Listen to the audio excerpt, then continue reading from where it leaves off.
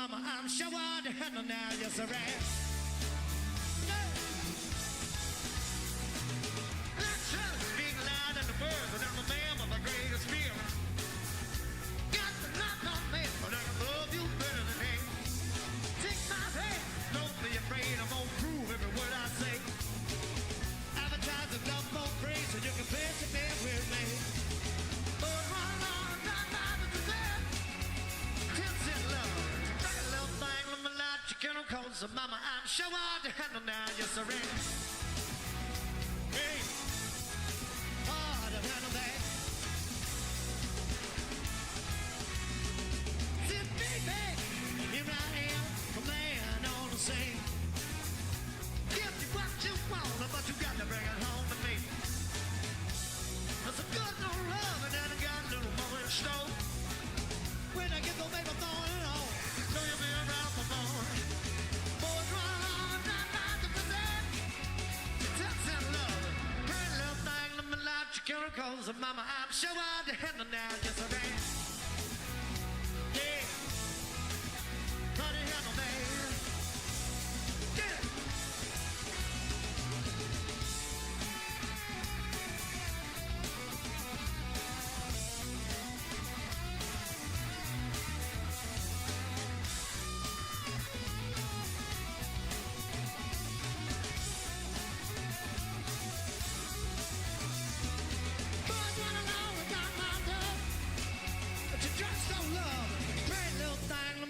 Chemicals of mama, I'm sure hard to handle now, yes I am.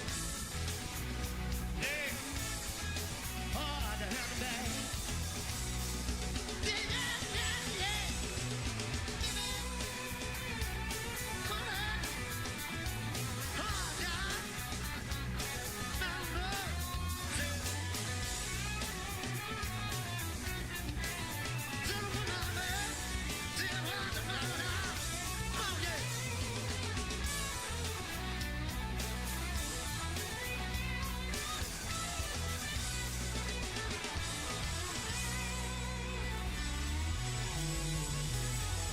Oh yeah.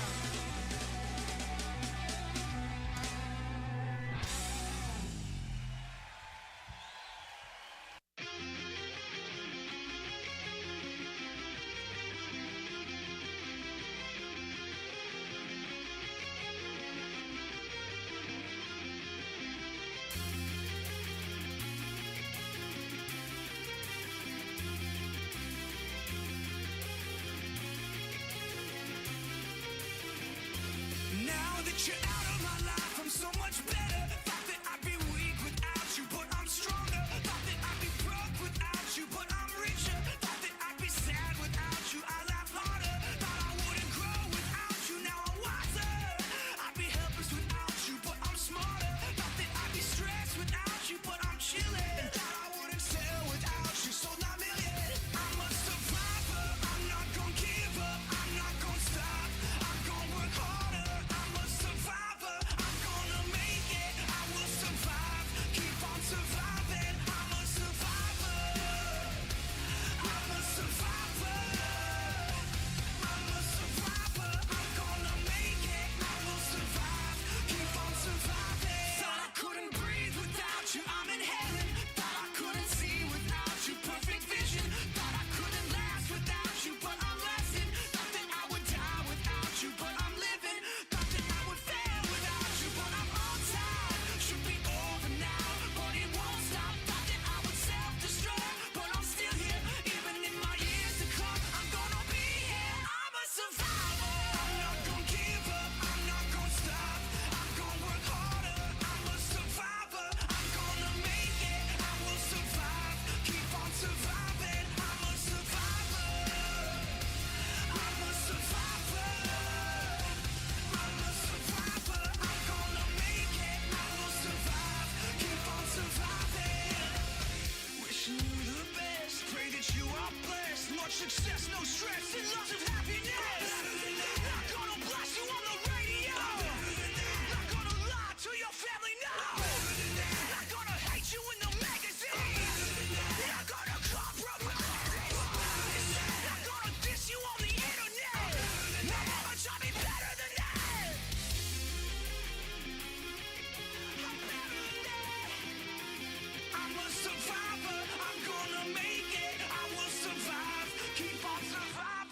I'm a survivor, I'm not gonna give up, I'm not gonna stop, I'm gonna work harder, I'm a survivor, I'm gonna make it, I will survive, keep on surviving, I'm a survivor. After all of the darkness and sadness, some comes happiness. If I'm surrounded by positive things, I can't prosperity. I'm a survivor. I'm a survivor. I'm gonna make it. I will survive. I'm a survivor. Some things never seem to change, and every day I stay the same. Moonlight swelling through the trees, it never seems to wane. Sometimes I feel like I'm a silhouette, like my imitation leads me towards regret. Sometimes I wish that we had never met. I'm faking every step, stealing all the breath out of my lungs. Got me in the dark speaking in tongues. Tell me, when did this stop being fun? We're undone and uncomfortably numb. You're stealing all the breath out of my lungs. Got me in the dark speaking in tongues. Tell me, when did this stop being fun? We're undone and uncomfortably numb.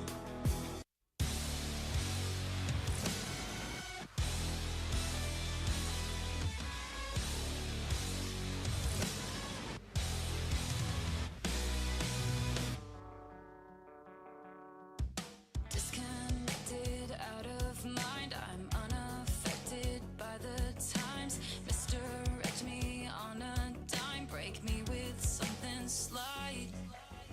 Born in a compromise, raised on white lies. They say the road to hell is paved with gold. At 25 I feel content with caution, dodging my halo, dodging my halo, dodging my halo. You're stealing all the breath out of my lungs. Got me in the dark speaking in tongues. Tell me, where this stop being fun? We're undone and uncomfortably numb. You're stealing all the breath out of my lungs. Got me in the dark speaking in tongues. Tell me, when did this stop being fun? We're undone and uncomfortably numb.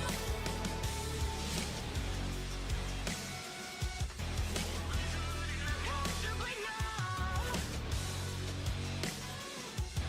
We're undone and uncomfortably numb.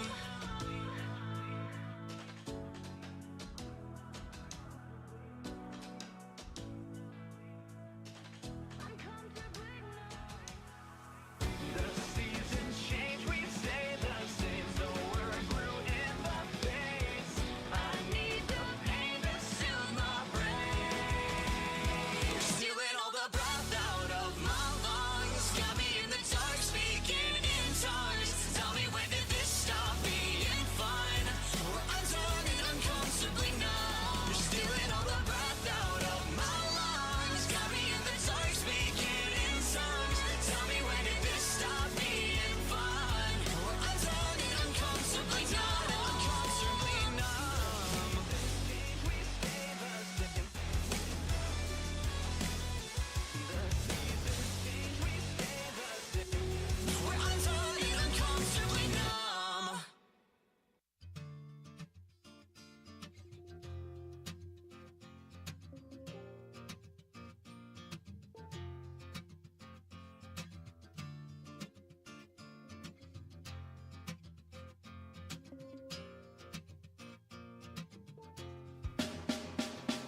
I know she said it's alright,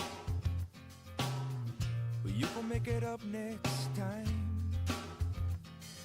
I know she knows it's not right. There ain't no use in lying.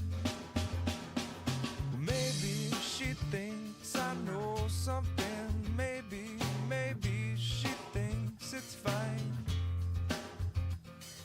Or maybe she knows something I don't. I'm so tired.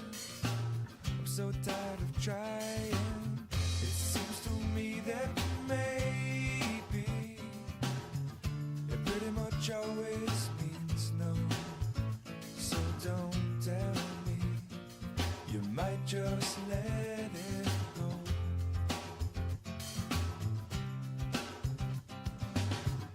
And oftentimes we're lazy. It seems to stand in my way. 'Cause no one, no, not no one likes to be let down. I know she loves the sunrise, no longer sees it with her sleeping eyes. And I know that when she said she's gonna try, well, it might not work because of other ties. And I know she usually has some other ties. And I wouldn't wanna break them, I wouldn't wanna break them.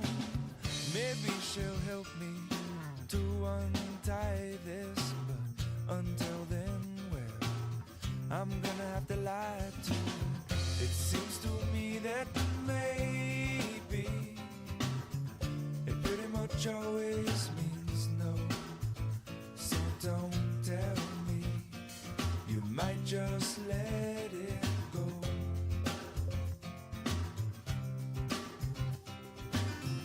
And oftentimes we're lazy. It seems to stand in my way. 'Cause no one, no, not no one likes to be let down.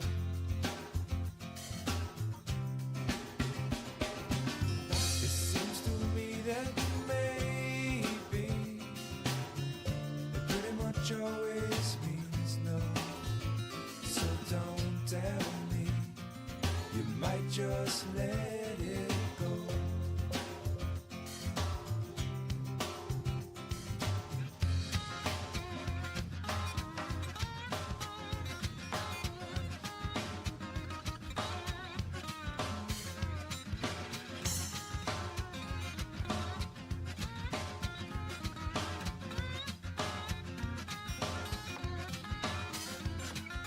Harder that you try, baby, the further you'll fall. Even with all the money in the whole wide world.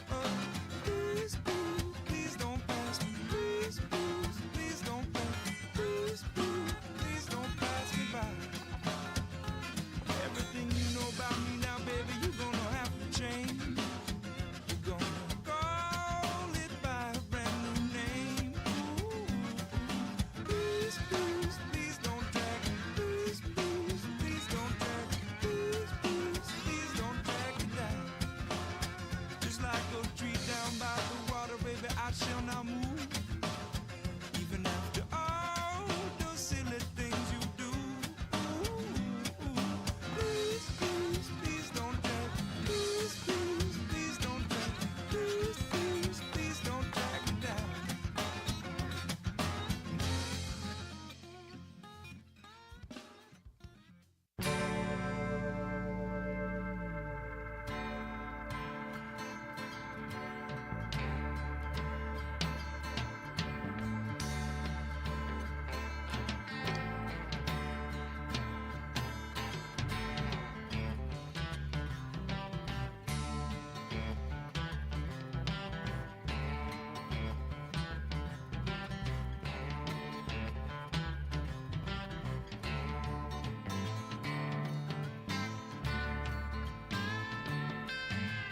All I know is something like a bird within her sang.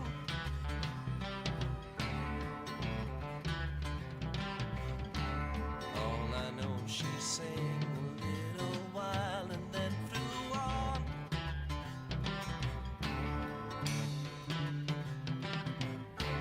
Tell me all that you know, I'll show you. Snow and rain.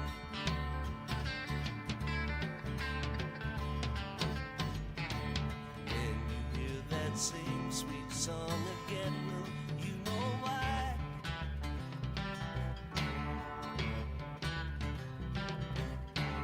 Anyone who sings a tune so sweet is passing by.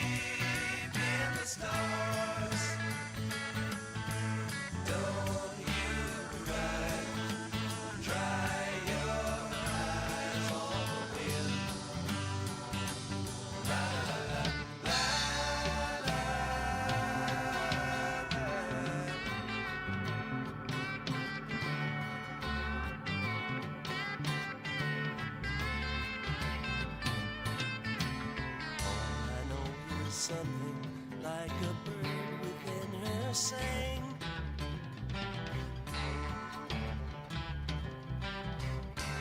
All I know, she sang a little while and then flew on.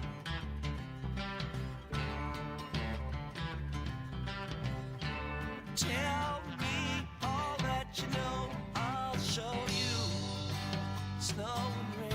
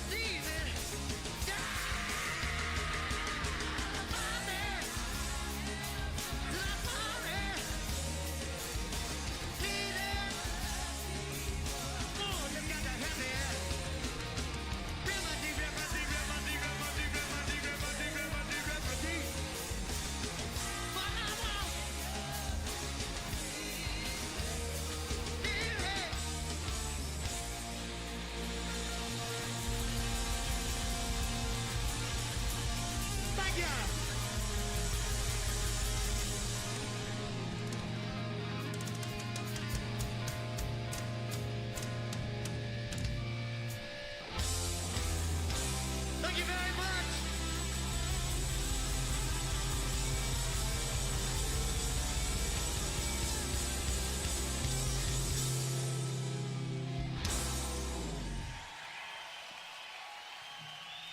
Thank you. Thanks for coming, y'all.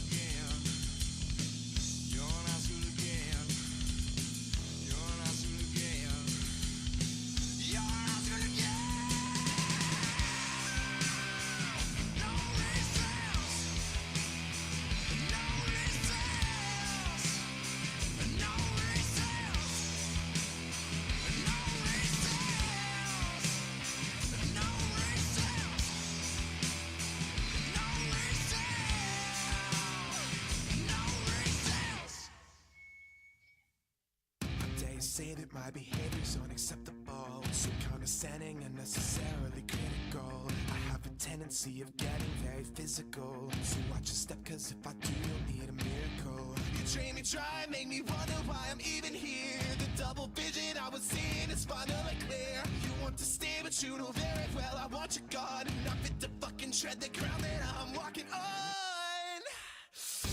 When it gets cold outside and you've got nobody to love, you'll understand what I mean when I say there's nowhere we're gonna give up.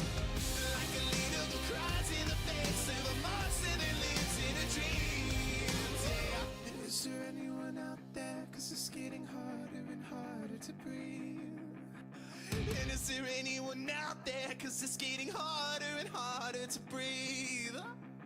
What you were doing was screwing things up inside my head. You should know better, you never listen to what I said. Touching your pillow and writhing in the naked sweat, hoping somebody someday will do you like I did. But when it gets cold outside and you've got nobody to love, you'll understand what I mean when I say there's nowhere we're gonna give up. Like a leader who cries in the face of a monster that lives in a dream. Is there anyone out there? Cause it's getting harder and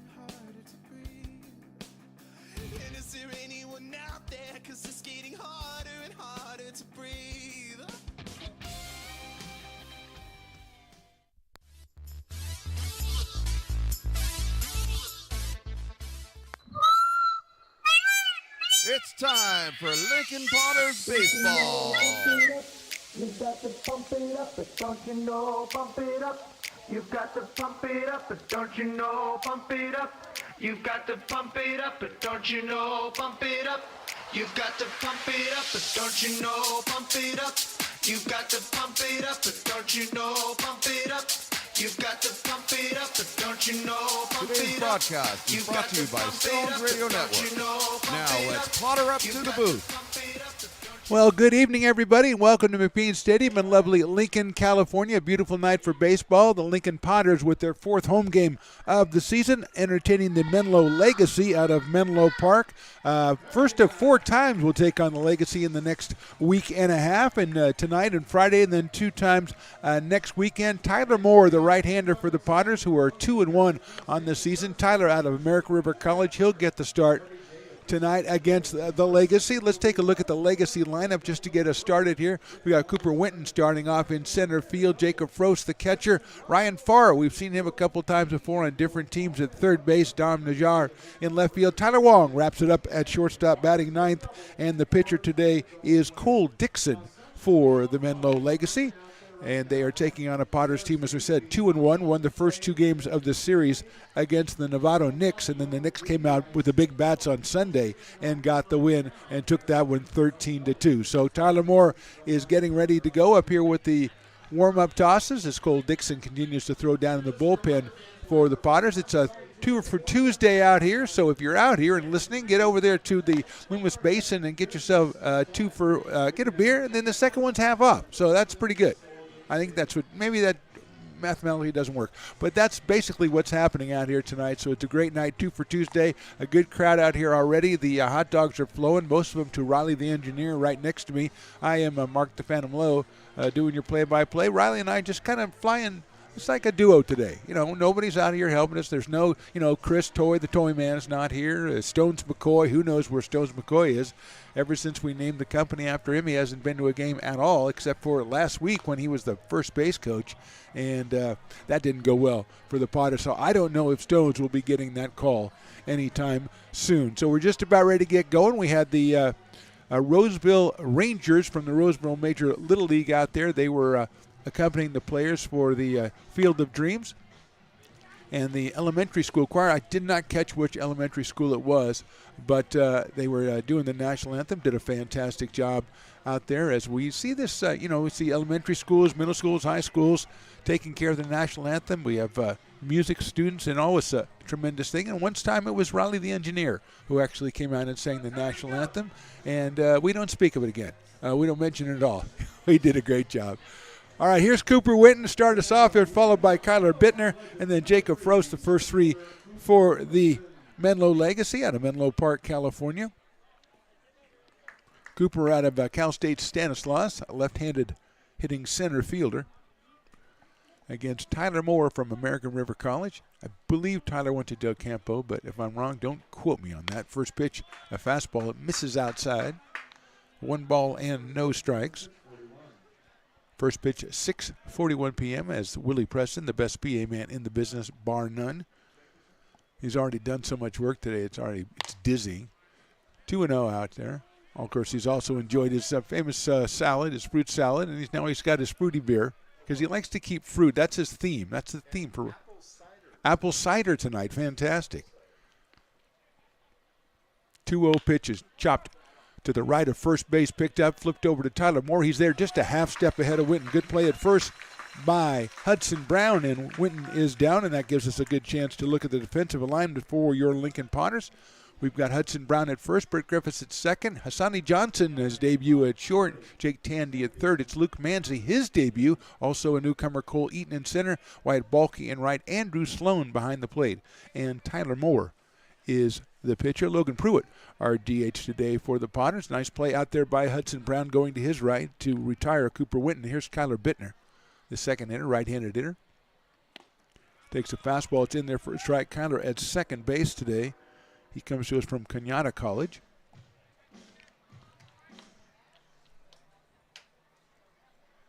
Just a nice day. Got a little breeze coming in here, but a really pleasant day for baseball. Hit right back up the middle. That's a clean hit into center field for Kyler Bittner. So first hit of the game is by Bittner. He's at first base. Jacob Frost coming to the plate, the catcher. And again, Jacob out of Cal State East Bay. I mean, I was in the open to the broadcast. Again, that streak is a peacock, and it's okay. Don't worry about it. I know. I put on my headphones right at the time that it came in, and I just had to put it down to see if there was any kind of, here goes the runner. Pitch is down low. The throw is going to be nice, but just a little bit too late, and Bittner gets a quick jump, and he is at second base with one out here. I believe the pitch was called ball one to Jacob Frost. Catcher, as we said, out of Cal State East Bay. So, yes, it is a peacock. It is okay. Don't worry about it. But every time I hear it, I really have to kind of look around outside, make sure everybody's okay around the booth. 1-0 pitch. That going to miss a little bit low, 2-0. Again, we are in the, I call it the Phantom Press Box. I don't know. It's probably got another name, but it's a tremendous, just kind of sets us off from a lot of different summer organizations with an elaborate press box. Other teams, other organizations have great setups, don't get me wrong, but this is just a little something extra. 2-0 pitch, a little high, 3-0. Checking out the brew pub down the right field line just to see what's going on down there. You go down there, get yourself a beer, sit down, watch the game on the screen. And besides listening to me, it's a real pleasant experience. And then you come back to the actual fray. 3-0 pitch coming up to Frost. Right down the middle for a strike from Tyler Moore. Raul Soria is on deck, the first baseman, batting in the cleanup spot.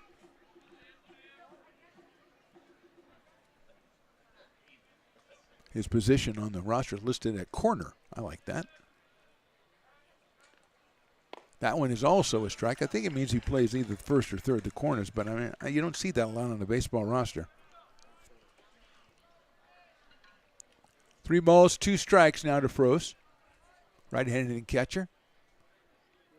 He's got Bittner down on second base, 1 out. Griffiths shadowing the runner. There goes the runner. 3-2 pitch is chopped out to shortstop. Johnson has it, a big hop across the diamond to first. To get him moving to third is Bittner. Asani Johnson with his first chance as a Potter. Guns it across the diamond to Hudson Brown. 2 outs, and that will bring up Raul Soria. The corner out of Fresno Pacific University playing at first base today. Left-handed hitter. Number 48, first baseman Raul Soria.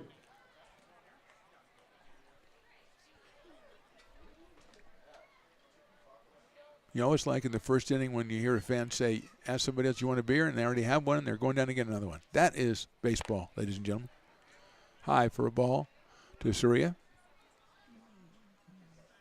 Going out to the brew pub down the first base line. You probably heard what I said and said, that sounds like a pretty good idea. It's a 2 for Tuesday. Everything's working out. Chopper out towards second. Big hop for Griffin. Brett's going to throw it kind of softly over to first base, but good job by Tyler Moore to escape the single and the stolen base by Bittner. We go to the bottom of the first. Legacy nothing. Potters coming to bat. Hi, Bill Evans, President of the Placer County Association of Realtors. We're in the store, our conference facilities, an amazing team help us keep together an amazing organization. And we thank them all. This organization can't do what it does and can't run the way it runs without the help of so many members volunteering their time. The success of the Placer County Association of Realtors is largely dependent on our active volunteer members to help our organization and industry. The work of our committees greatly impacts our ability to champion efforts across the board and giving back to the Placer County community wherever we can. Like all service organizations, I wanted to serve. And getting involved with the affiliate committee was the perfect way to do that. I love being able to serve my community with my business friends and other leaders and give back to those who are in need. The thing I love about the PCAR committees is they all work toward the same goal of bringing the community together to support those in need in our surrounding area. I instantly came to the meeting and had a wonderful time, felt like I was a part of something bigger, and it was just the start of my leadership journey.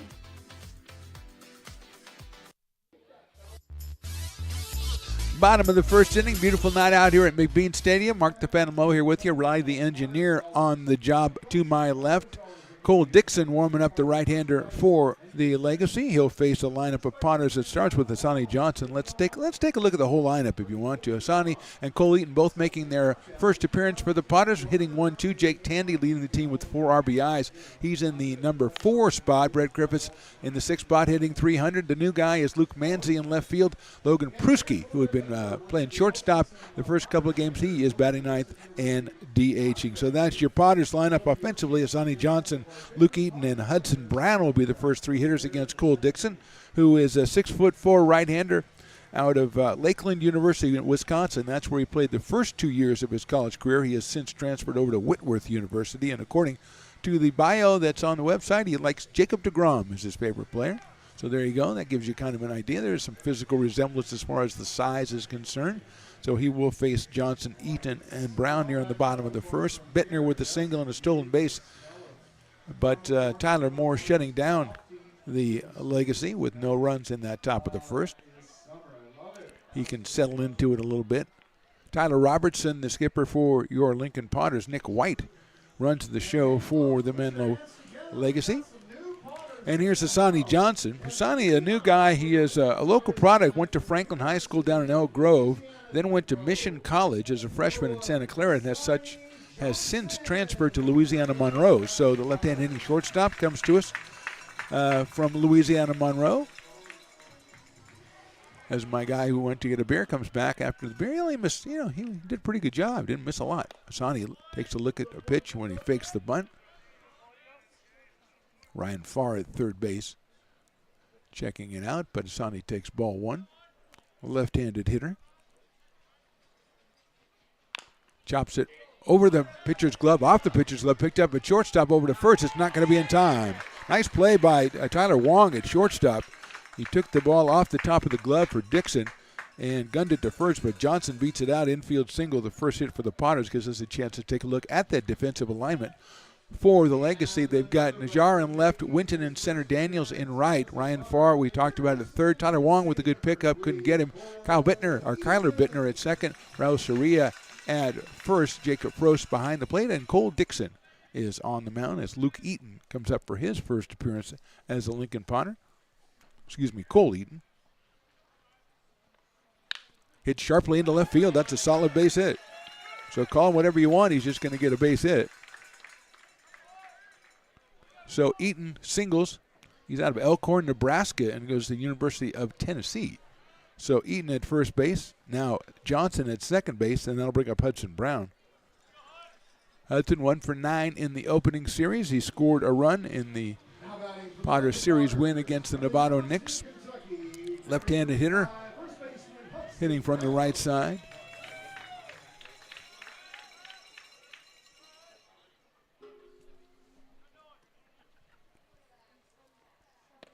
Check swing, did he go?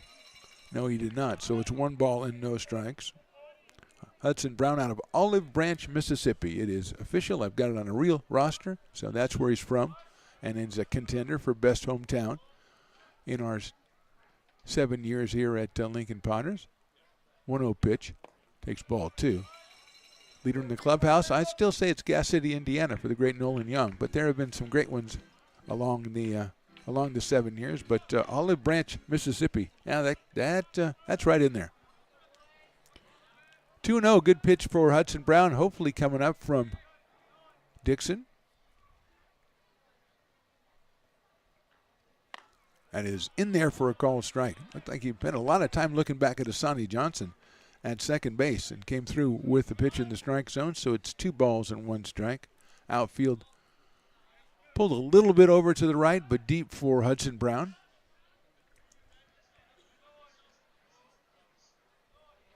Again, paying a lot of attention to Johnson out there. Swinging a breaking ball. Nice pitch by Cole Dixon.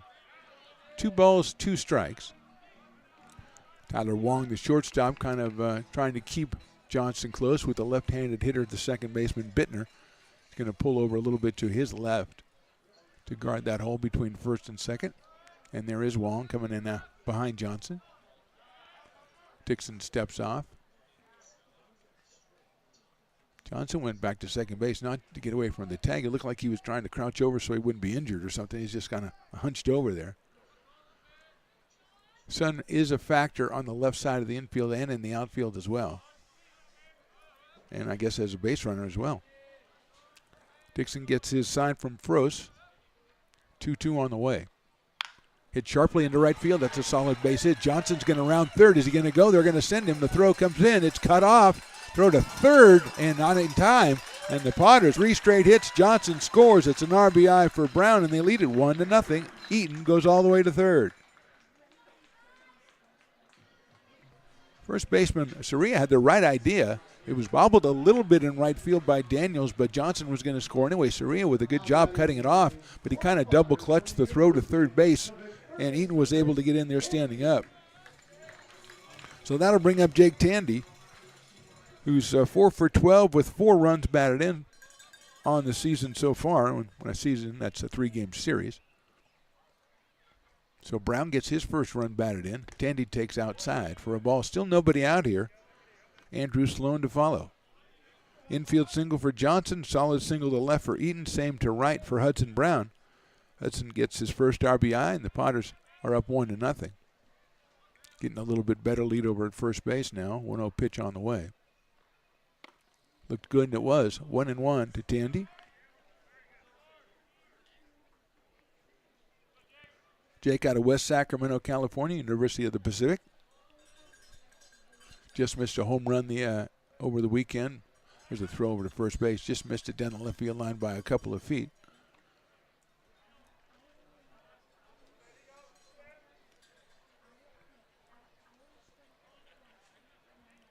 One ball and 1 strike.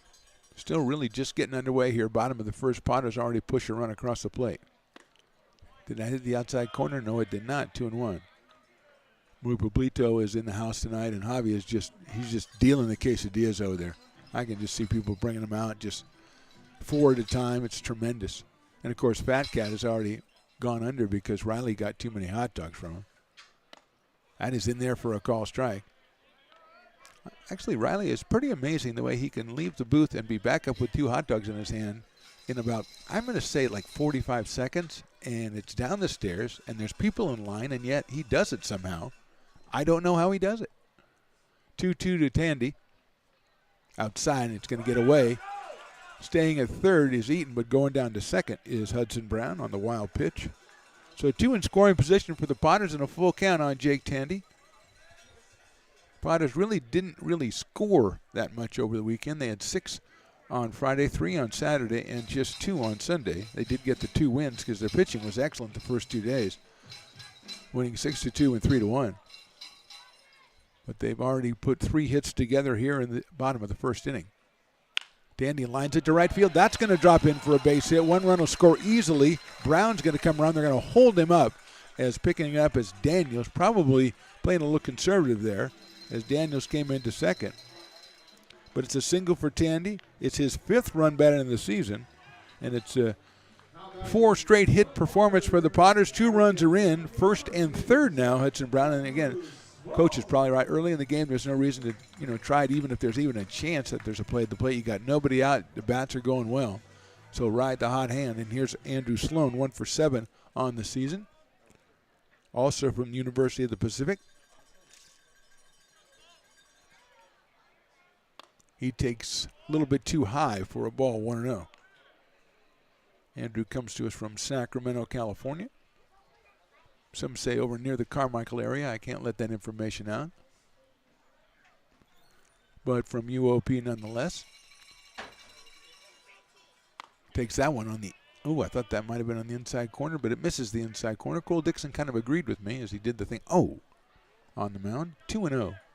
Brett Griffiths on deck. Still nobody out here for the Potters in the first inning. Singles from Johnson, Eden, Brown, and Tandy. 2-0 to Sloan. Nice job blocking that one by Frost behind the plate, but it's 3 balls and no strikes.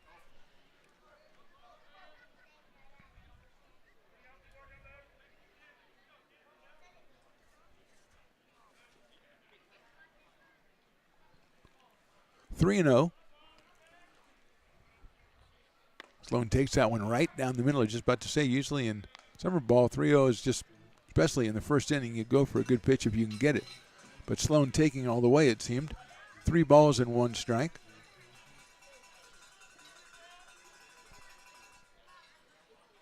Hits that one sharply out towards shortstop. They're going to try to go double play over to second for 1. The first, no good. And that'll be a fielder's choice. Brown scores. Sloan gets the RBI. He'll be at first base with 1 out. Potters now lead at 3-0. Tandy is taken out at second base. The throw that from second from Bittner was kind of a 2-hopper, and Sloan beat it out and picked up his first run batted in the season. So here's Brett Griffiths, who's 3 for 10 on the year. He does have an RBI out of Jesuit High School in Carmichael and American River College. Playing at second base here today. That is outside for a ball. 1-0 on Brett.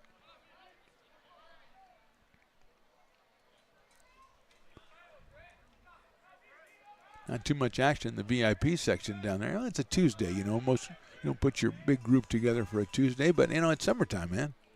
Griffiths hits it sharply out towards shortstop. Picked up at short by Wong to second for 1 to first, and that's going to be too late off line, but too late. So we got another fielder's choice.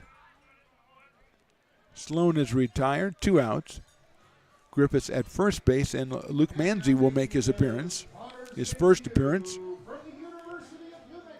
From University of New Mexico out of near San Diego, California, it's Luke Manzi, left-handed hitter. Playing out in left field for the Potters today.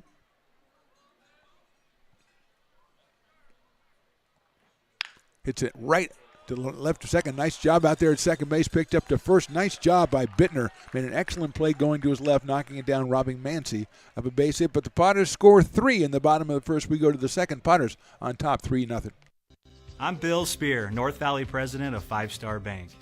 In a time when business can feel so uncertain, we're here for you every step of the way. I know they have a lot of bells and whistles within their bank, but just the relationship piece here locally on the business side is huge for us. 5 Star treats us like we're number 1. They're right there with suggestions, with help. So I have to bank with people that have our mission in mind. We're 5 Star Bank. How can we help you?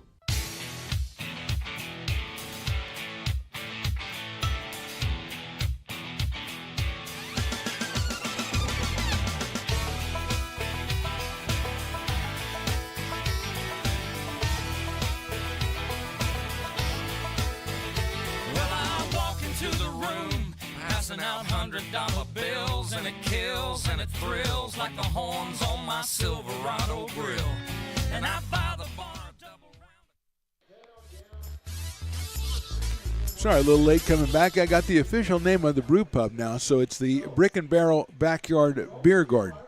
So I just thought that was important for us to know, so I took extra time to write that down. And maybe a little bit late, but I think we'll be okay. Top of the second, Tyler Moore is on the mound for his second inning. Gave up 1 hit in the first inning. Bittner, a 1-out single, got a stolen base and eventually made it to third, but Frost grounded out as did Soria. So Tyler got out of it unscathed. He'll face Ryan Farr, Donnell Daniels, and Nick Thompson here in the second inning, and now he's got a 3-run cushion as the Potters put together 4 straight hits, a couple fielder's choices, and they lead at 3-0.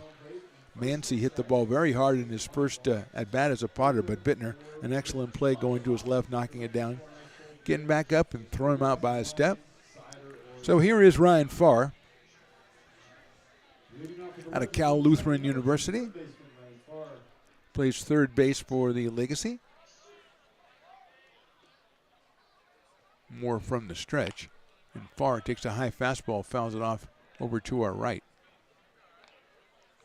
Uh-oh, is it more karate people? Riley the engineer? I think they bring him out just to mock you. Because last, you know, you look like a karate guy. 0-1 pitch. That's high for a ball 1-1. I like the demonstrations, though. They're pretty cool. Although they should get one karate school out to, well, no, that's just getting a little bit too involved. Something to think about, though. Moore's 1-1 pitch fouled back to the screen, 1-2.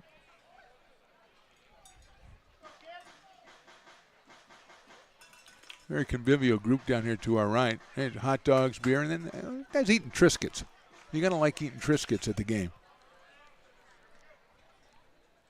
And that's a very refined treat. Put a little, get cheese, a couple of Triscuits. 2-2 now on Farr. Daniels on deck. It's a full culinary experience here. BYOT, bring your own Triscuits. We're not going to furnish them for you, although that's a great idea.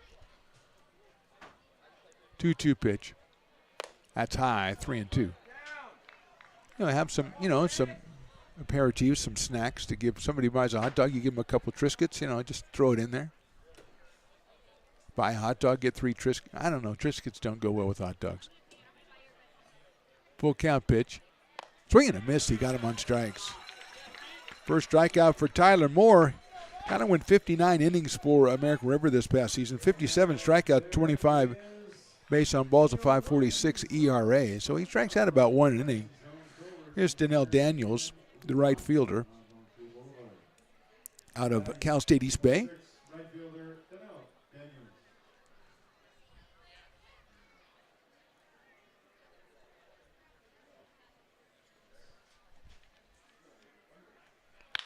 That ball's hit to left field using the sun. Nice play out there by Mancy in left field. Playing that sun for the first time in his stint here as a Potter, and he played that one very well.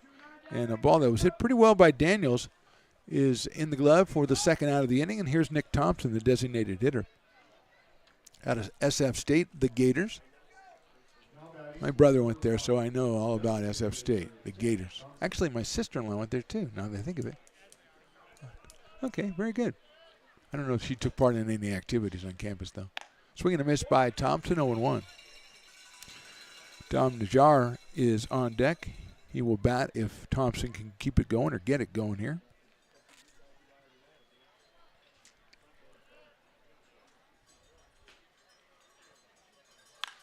Lifted high to left field. Mancy can't find it. Now he does.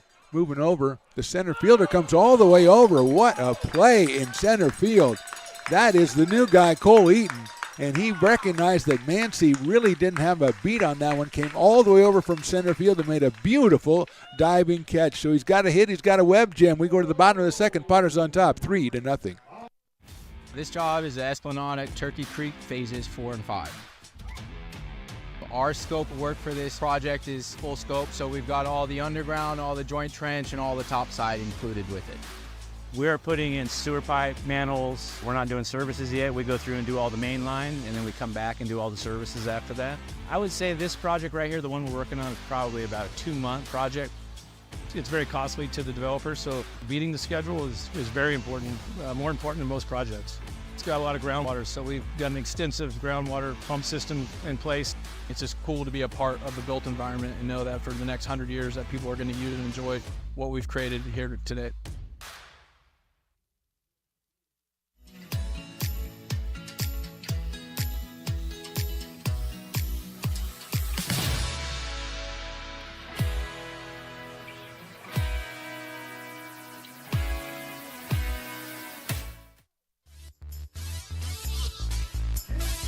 Just in time for today's mascot race. Put it on there, Riley the engineer. We've got, I think, an all-female cast there chasing Piper, who is looking sharp but not moving that well, kind of like he's underwater, and he's being scooped by 3. Now, nice. I like when the little one kind of cuts the course. That's well done. And we're coming down to a pretty good finish here. It's going to be 1, 2, 3, 4 Piper, and Piper is just getting to third base as the fourth place finisher crosses the plate. So another pretty pathetic outing for Piper, and I kind of like that. But I must say, Piper is styling. Looking good in the new blue outfit and feeling, well, a little bit too happy about coming in 5th, but getting high five from people whose job it is to make Piper feel good. And maybe tomorrow, or maybe we're back on Thursday. Maybe Thursday will be better, Piper. I hope so. Thursday, I believe it's the Alameda Anchors who are coming to town. The Legacy are back here on Friday. And then over the weekend, Alpha Prime, a tremendous baseball organization from the Bay Area, will be in for 2 games. So a lot of action for you here at McBean Stadium this week as the Potters get ready to go into Pacific Empire League action for the first time ever coming up the middle of June. Cole Dixon, who had to step aside as he started his warm-up tosses, then all of a sudden the contestants in the Piper mascot race came out. We were a little bit late getting that going. So Cole had to kind of readjust his warm-up regimen, and he will finish that up. He'll face Wyatt Balke and then Logan Pruski and the top of the order, Hassani Johnson for the Potters, who got a tremendous play from Cole Eaton there at the end of the top of the second inning. A slicing drive from a left-handed hitter going toward left field, but Mancy did not see it, and Cole kind of sensed that right away and just took off and made a diving catch basically in left field. What a play that was. Ready to go here, bottom of the second. Wyatt Balke, 2 for 12 with an RBI out of American River College. Right-handed hitter against the right-hander Cole Dixon. Swings and fouls it back to the screen. It's quickly no balls and 1 strike. Grassy Knoll looking good out there. The new cleaned up Grassy Knoll area with sidewalks and fences. And still that retains its knollness though. That's inside to Wyatt. 1 ball and 1 strike. Wyatt got the very prestigious job of catching the first pitch, the ceremonial first pitch today, and he did an excellent job. Guy delivered a strike. Balke chops that one foul. It was, I'm not going to say it really set the jugs gun back, maybe 42 miles an hour, but hey, he's on the mound, he throws a strike, that's pretty good. Riley, don't give me that look. I don't think you would throw a strike. Breaking ball's fouled back to the screen again. Maybe I'm wrong. Maybe I'm giving you a short trip. But I don't know if you would. I actually don't know if I would from it. Because the last time I threw the first pitch, I was at the bottom of the mound there. I didn't want to mess anything up. Now Balke fouls it off again. Now I'm beginning to think I should have just gone up there and let it fly. But, at my age, that's kind of high. You don't want to be on that height, Get a little dizzy.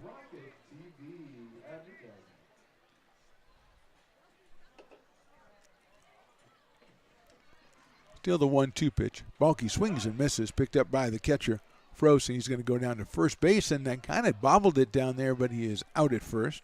So Balke is out on strikes. That is the first strikeout for Cole Dixon, and he'll face Logan Pruski, the designated hitter, who has been the shortstop the first 3 games, moved into the designated hitter spot today out of Reno, Nevada, and Folsom Lake College. Hit over 300 for the Falcons this past school season. Gets a cowbell, gets a good smattering of applause and some cowbell action. Logan takes one on the outside corner, and he's down in the count 0-1. Another good crowd out here. Tuesday night, very pleasant Tuesday night. It's going to get a little bit warmer later in the week. Check swing, did he go? I don't know. Ask the umpire. He did go. Umpire says, yeah, Willie Preston gave a what? And Willie doesn't usually get involved in that because he's busy, sipping his beer, or his cider, but he was very incensed by that. Pruski chops one out towards shortstop, picked up by Wong across the diamond, and they're going to get Pruski by a half a step at first base. So 2 quick outs for the Potters here in the bottom of the second. And Hassani Johnson, who singled off the pitcher's glove back in the first inning, hit it off the top, bounced it over the head of Dixon. Dixon kind of deflected with his glove. Wong came in to pick it up and didn't get him at first, so Johnson with his 1 for 1. A left-handed hitting shortstop out of Franklin High School down in Elk Grove, and University of Louisiana Monroe after a stop at Mission College in Santa Clara.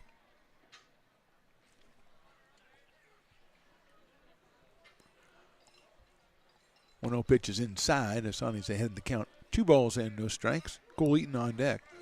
They started off with a couple of hits in the bottom of the first. Both eventually scored. Takes that one for a strike. It's 2-1.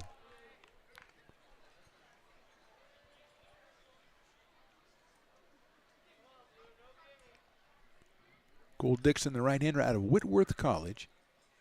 Swinging a foul. 2 balls and 2 strikes.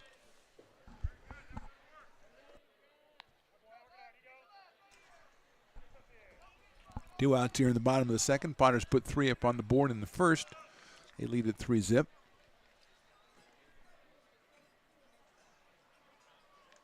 That one misses outside. Ah, yes, kettle corn. I forgot we got the kettle corn out there. It's like the first time this season, I think. Riley, of course, knows all about it. But they give you, I know Everybody says, oh, it's so expensive and everything. Everything's expensive. They give you a heck of a lot of kettle corn. I mean, you're getting the bag's worth.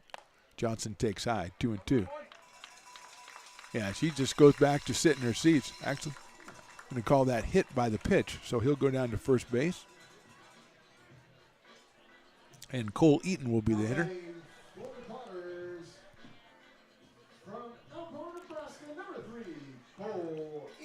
Cole with a base hit his first time up, comes to us out of Elkhorn, Nebraska, and the University of Tennessee. So Johnson at first. Let's see if Asani takes off. He does not, and the pitch is outside. Froese came up ready to throw on the outside pitch, but Johnson not really off that far. So Eaton with a sharp single to left his first time up. He is 1 for 1. He'll be followed by Hudson Brown if he can keep it going here in the second.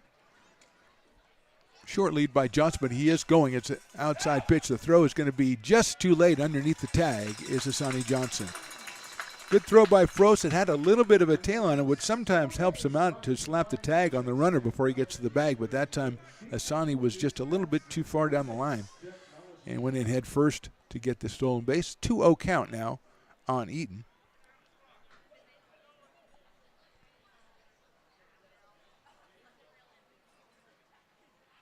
It's a sharply into the hole. The shortstop Wong has it. He's going to throw across the diamond. It's going to be tough, and it's too late. Pulled Saria off the base as well, but Rowe played it very well. It's an infield single for Eaton. He is 2 for 2. Going to third is Johnson. And now we're going to get Nick White's going to go out and talk to Cole Dixon before we see Hudson Brown, who singled in a run his first time up. Tyler Wong with a good range over to his right, but that was always a risky proposition. And we're going to get a pitching change here, it looks like. We're bringing in a left-hander. We'll get the identity of that new pitcher when we come back. It's the bottom of the second. Potters are threatening, and they lead 3-0.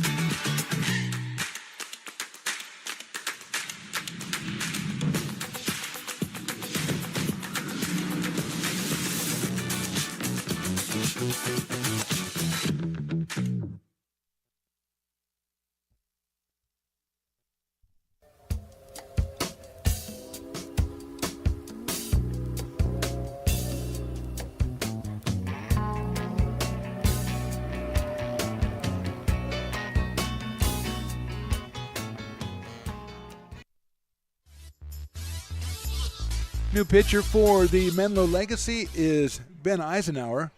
Ben, a left-hander out of Bluffton College, which I'll have to do more research on and find out what their mascot is, et cetera, et cetera. But the left-hander comes in to face the left-hander Hudson Brown. So Dixon goes 1 2/3 innings, gives up 5 hits. He has been charged with 4 runs. He's responsible for Eaton and Johnson out on the base paths. He had 1 strikeout. He didn't walk anybody, but he gives way to Ben Eisenhower in the bottom of the second inning. Brown singled in a run his first time up, so he is 2 for 10 on the season with an RBI and a run scored, actually 2 runs scored because he also scored a run back in the first inning. So he's going to wait for Eisenhower to get his. I didn't really see that much activity in the bullpen. I'm surprised that they went ahead and went to the bullpen. Obviously he is ready to go or they wouldn't bring him in. So the left-hander is just about ready, and Hudson Brown will come up to the plate. Reminder, we are off tomorrow, then Thursday, Friday, Saturday, and Sunday. We have Thursday, Friday, and Saturday at 6:35. I believe Sunday's a 1:05 game.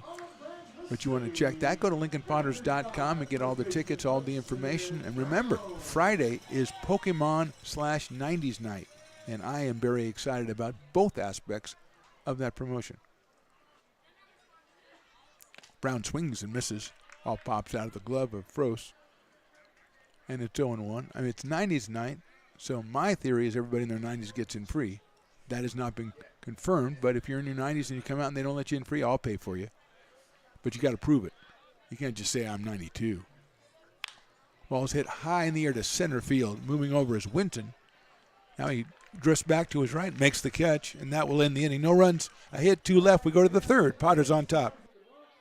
American River College is a top-tier community college sports program that provides student athletes with the opportunity to thrive both athletically and academically. ARC Athletics is currently ranked 5th in the state and 2nd in Northern California. With over 19 sports programs, our athletes compete with the region's best athletes. Our diverse and dedicated coaching staff helps athletes develop the skills necessary to compete at the next level. Start your community college athletics journey with us. American River College, Sacramento's best athletic program. Go Beavers.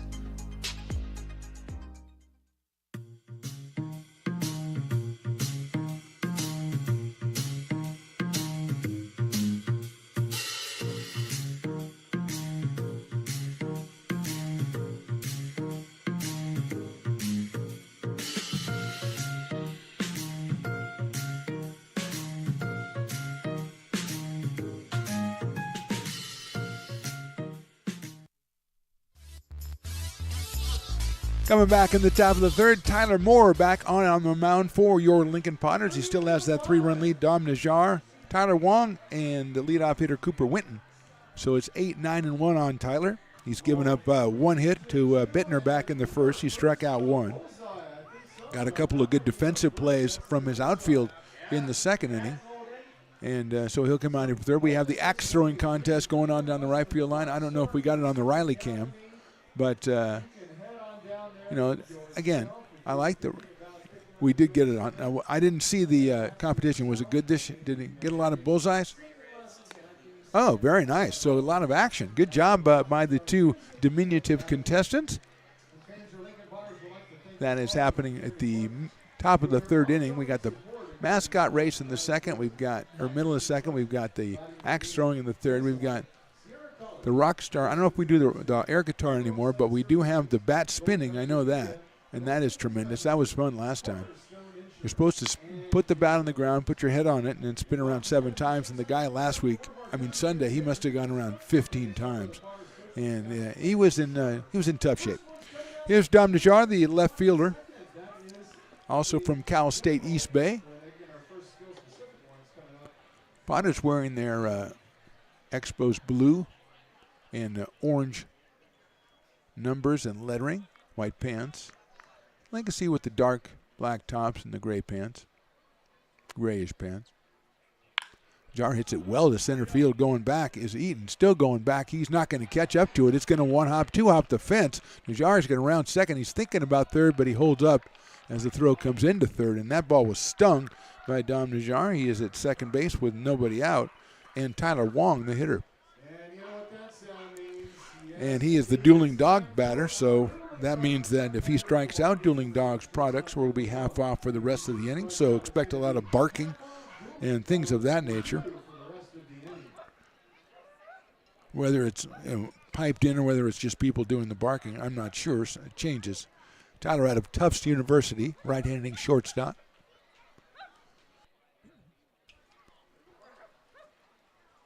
Griffiths trying to keep the runner close at second base. Fastball is down low. Cooper Winton, the top of the order, on deck. Shaved ice coming in always reminds me of Riley's and his shave ice contention, that there is chocolate shaved ice. And he's standing by it. He's gone to the well a couple of times. There goes the runner. The pitch is high. The throw's going to be too late in the dirt, blocked over there by Tandy. So Najjar gets the impressive double, gets the stolen base. He's at third with nobody out. 2-ball, no strike count.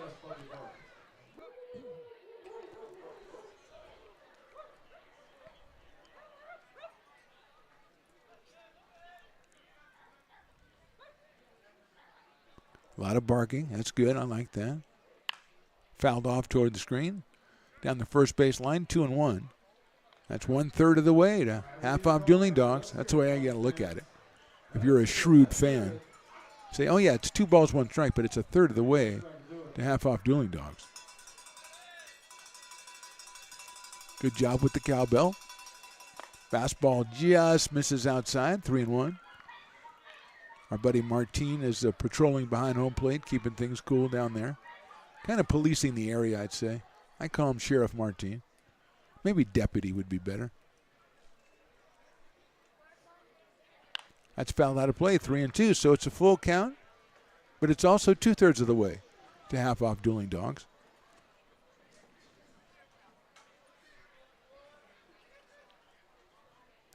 Three balls, 2 strikes, infield back at normal depth. They'll just take the out here early in the game and give the run on a ground ball.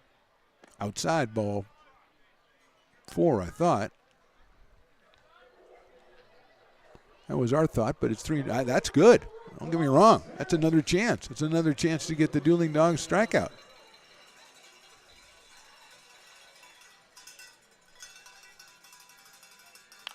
Fouled out of play. It's going to prolong the agony, the drama. I like that. The anticipation. See, now some of these patrons maybe not thinking ahead because they go, look, it's the Dueling Dogs guy. Why don't I wait till I see if he strikes out before I make my purchase? Line drive into center field. That is a base hit. So Wong comes through with an RBI single, disappointing the thirsty patrons and also scoring the first run for the Legacy. They trail 3-1, but they've got Wong at first base and nobody out, and now Cooper Winton will come to the plate. He grounded to first base his first time up. Nice play over there by Hudson Brown to toss it to Tyler Moore covering to get the first out of the ball game. Winton out of Cal State Stanislaus.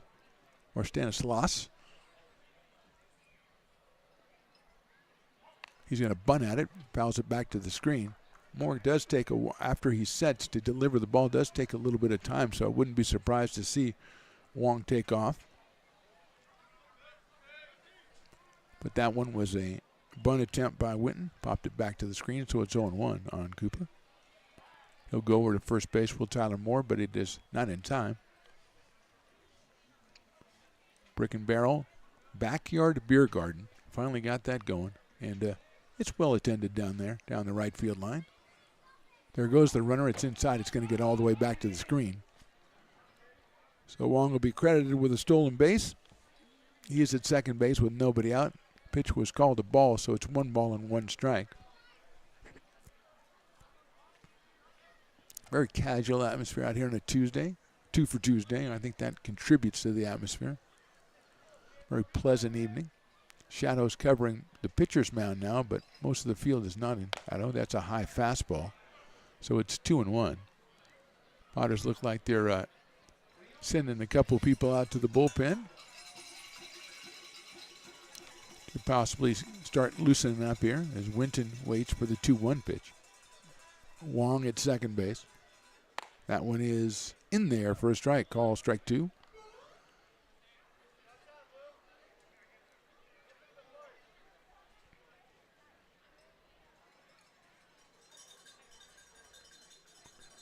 Two pitch coming up. Johnson trying to keep the runner close at second. That's fouled out of play by Cooper Winton. Kyler Bittner, who singled his first time up, he waits on deck. A double by Najjar. He stole third, a single by Wong. Tyler gets himself an RBI. Outfield pretty much straight away, not real deep for Winton. Left field, the sun obviously still a problem. That one is high for a ball, so it's full count now, 3 balls and 2 strikes.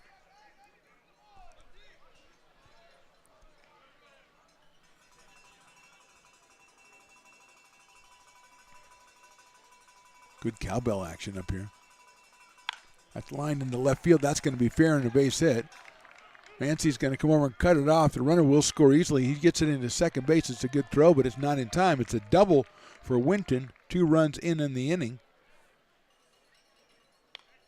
And now a 3-2 ball game with still nobody out here in the third.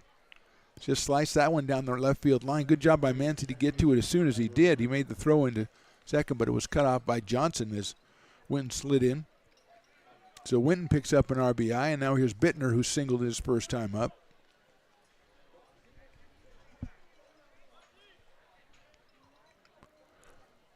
Suddenly it's a 3-2 ball game. With still nobody out here in the top of the third. Fastball's in there for a strike.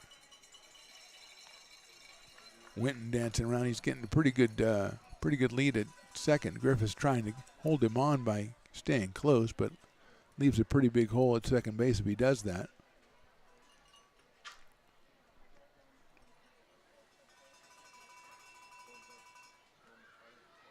Fastball's in there again. Call strike two. I don't think Bittner really agreed with either one of those calls, but they stand nonetheless. And he's in the hole at 0-2. Jacob Frost, the catcher, on deck. The number 3 hitter in the lineup for the Legacy. Moore trying to get a big out here in the top of the third. That's outside and it gets away. A wild pitch will allow Winton to get down to third. So he's 90 feet away. Sloan tried to block that one, really couldn't do anything about it. And it's a 1-ball, 2-strike count, and now the tying run just 90 feet away.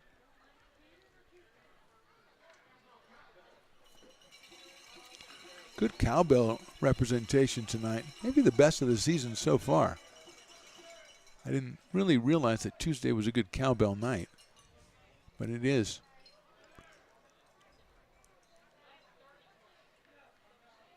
Moore's 1-2 pitch just misses outside. Good take by Bittner. Evens it up at 2 balls and 2 strikes. Tyler Moore from American River College.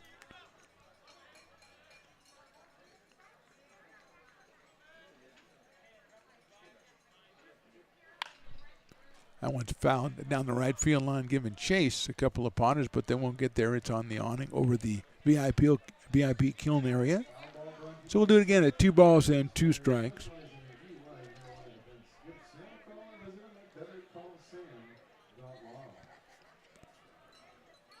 Tyler Bittner from Kenyatta College. Playing at second base today for the Legacy. Waits for the 2-2 from Moore. Fouls one off the hands, back over the screen, so it'll stay 2-2. Off day tomorrow, then we're back at it on Thursday, 6:35. The Alameda Anchors are in town. Legacy circles around and comes back on Friday for a 6:35 Friday night affair. Swinging, fouled into the catcher's glove. Big strikeout right there for Tyler Moore, his second. So with Winton at third, now 1 out, and it'll bring up Jacob Frost, who grounded out to shortstop his first time up. Jacob 0-for-1 out of Cal State East Bay. And now we're going to have a meeting at the mound. Tyler Robertson going to come out. Looks like just a conversation. He brings his infield in, maybe talking about if they want to play, maybe half it, and try to keep Winton from scoring on a ground ball. Very quick conversation, so whatever the skipper had to say, he said it very succinctly. And then as he walked away, yelled more stuff back, probably talking to his infielders on that.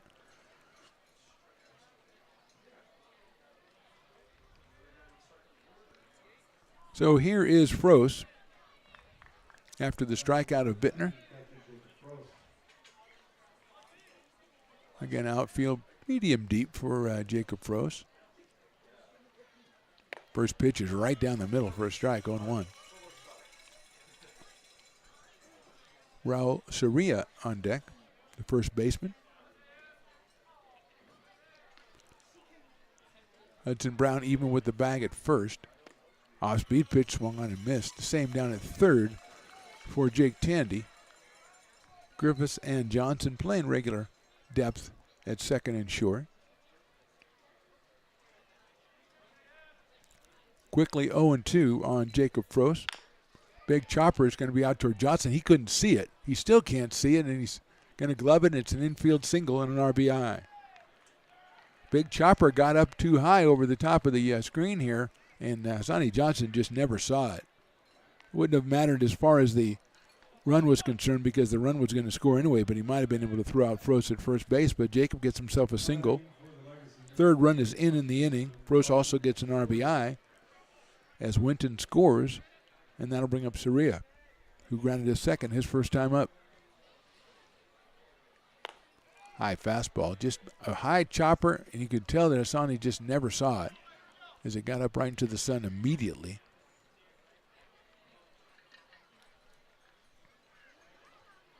Tough luck on that one for Tyler Moore. Made a good pitch. That's high and outside to get Frost.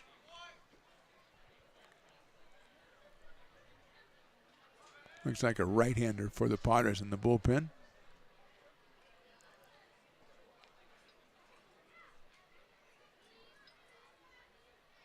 Swung on and missed. Tyler's brought the good fastball on occasion in this one. Give credit to the Legacy. They've hit the ball pretty well in this inning with 4 hits and 3 runs.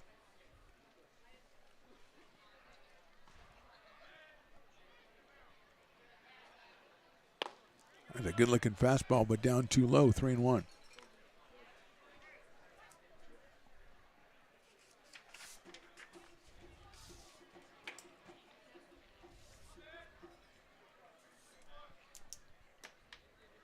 Looks like Evan Oden is warming up. That one's fouled back over the top of the screen, so it's 3-2. Evan Oden out of Lincoln High School and Sierra College. Loosening up for the Potters in the pen. Full count now on Sharia. Let's see if Frost is going from first base. He is not. Swung on and missed. So Moore gets a second strikeout of the inning. 2 outs, and that will bring up Ryan Farr, who struck out his first time.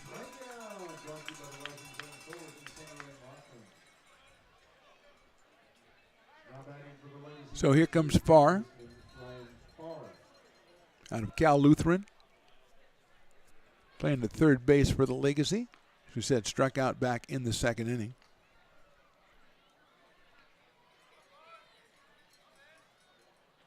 Hit out slowly towards shortstop. Johnson comes in. He's going to have to go to first, and he does to get him by a step. So 3 runs, 4 hits, 1 left. We go to the bottom of the third. We are all tied at 3. When it comes to your home's maintenance and repairs, Jeffers Resource Group has you covered. Our handyman services offer a comprehensive range of expertise, from minor carpentry to drywall, electrical and flooring for property managers, landlords, and renters alike. We ensure that every job is completed to the highest standards, so you can have peace of mind. Contact us today to discover how Jeffers Resource Group can help keep your home in top shape.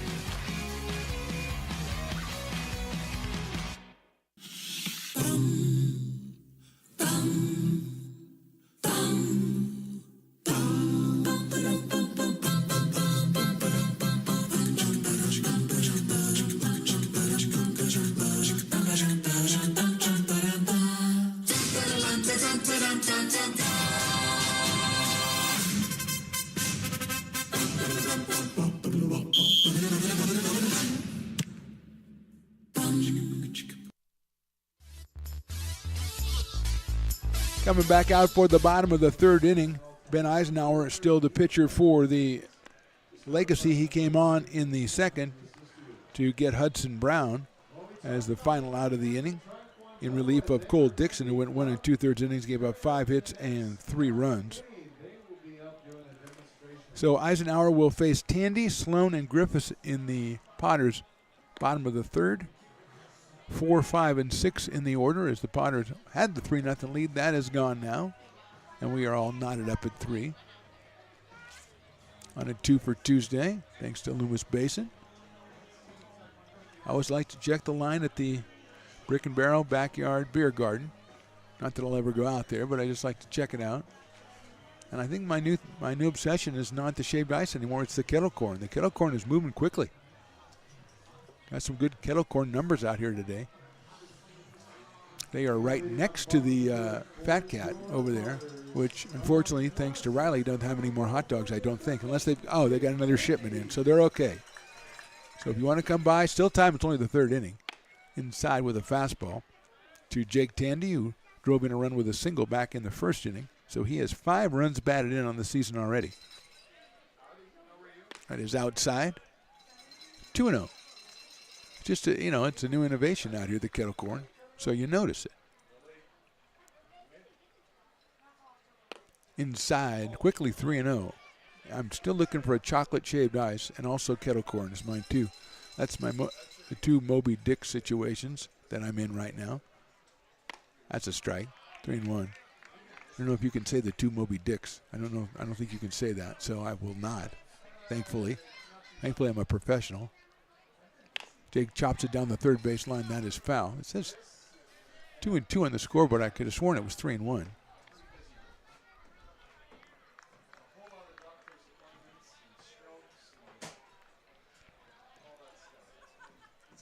Which would now make it 3-2, I think. Yeah, that's what I think it is. But I was wrong the other time. Or were they? Yes. And he hits it sharply, but right at Wong at shortstop. It bounces up off his chest, picks it up first. It's too high, and it's going to be an error. And the Potters have a base runner to open the bottom of the third. Wong, and that one's going to go into the dugout, so Jake will be able to go to second base. And he'll be there with nobody out, and Andrew Sloan. Wong got in front of it and knocked it down. I think he probably still had time, although Tandy was moving pretty well down the line. Gave it the sidearm throw, and it sailed over the head of Soria at first base. So here's Sloan, a fielder's choice. Netted him and run batted in back in the first inning, so he is 0 for 1 with that RBI. He's got a runner out at second base and nobody out. Right down the middle by Eisenhower. 0-1. Brett Griffiths to follow, then Luke Mancy for the Potters.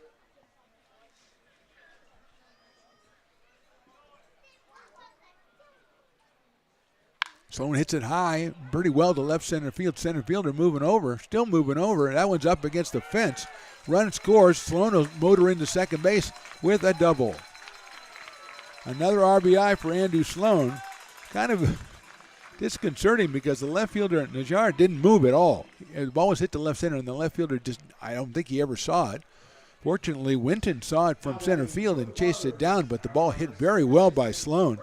He picks up the RBI. The Potters go back on top. And here's Brett Griffiths, who hit into a fielder's choice his first time up. 3 for 11 on the season for Brett with an RBI. He's out of American River College. The umpire with a sudden burst of speed picking up a baseball over by the on-deck circle of the Legacy. And now he's feeling it coming back. He was like running a little slowly coming back. He should not have put on that burst of speed. So Sloan at second base, nobody out.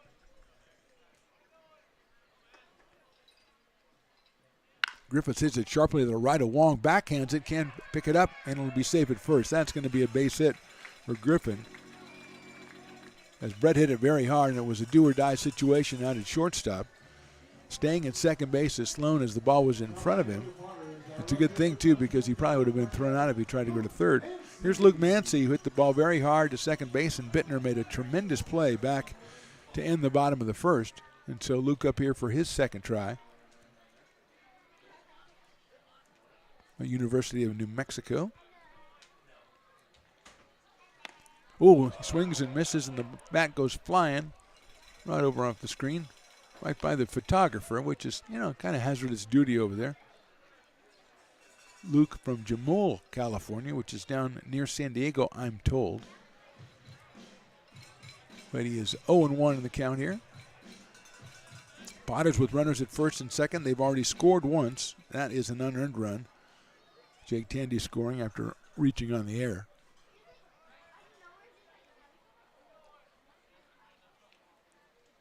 In the dirt, nice play by Frost to keep that one from going back to the backstop. So Luke now 1 ball and 1 strike. Left-hand hitting left fielder.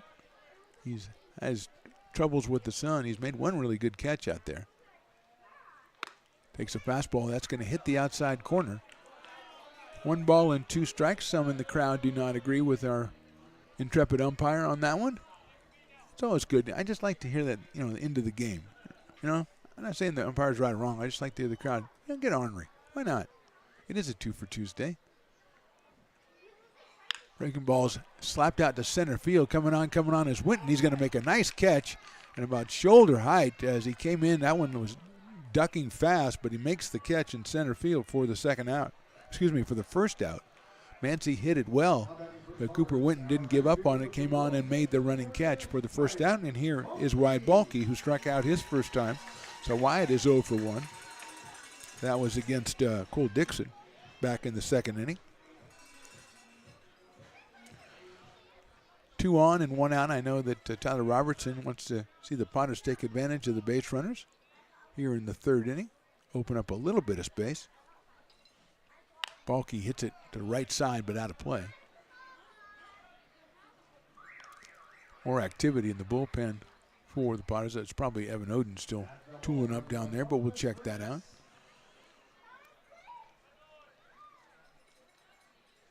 Balky takes ball 1. Wide out of Roseville, California, American River College. Out in right field for the hometown Potters. Has a little bit open there at second base. Hits that one real well to left center field. Winton moving over, still moving over, makes the catch in deep left center field. Kind of died a little bit out there, and Winton got a great jump on it, and he got over there and made the catch. Najjar was coming over from left. I think he probably saw that one okay, but Winton was there first, and the ball, as I said, died a little bit of breeze coming back at us.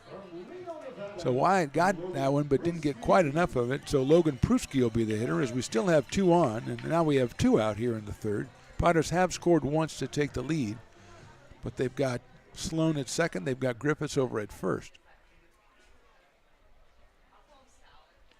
Pruski takes the strike on the outside corner. Hassani Johnson, the top of the order, on deck.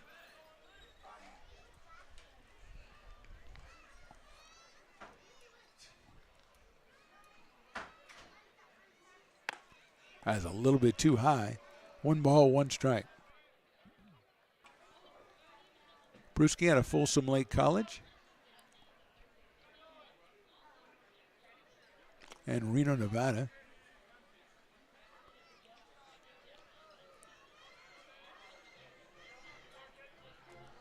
One and one, 2 and 1.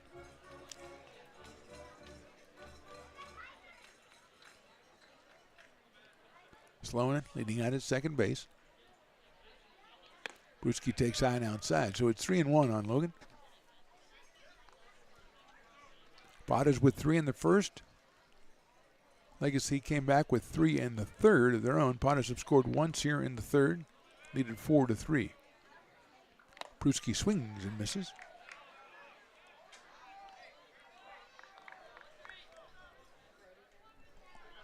Count is full, 3 balls and 2 strikes.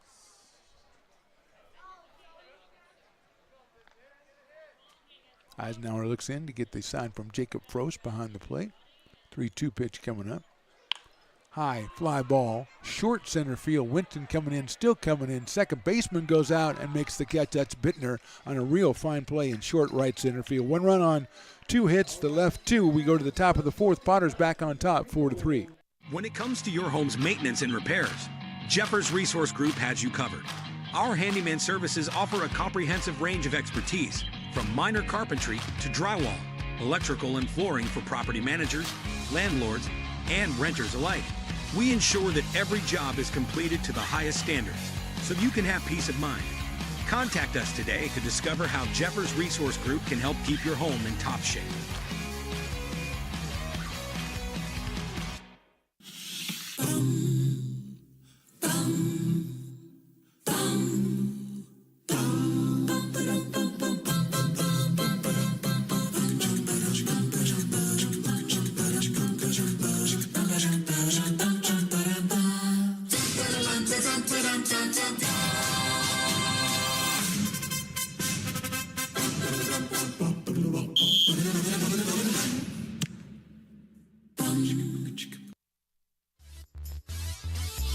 Top of the fourth inning, Potters lead at 4-3. Evan Oden is on to take over the pitching duties out of Lincoln, California, and Sierra College. The right-hander takes over for Tyler Moore, who went the first 3 innings, gave up 5 hits and 3 runs, struck out 3, didn't walk anybody, and he leaves with his team leading 4-3 as we see the karate school showing board breaking. And I got to give credit to Piper the Peacock, went out there and broke a board in the real karate kind of way. So well done, Piper the Peacock. And not as impressive as some of the kids I see doing it now, but still he was out there and he did the job. He could have done it with his beak. That would have been good. So Evan Oden, the new pitcher. He'll start off with Danielle Daniels, Nick Thompson, and Dom Najjar. 6, 7, and 8 for the Legacy. who came up with 3 in the top of the third to tie this one momentarily before the Potters got an unearned run in the fourth on an error and then a double by Andrew Sloan. Now there are boards all over the place. Have they thought about that? And they just seem angry. Now that guy's got a different color on, so he must be good. Well, he just knocked the whole thing out of her hand. He didn't break it. He just knocked it out of hand. Okay. Tremendous presentation. Tremendous job. Good demonstration. Lincoln Taekwondo. Well done, Lincoln Taekwondo. And pick up the boards. That's a good idea. We don't want those all over the place, especially splintered as you did with my fists and arms and spinning kicks and things of that nature, and whatever Piper did. So the hometown product, Evan Oden, will face Danielle Daniels, who lined out to left field his first time up, and a really nice play by Mancy in left field. When the sun was more of a problem, it's a little bit less out there, a little alleviated as we get closer to 7 and 8 o'clock.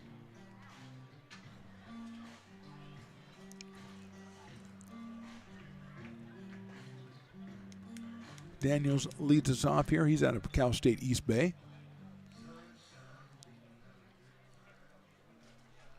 Leading off for the Legacy, number 26, right fielder Daniels.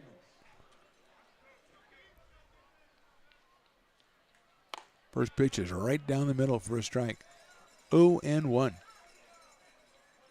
Potters have tomorrow off, back here on Thursday. 4-game series against 3 different teams over the weekend. So pick your poison, come on out, swinging a foul ball back to the screen. We'll see these Legacy again on Friday, which, as I keep mentioning, is the Pokemon/90s night. And so we should get some good tunes. You know, a little Pearl Jam, a little Soundgarden, a little Backstreet Boys, a little NSYNC. Sorry. I wonder if 98 Degrees is in the 90s too. High in the air, center field. Short center field coming on is Eaton. Still coming on. Had to keep going, and Cole made the catch on the run. So the wind really having an effect on the fly balls in the last inning or two. Went out, and that'll bring up Nick Thompson, who flied out to center his first time up, the left-hand inning DH out of SF State. So whenever there's a theme night, Willie always puts together the best playlist, but you've got to represent all aspects of the 90s. You can't just lean one way, so there's a lot of ways you can go. Now, the Macarena, was that in the 90s? I'm hoping it wasn't. Good. Riley, the engineer, who wasn't even alive, said, I don't think so. And I really trust his judgment. Because he finally, today when he got his 2 hot dogs, yes, did he put ketchup on it, Phantom? Yes, he did. But he buried it in onions, so you could barely tell there was ketchup on it. Well done, Riley, the engineer. That's lined into left field. Mancy comes on. He's going to have to play that one on a hop. So Thompson has himself a 1-out single here in the top of the 4th. His first hit of the day, the 6th hit for the Legacy. And Dom Najjar, who had a very impressive double his first time up, comes up to the plate. The left fielder.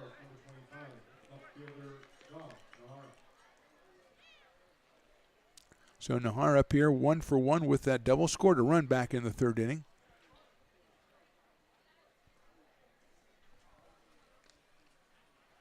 There goes the runner, got a great jump. That ball sails high, and there's no throw. Thompson anticipating Oden, delivering to the plate, and got a running start, so he is out at second base with 1 out, and Nahar, a 1-ball, no-strike count. Tyler Wong, the shortstop, the number 9 hitter, is on deck.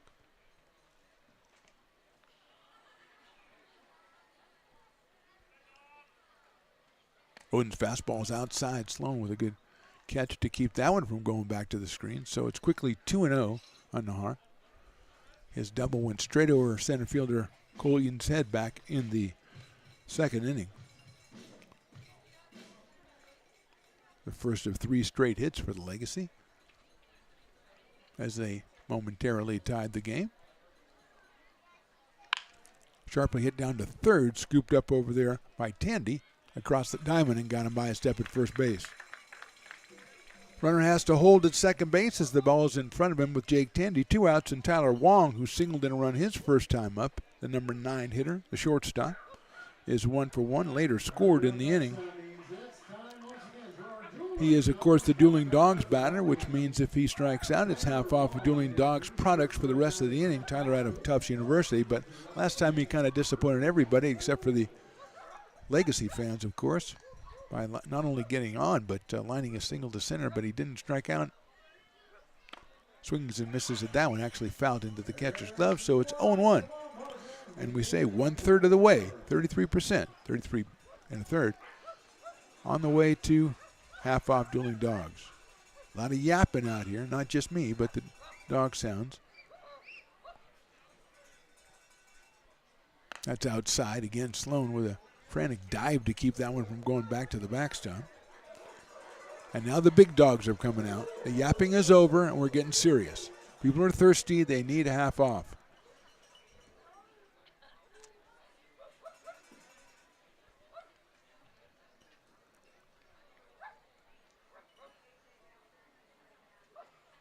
Fastball's high and outside, 2-1. Sounded like a couple of those barks are coming from the field. I don't think that's possible.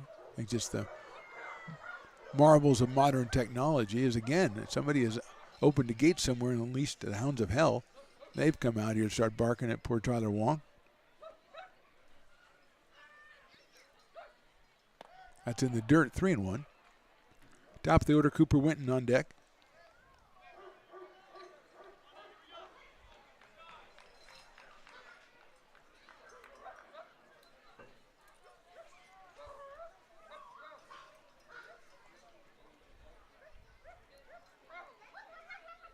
Shadows over most of the field by now. That one is too high, ball 4. So Wong reaches for the second time, which is the worst kind of behavior for a Dueling Dogs batter of the game, but probably good for the Legacy. 2 on and 2 out here in the 4th inning, and Cooper Winton, who grounded out to first base his first time up, then doubled in a run back in the 3rd. So Cooper is 1 for 2.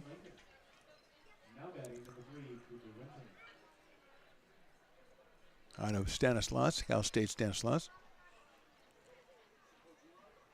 He's already been very active defensively out in center field. Both center fielders have in this one. Ground ball sharply to the right of second. Griffith has it. He's going to go to first. And nice play, Brett Griffiths at second. He might have been able to go to second, but he threw it across his body and got it back to Hudson Brown for an excellent play to end the inning. No runs on 1 hit, 2 left. We go to the bottom of the 4th. Potters with that 4-3 lead.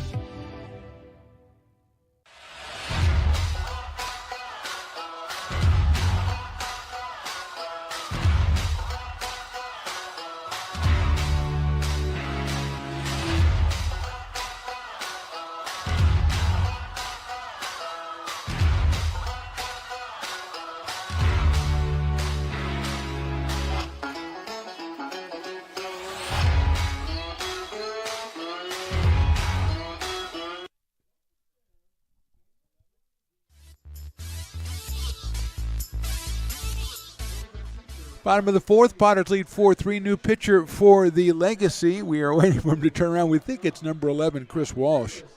That's our best guess. And that's what we've got. We got the Riley seal of approval, so it is Chris Walsh, number 11, out of the College of San Mateo. He'll be the 3rd pitcher for the Legacy. Dixon started, went an inning and 2/3, and Eisenhower went an inning and a 1/3. He gave up 1 hit and 1 run. Make that 2 hits and 1 run. So we get to Chris Walsh, the right-hander. Chris will face the top of the order with Hassani Johnson, Cole Eaton, and Hudson Brown for the Potters. Potters have 6 hits so far in this one. And now on the mound for Menlo Park, number 11, Chris Walsh. So Walsh will face Johnson. Hassani with one hit and a hit by pitch. So I guess in a way 2 hits. He is 1 for 1. He scored once. He's stolen the base. He will lead us off.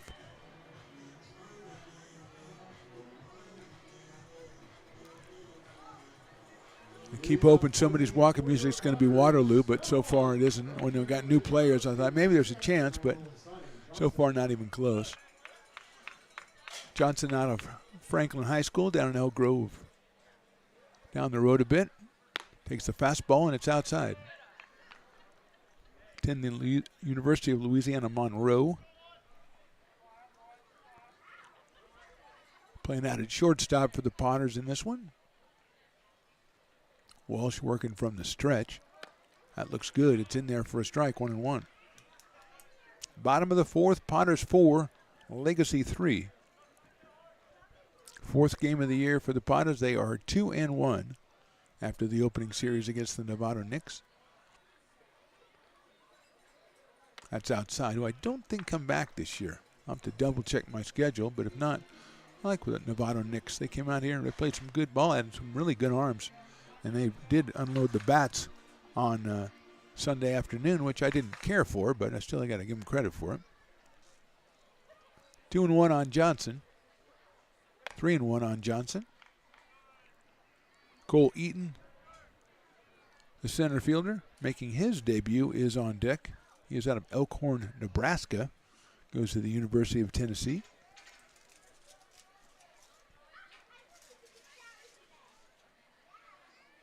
Ball 4. So Johnson takes the base on balls. He's on base for the 3rd time, which is kind of what his leadoff guy's supposed to do. So well done, Hassani Johnson. And here's Cole Eaton.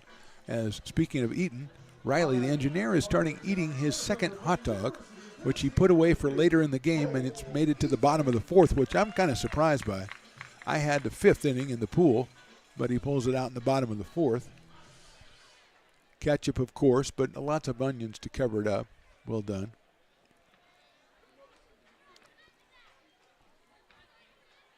Eaton takes a strike. Cole has singled in the 1st and scored, then he singled again in the 2nd. So good debut, 2 for 2. The 2 newcomers at the top of the order have been on base 5 times in 5 plate appearances. He takes that one in the dirt. Nice stop by Frost. Picked that one up and was thinking of throwing it down to first base, but Johnson not really that far off.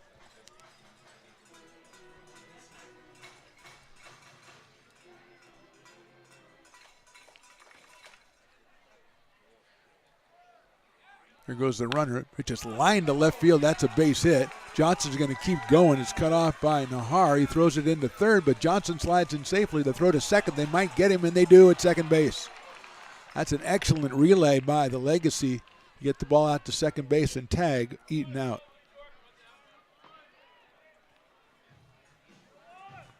Johnson is at 3rd. It's the 3rd hit for Eaton. And that throw came into 3rd. They had a chance at Johnson at 3rd as Nahar came up with the ball very quickly, but Hassani had been going on the pitch, and so he made it. But quite smartly, they took the relay, gunned it to 2nd, and got the sliding Eaton at 2nd base. So here's Hudson Brown, who has singled in a run and flied to center. Infield is in mostly for the Legacy. It's popped up the 3rd baseline out of play. Shortstop Wong is in, but Bittner at 2nd is back in his regular position. Sharia is also a couple of steps behind the first base bag, so left side of the infield in, right side is back. 0-1 on Hudson Brown.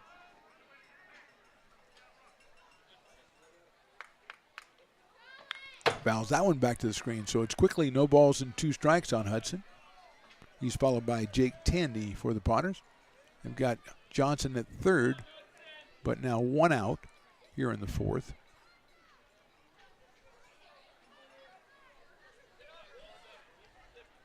It's really getting close to the time I need to see a home run, although it's not easy today. With the wind what wind there is coming back at us. And a couple of fly balls have been knocked down. 0-2 coming up. Check swing. Good job by Hudson Brown to lay off of that one. 1 ball and 2 strikes. Hudson from Olive Branch, Mississippi. Attends the University of Kentucky. The Wildcats with the great Nolan McCarthy. Patrick Herrera as well for Kentucky. And a couple of guys that are going to be coming out later on in the summer. 1-2 pitches in the dirt. Good block by Frost. 2-2.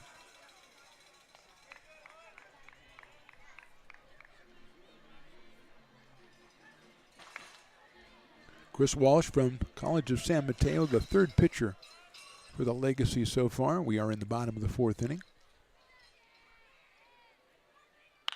High fly ball. Going to knock down the shortstop. Left fielder comes in and makes the catch, barely behind the shortstop spot. So the shortstop who was playing in, remember, went back. It looked like it might be Cooper Winton coming in from center, but it was the left fielder Nahar who came in and made the catch. And so good job by Walsh to keep Johnson at third with 1 out. Now 2 outs. It's Tandy's turn. Jake has singled in a run and then reached on an error in the third and scored a run. So he is 1 for 2 with a run scored and a run driven in. He has 5 RBI on the season. Be nice if we could pick up number 6 right here and give the Potters a little bit more breathing room here. It's still early in this ball game. That's outside and gets away. Nice job by Frost again. That one might well have gotten to the screen and allowed Johnson to come in from third, but Jacob with a good block keeps it in front of him. 1 ball and no strikes on Tandy. He's followed by Andrew Sloan in the order for Tyler Robertson and the Potters.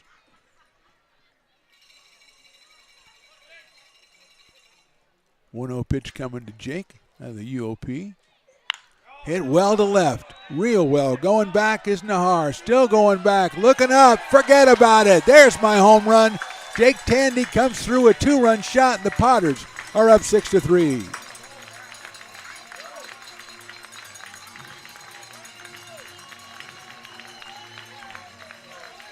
Johnson scores ahead of him as Tandy got all over that one to left center. And there's your home run. He almost got it the other night, but it was fouled on the left field line, hit it about 50 feet further this time, and got it out in left center field. So the Potters now leading at 6-3, and Andrew Sloan coming up to the plate. Hit number 8 for the Potters. Sloan had an RBI double his last time up back in the third, so he is 1 for 2. He has 2 runs driven in. Takes a ball high. So it's 1 ball and no strikes.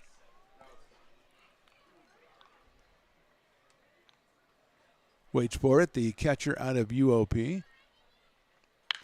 Line drive, that'll be caught up by the third baseman. Across the diamond in the dirt. Did he make the play? I think he did. Soria, no, he's juggling and he's safe at first base. Farr came up with it, gunned it across the diamond a little bit too short at first base. We'll wait and see how the official scorekeeper keeps that one. And no matter what he says, with 2 outs, it'll be Brett Griffiths at the plate.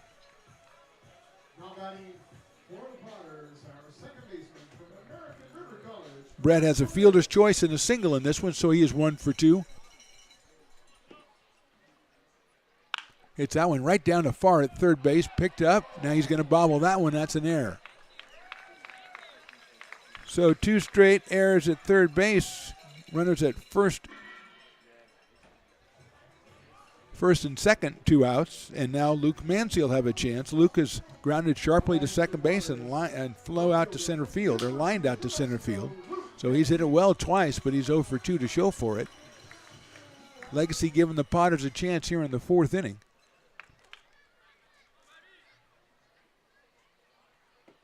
That sails outside, 1-0.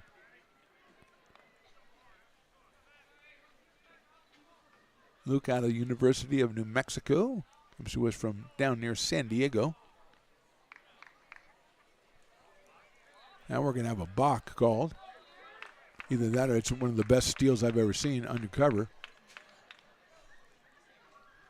And we're going to get, the Legacy is going to go out and talk to Chris Walsh. He gave up the 2-run home run to Tandy, but then it got a couple of ground balls that were misplayed. So he theoretically should be out of this inning. But it's Sloan at third and Griffiths at second now. And Mansey at the plate. Still a 1 ball, no strike count for Luke, but now a base hit. Could score 2. Potters look like they might not poach any across in the inning, and then Tandy comes up with a 2-out, 2-run home run. the first of the season for the Potters. That gives Jake 7 runs batted in already in just 3.5 games.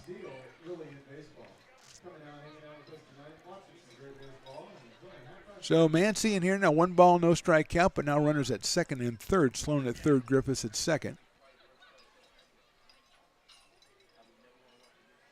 Mancy lifts that one down the left field line, but that's going to be a foul ball. Grassy knoll area out there. It actually went over by the new fence over there at the grassy knoll, and then was immediately congregated by, I don't know, 200 or 250 kids. I don't know. They seem to come out of everywhere. Coming from the Roseville Rangers of the major leagues down there. Today's featured team. Mancy hits it slowly, but the second baseman, the pitcher's going to have to cover, and he does, and just in time to get him at first base. Picked up by Bittner. He got it to the pitcher covering. 4-3 on the scoring, but 2 runs for the Potters on the 2-run home run. They leave 2. We go to the top of the 5th. Potters on top, 6-3.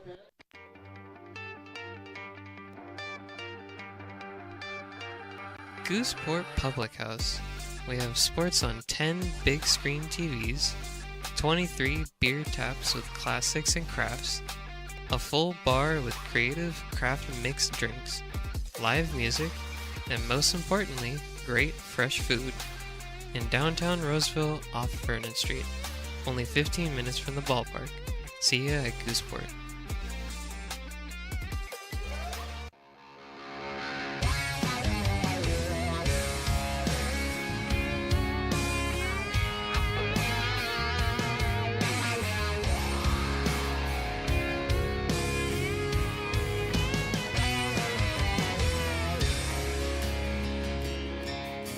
Old man knocked on my front door with my teenage boy and a couple more from up the road. He had him by the collar, said he Back for the top of the 5th here at McBean Stadium on a Tuesday night. It's the Potters leading at 6-3 over the Menlo Legacy. It'll be Kyler Bittner, Jacob Frost, and Raul Soria for the Potters, or excuse me, for the Legacy against the Potters. Evan Oden working his second inning. Out here to face Menlo. He gave up a hit and a walk in the inning back in the 4th, but closed the door on a Cooper Winton ground out to Brett Griffiths out at second base.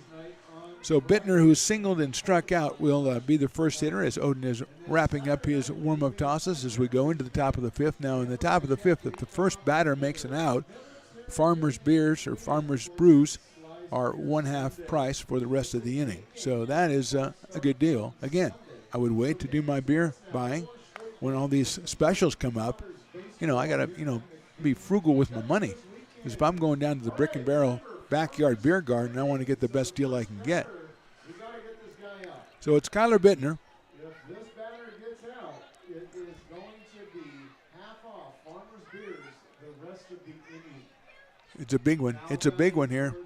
And the pressure obviously transferring to the pitcher as well. The crowd's on the edge of their seats. Fastball is outside, 1-0. Tyler Moore went the first 3 innings, gave up 5 hits and 3 runs, struck out 3. Oden, 1 inning, 1 hit, a walk, and he's out here for his second. Swing and a miss. Actually fouled into the catcher's glove. To be technical, 1 ball and 1 strike. I really like those new Potter T-shirts. See those when Riley the engineer, see those that guy's got on? I don't know if it's new or not, but I really like that. I want 10 of them. Oh, okay, yeah, we'll make a move. That's lifted to right field. Bulky going to have a beat on it and makes the catch, and that's 50% off right there. Founder's Beer. Well done, Evan Oden. Jacob Frost, the hitter. Hit the Brick and Barrel Backyard Beer Garden if you're in the house, and you're going to get a nice deal courtesy of Evan Oden and Wyatt Bulky, and probably the Potters too. And Founders. That fastball, beautiful pitch in there for a strike. Information from Carson over at the TrackMan that the Jake Tandy home run with 370 feet. So a prodigious blast. It came off the bat at 98 miles an hour. and gave the Potters a 3-run lead instead of a 1-run lead.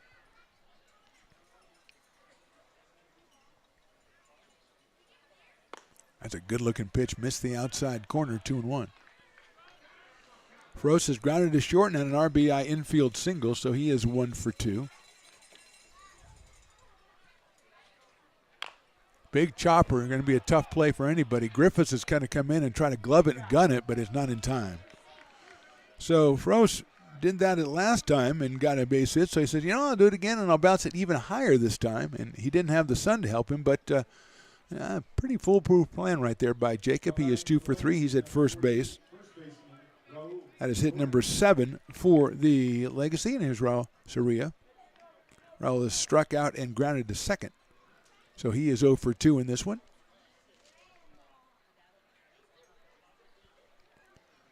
Frost over at first base. That's hit sharply right past the first man in the right field for a base hit, and then it'll go all the way to the fence. Frost is coming around third. They're going to wave him around to score.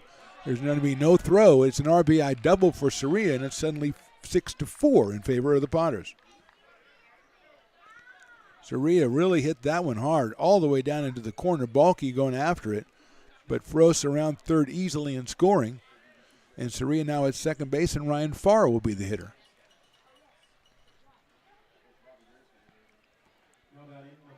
Hit number 8 for the Legacy.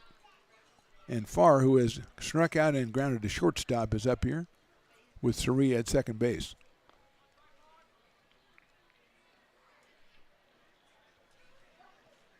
Activity in the Potters' pen as Andrew Sloan goes out to talk to Evan Oden.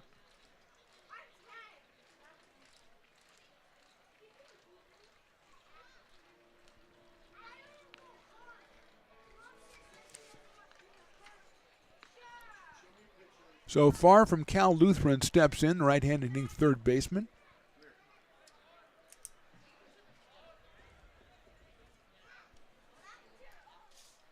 That's high for a ball.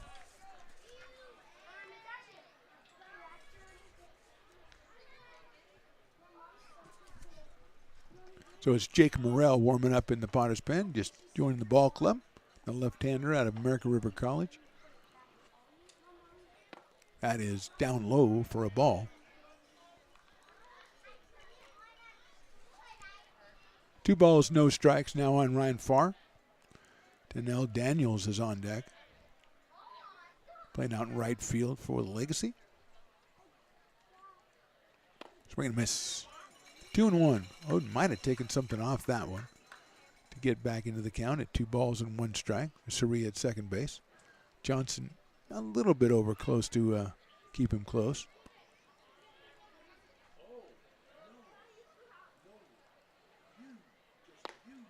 Outside corner, call strike 2. Good location by Evan Oden. Ryan Farr did not agree. Maybe he was just inquiring as to how far out or how far did it hit that it played by. I think that's how he would phrase it. 2-2 now. That is high and outside. 3-2.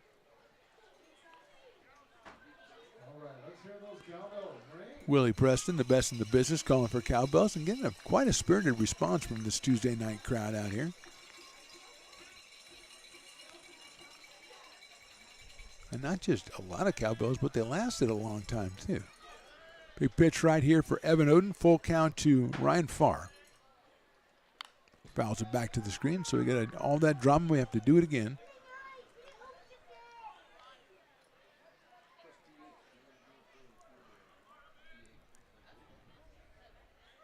Preston Brook is on foul ball retrieval duty behind home plate, so he trotted out and got that one. 3-2 again from Evan Oden. Too high, ball 4. First and second now, and 1 out here in the 5th inning. And Danielle Daniels, who lined to left and flied to center, will be the batter after Tyler Robertson goes out and talks to Evan Oden. I do have Morrell, but I don't see him coming in right now. Just a quick word out there from Tyler Robertson. And here is Daniels. First and second, one out. Good spot for a Potters double play right here. As Daniels has put the ball in play, lined out to left in the second, then flying out to center in the fourth. So he's good contact both times for Daniels. Daniels out of Cal State East Bay.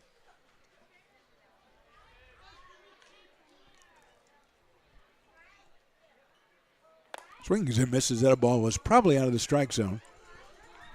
No balls and one strike. Daniels followed by Nick Thompson, the DH. 8 hits so far for the Legacy in this one. And they've got runners on first and second here. 0-1 pitch. Hit sharply out toward shortstop. Flipped over to second. Griffiths to first. That's the double play we're asking for. 6-4-3. 1 run, 2 hits. 1 left. We go to the bottom of the 5th. Potters on top, 6-4.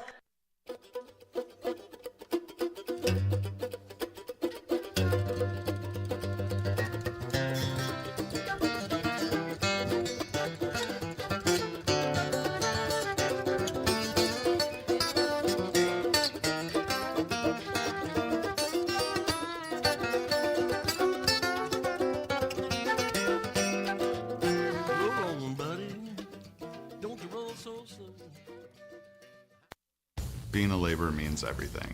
It was what took care of me when I was growing up. It's what takes care of me now. Because of President Biden and the money he's put into infrastructure, the need for our workforce to expand is out of this world. When our members are able to go to work on these big projects that are funded by Biden's economic investments, it means continued growth in their wages, in their pensions, in their health benefits. It means they're going to be able to take care of their families.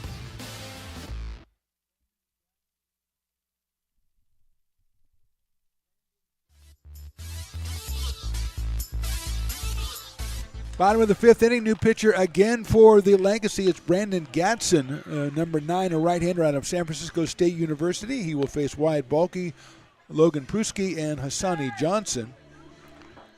So Gatson becomes the 4th pitcher. We had Dixon, Eisenhower, Walsh, and now Gatson. Dixon went 1 2/3, Eisenhower 1 1/3. Walsh 1 inning, gave up 2 runs on 2 hits. And now Gatson. Oh, we were breaking boards, this time over on the visiting side. So there's going to be boards all over the place again. We're going to leap up and, whoa, went with the right hand. Nicely done. I don't know if that board actually snapped, though. Oh, very well done. Jumped in and got that one. Good job. It's Lincoln Taekwondo. Oh, my gosh, that guy's in fire right there. Got some good air time, good hang time, and now they'll take a bow. The crowd went crazy over there, of course, on the third base side. Appreciation for the efforts, and now clean up the boards. That's basically what they're saying. As Gatson finishes up his warm-up tosses. And it looks like we've got a pitching change for the Menlo Park Legacy. Now on the mound, number 9. Nick White, the manager for the Legacy, chatting with the 2 umpires. We'll see if that bears any fruit later on in this game. Looks to be pretty convivial, though. No hard feelings, it doesn't seem. Here's Wyatt Balke. He struck out. He's flied to center. He'll be the first hitter against Brandon Gatson here in the bottom of the 5th inning. Potters with 3 in the first, 1 in the third, and 2 in the fourth on the Jake Tandy home run. Legacy scored 3 times in the third, and they put 1 up on the board in the 5th, but a double play got Oden out of any further damage. So Balke will start us off out of American River College. Gatson from the stretch. Fastball was right in there for a strike.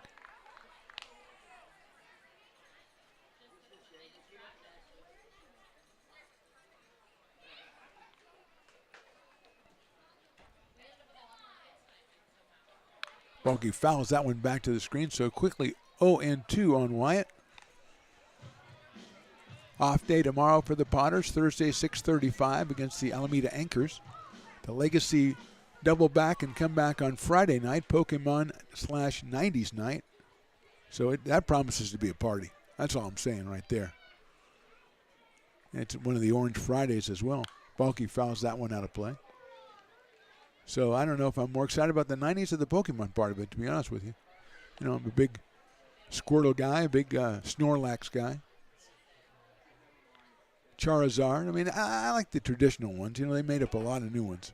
I like the old school ones. 0-2. After a while, you're just making stuff up, putting words together. You know, putting a mon on the end of it or something. Breaking ball in there, call strike 3. Beautiful backdoor right, that one over the inside corner by Gatson. First out is recorded, and that'll bring up the number 9 hitter, Logan Pruski, who was grounded to short and flied to second. I say flied to second because Bittner had to go into short right center field to make a very nice catch back in the third inning. So Logan 0 for 2, coming to us out of Folsom Lake College.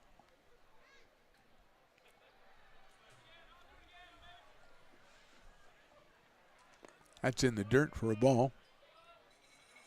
1-0. Hassani Johnson, the top of the order on deck. Johnson's been on base all 3 times in his Potters debut.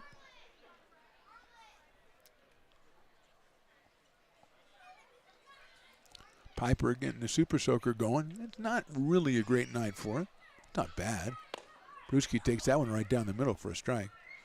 But it seems to work for Piper. He's got the magic.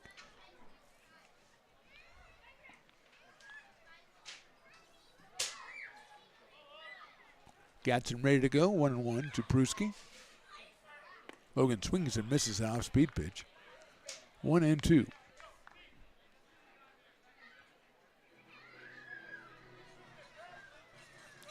Gatson out of San Francisco State University.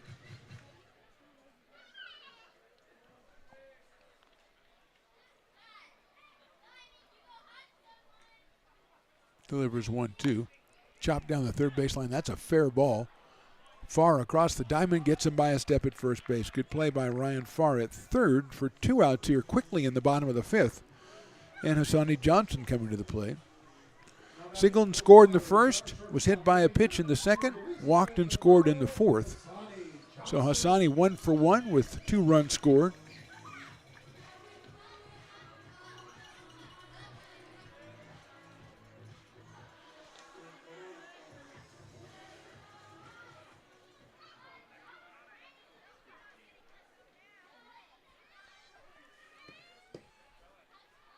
Breaking ball inside to Hassani, takes it for a ball. Cole Eaton on deck.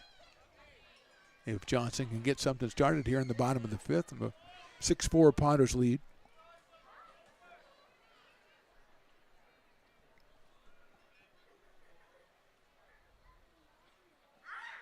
Ball 2. 2-0.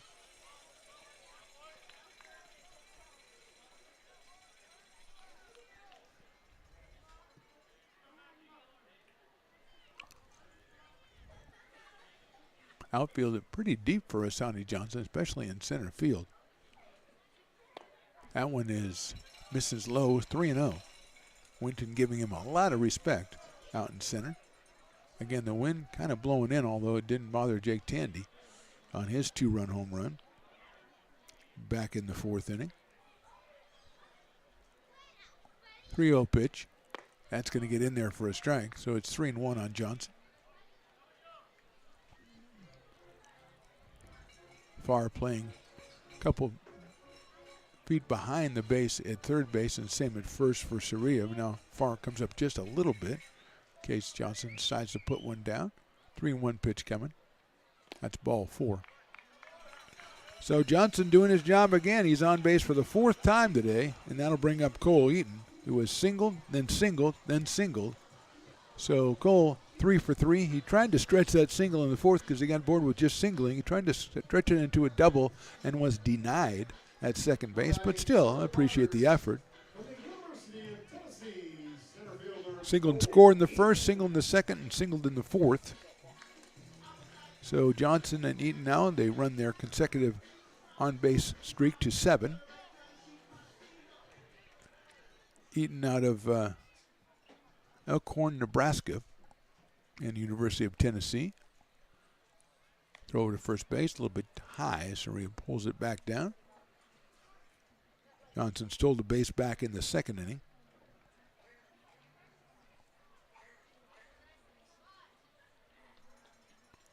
Hudson Brown on deck. There he goes. It's down low. The throw to second is going to be in time, and now he dropped it. But no, you're going to call him safe. He had him, and then he dropped it. So it was a really good throw by Frozen. It had a little tail on it right into the second baseman's glove. That's Bittner. Put the tag on Johnson. He was called out, and the ball rolled away. So technically that's actually an error on the second baseman since we already got an out call from the umpire. So that's 5 errors now on the Legacy so far, and this one through 5 innings. And now Eaton has a runner at second base in a 1-0 count.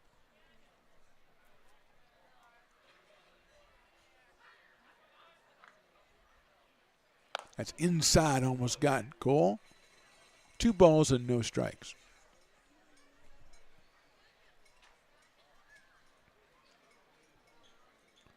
Bittner playing close to second base, trying to keep Johnson close and then getting back to his spot right before the pitch is delivered. Shortstop. Wong has got to play in the hole. That's where Eaton's been hitting it. Takes outside. 3-0. Deep in left field is Nahar. Again, Winton very deep in center field. Daniels medium deep in right as well. 3-0 pitch coming up to Cole Eaton. In the dirt, gets away and goes, I think, over the top of the screen and out into the parking lot. So Johnson's going to get third base. A walk to Eaton, so they are now 8 for 8 as far as getting on base. And Legacy manager is going to ask for a break. He's going to go out and talk to his pitcher as Hudson Brown gets ready to come up. First 2 batters in this inning, pretty uneventful. Balke takes call strike 3. Pruski grounds out to third, then a walk to Johnson. While Eaton was at the plate, Johnson tried to steal second. The throw down got him, but the ball was dropped by Bittner, so he was assessed an error, and Johnson stays at second. On ball 4 to Eaton, the ball goes over the backstop, so going to third is Johnson. So first and third, and 2 outs. And Hudson Brown, who has singled, flied to center, and flied to left, will be the hitter. Hudson got an RBI back in the first inning on that base hit, his first of the season. Also scored a run for the second run score. Hudson out of Olive Branch, Mississippi, and the University of Kentucky, with a chance to give the Potters a little bit of a bigger cushion here in the bottom of the 5th against Gadsden. There goes the runner. Brown swings and fouls it off as Eaton takes the headfirst dive into second after the ball's already been fouled off. Kind of hard to stop him. So it's 0-1. Jake Tandy on deck. Piper the Peacock down explaining to one of the Potters faithful exactly how tough his job is, et cetera, et cetera. You know, what he goes through. That's outside. 1-1. Now they're gonna have a dance-off, it looks like. I guess you can't really say that a peacock is animated because basically that's what he is, an animal. I don't know. I'll have to think about that. 1 ball, 1 strike. Runner goes again, and once again Brown fouls it off, but this time at least Cole Eaton doesn't go head first dive, so he can get back to first base relatively unscathed.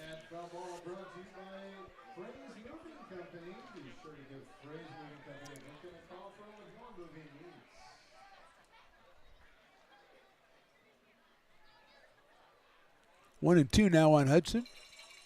Let's see if Cole's tired, if he takes off again. Sails outside, and Cole took a break. 2 balls and 2 strikes.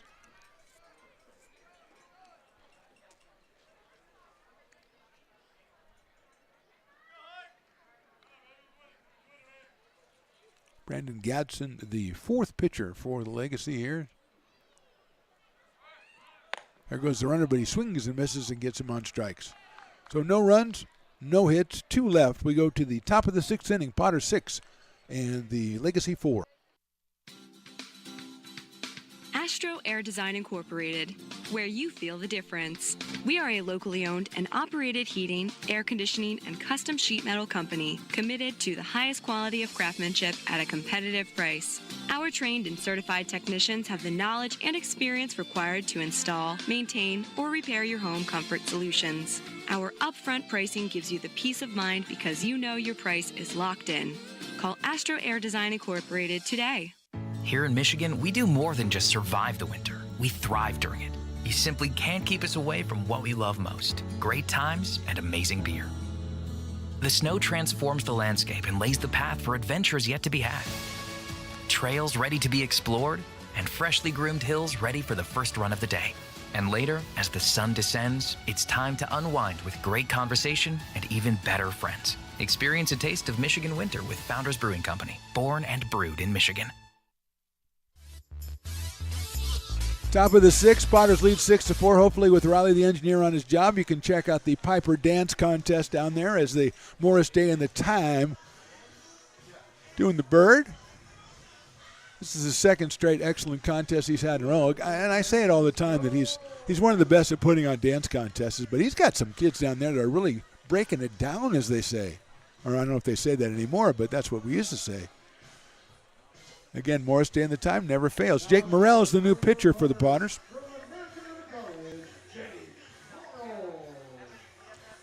So Jake will come out here. He'll relieve Tyler Moore, who started.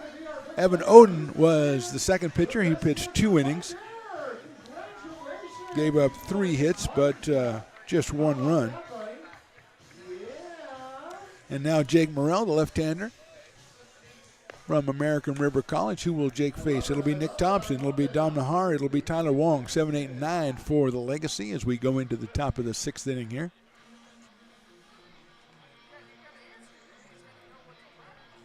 I didn't see the winner who was declared the winner of the dance contest. I hope it was a worthy competitor. I'm sure it was. That one happens before the top of the 6th every game out here at McBean Stadium. So here's Nick Thompson.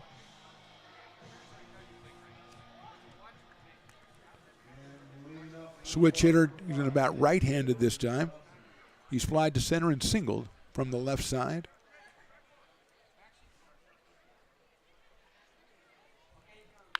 It's a sharply down the third base line, but foul. So it's 0-1 on Nick Thompson.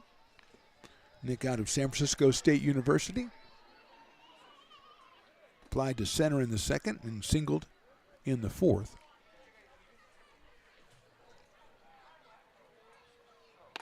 Nice fastball in there for a strike, 0-2.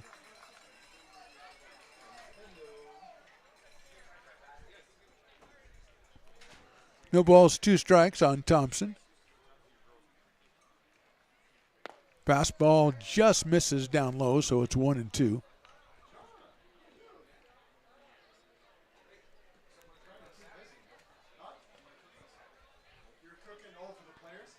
Morrell from the stretch, the left-hander. 1-2 pitch. Inside, 2-2.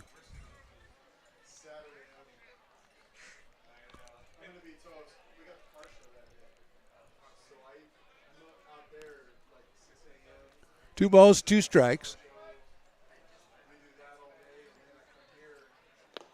Check swing down low for a ball, 3-2.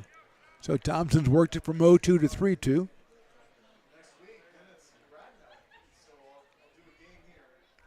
Tom Nahar on deck, then Tyler Wong here in the 6th. Call strike 3. Morrell gets the strikeout to open up the 6th inning. Dom Nahar, who's doubled and grounded to third, will be the hitter, the left fielder. Stops and has a word with Thompson, trying to find out what the new guy has.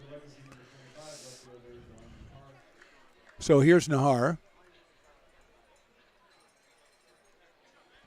Morrell went 0-2, then went all the way to 3-2 and came back and pulled it out here.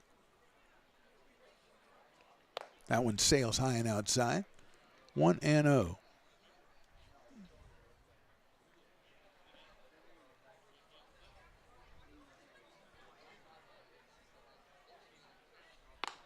Two 2-0 now as that one's outside.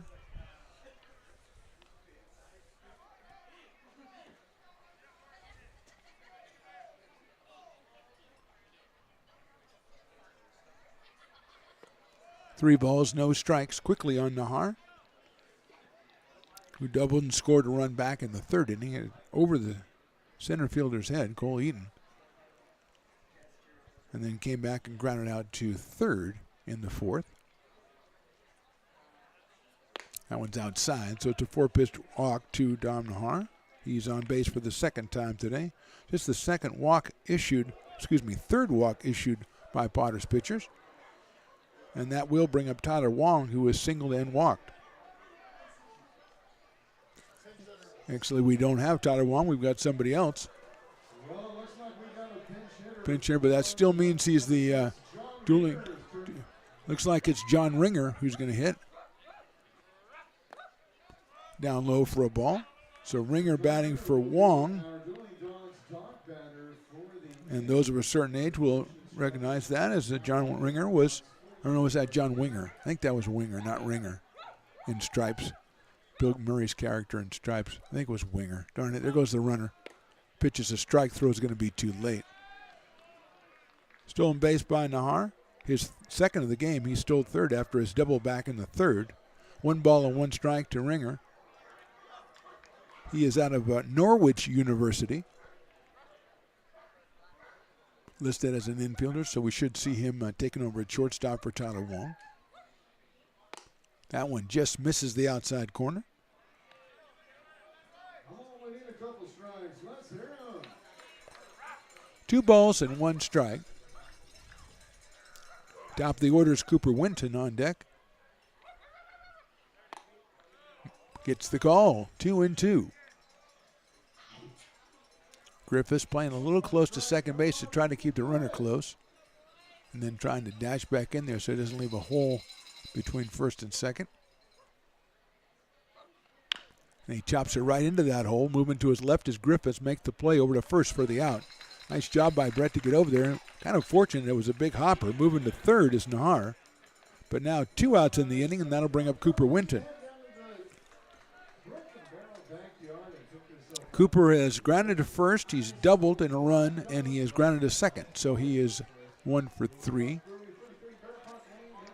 Left-hand hitting center fielder out of Cal State Stanislaus. He does have a runner down at 3rd base. That's Nahar. 2 outs. Morrell's pitch is going to get away, and that's going to allow the runner to get in with a wild pitch. So a run without benefit of a hit for the Legacy here, and they have narrowed this to a 6-5 score. And a 1 ball, no strike count on Cooper Winton. Nothing really that Andrew Sloan could do about that one. Hit in front of the plate. Winton takes outside for a ball, 2-0.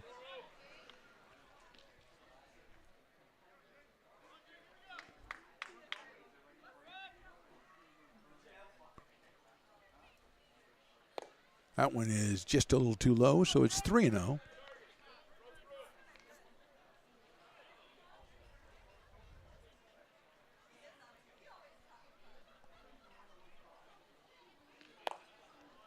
Four-pitch walk to Winton. And that will bring up Kyler Bittner, the 2nd baseman.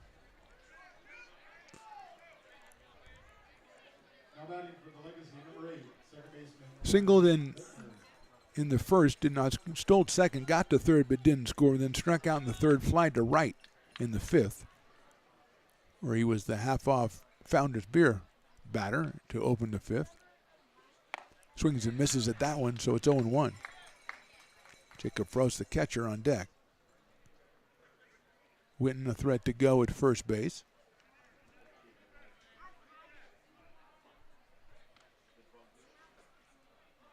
There he goes. Pitch is in there for a strike, and the throw is pulled down by Griffiths, a little too high. So Winton gets into 2nd, but the pitch was called a strike, so it's 0-2 on Bittner.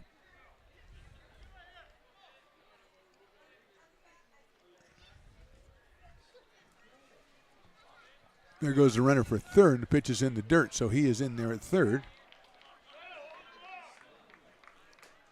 1 ball and 2 strikes. Sloan does his best just to block that one. Had no chance to come up and make a throw.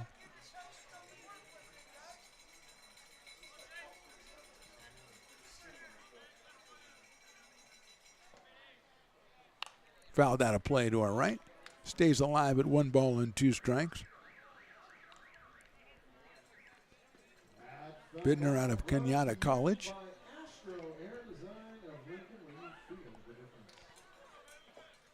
Winton comes down the line at third.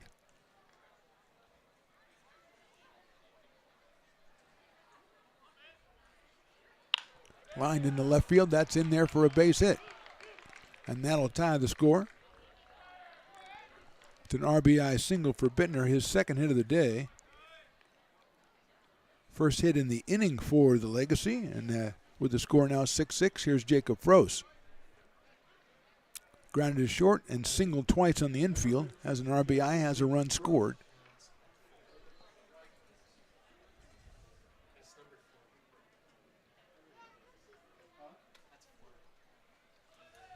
There goes a runner. Throw to first, throw back to second. They got him in a rundown. Griffiths running him all the way back. Hassani Johnson's going to try to run him down. And the tag is finally applied by Griffiths, and he's out. So 2-run score for the Legacy in the 6th. We go to the bottom of 6. We're all tied at 6.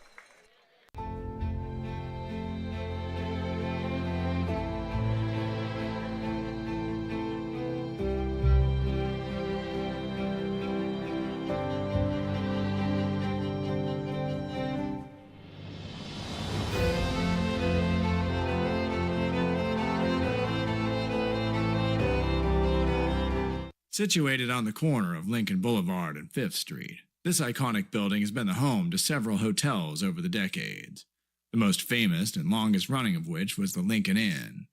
Having undergone several renovations and architectural changes, this building is the current home of Old Town Pizza, which boasts not 1 but 2 floors for your dining enjoyment, including open-air seating on the roof. Stop in for a slice today. Or stop by the Lincoln Museum to see the 300-pound cash register that used to adorn the front desk of the Lincoln Inn. For more great history, visit the Lincoln Area Archives Museum and, by appointment only, take their free walking tour of historic downtown Lincoln. Bottom of the 6th, we are all tied at 6. It looks like there's a new catcher for the Legacy. Blake Cowens has taken over behind the plate from Jacob Froese. He was actually the batter up there to hit for Jacob when the pickoff occurred, so he is behind the plate. And Brandon Gadsden still out on the mound, and he'll face Jake Tandy, Andrew Sloan, and Brett Griffiths here in the bottom of the 6th with a newly tied game 6-6.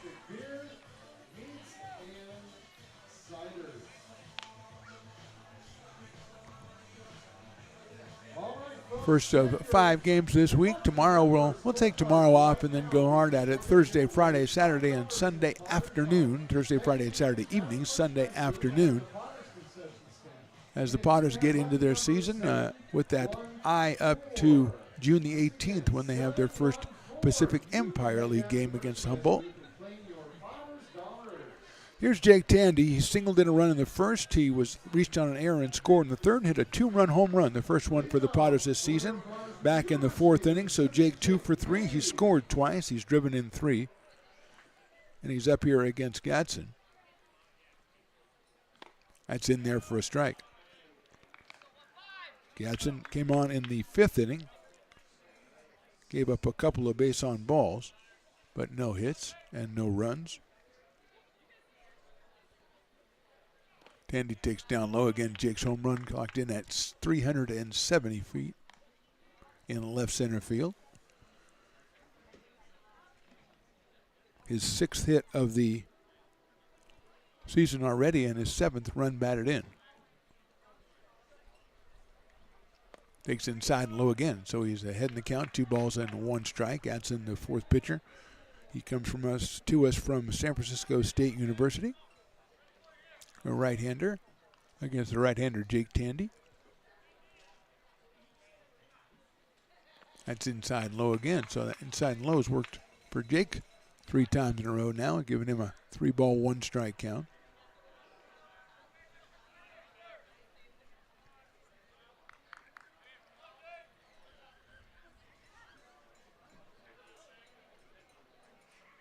Gatson working from the stretch. Fastball, and it's called strike 2. Tandy and I both thought it was ball 4, but his progress to first was curtailed by the call of strike 2, so he'll go back with the 3-ball, 2-strike count here, opening up the bottom of the 6th.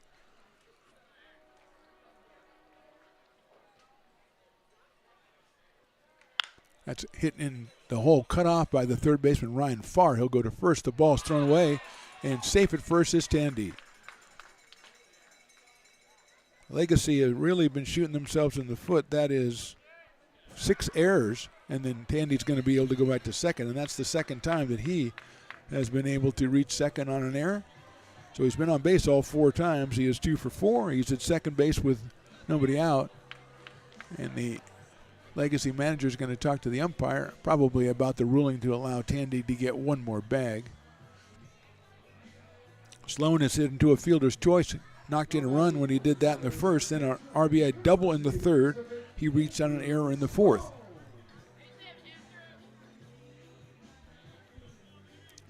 Potters have 8 hits in the game, and the Legacy have made 6 errors. Legacy pitchers, though, I don't think have walked. Well, they have 2 walks. They've issued 2 walks in the first 5+ innings. That kind of kept the base runner count down a little bit. Here's Sloan. Andrew takes right down the middle for a strike. Out of Sacramento, California, University of the Pacific.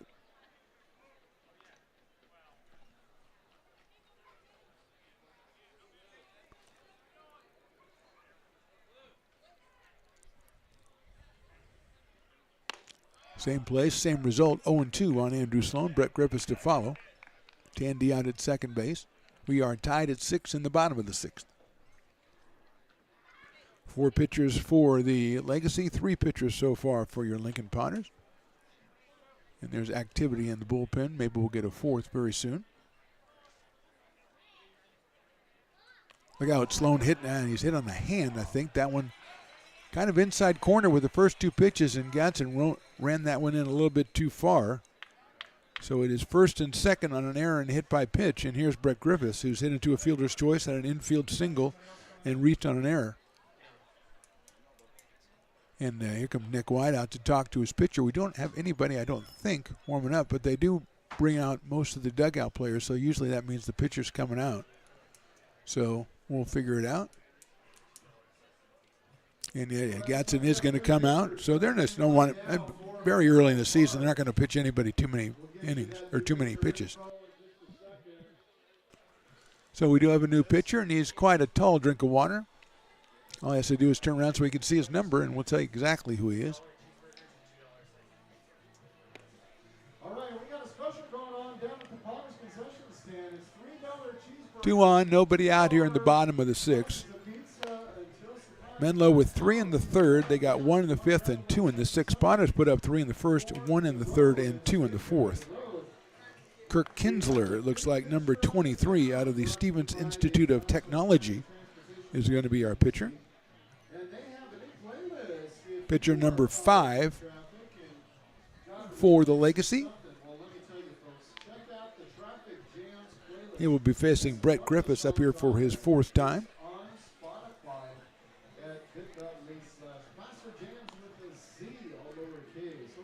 Tandy reaches on the air, then a hit by pitch. That's Andrew Sloan. Andrew's been on 3 out of 4 times today.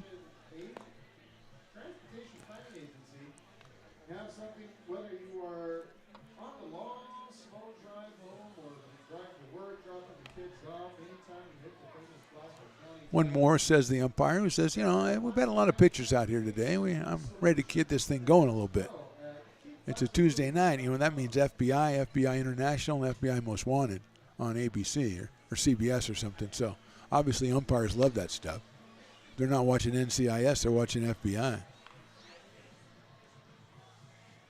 So he's trying to get it going here.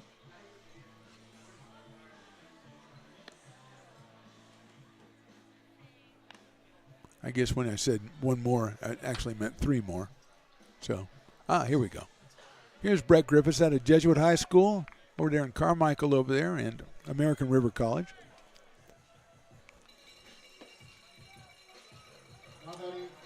Great season for Brett. First team all-conference in the Big 8. Hit over 400 in conference play. Playing third base for the Beavers. He's playing second for the Potters. Shows bunt. Takes it right. Oh, I thought it was right down the middle, but it's called a ball. So 1 ball and no strikes. Farr now moves up at third base. Rhea does the same at first.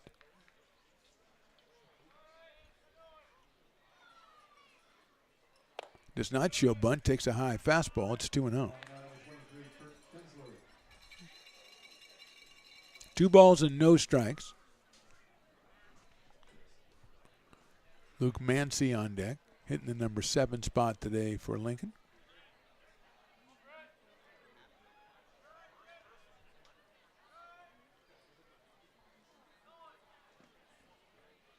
That's very high. It's going to go all the way back to the screen and hit the screen and kind of deaden it, allow everybody to move up one. So second and third with a 3-ball, no strike count on Brett Griffiths.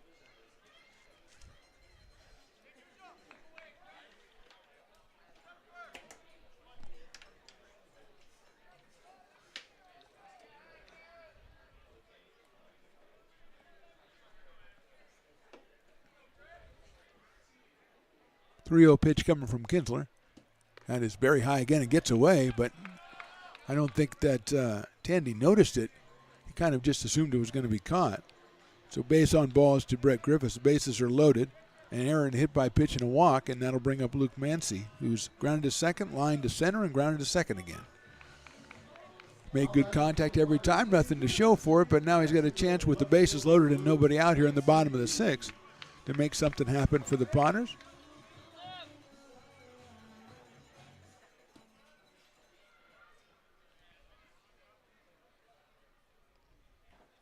Infield is in for the Legacy. Inside it gets away. Here comes Tandy, and he is going to score head first. It's a wild pitch, and Jake Tandy scores. Everybody else moves up. Potters take the lead, still without benefit of a hit in this inning. Mancy's having a talk with the umpire. Probably asking him about growing up down near San Diego. Maybe he's asking about the University of New Mexico, what it's like. You know, Potters have sent several players to the University of New Mexico. Chase Weisenborn comes to mind. And, of course, the great Jeffrey David. 1-0 pitch. High for a ball, 2-0.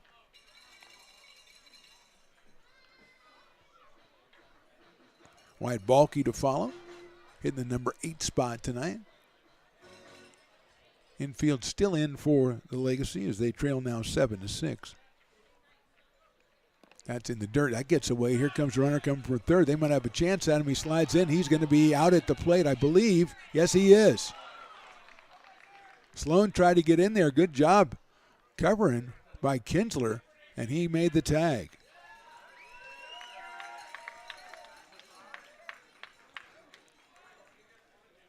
Moving over to third is Griffiths. That one was really good job by the new catcher, Cowens, to get over there and get to it quickly and get the runner at the plate. So 1 out now. Griffiths at third. Infield still in. 3 balls and no strikes on Mancy. And that's ball 4. So first and third now, and Wyatt Balke coming to the plate. Wyatt has struck out twice and flied to center, and now we're going to have a meeting at the mound again from Nick Wyatt. I'm going to just take a break here, because they've had 4 or 5 meetings at the mound, and I just got to take it easy here for a second as they start to warm somebody up in the bullpen. So we'll just take a short break here. Potters threatening. They lead at 7-6.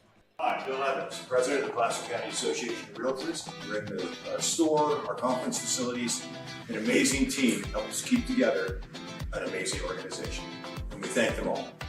This organization can't do what it does and can't run the way it runs without the help of so many members volunteering their time. The success of the Placer County Association of Realtors is largely dependent on our active volunteer members to help our organization and industry. The work of our committees greatly impacts our ability to champion efforts across the board and giving back to the Placer County community wherever we can. Like all service organizations, I wanted to serve. And getting involved with the affiliate committee was the perfect way to do that. I love being able to serve my community with my business friends and other leaders and give back to those who are in need. The thing I love about the PCAR committees is they all work toward the same. Sorry about that, commercial person, but we've got to get back to the action. Kinsler still out on the mound, wide Bulky at the plate. Mancy at first, Griffiths at third, one run in. One runner cut down at home plate. There goes the runner, and that pitch is down low. Mancy will coast into second base, and a 1-ball, no-strike count on Bulky as Kinsler tried to take something off that one. And now the infield comes back in. Logan Pruski moves into the on-deck circle for the Potters. 1-0 pitch to Bulky. Wyatt takes down low. Looks down to third base coach to see any guidance, anything going on down there. And yeah, do your thing.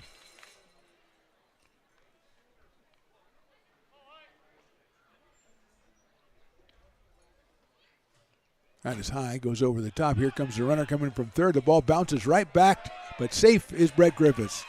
That ball hit the top of the backstop and popped up in the air, and Cowens came back and got it, threw it to home plate, and almost got Griffiths, but he is safe at home.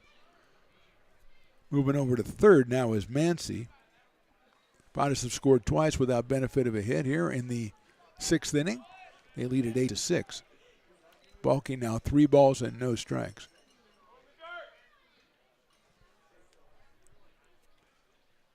That's ball 4. Bulky walks. And we're going to get a pitching change, and we're going to take a timeout, let that commercial get finished that we cut off a little while ago, and come back here in the bottom of the 6th with the Potters leading by 2. I'm Bill Spear, North Valley president of 5 Star Bank. In a time when business can feel so uncertain, we're here for you every step of the way. I know they have a lot of bells and whistles within their bank, but just the relationship piece here locally on the business side is huge for us. 5 Star treats us like we're number one. They're right there with suggestions, with help. So I have to bank with people that have our mission in mind. We're 5 Star Bank. How can we help you?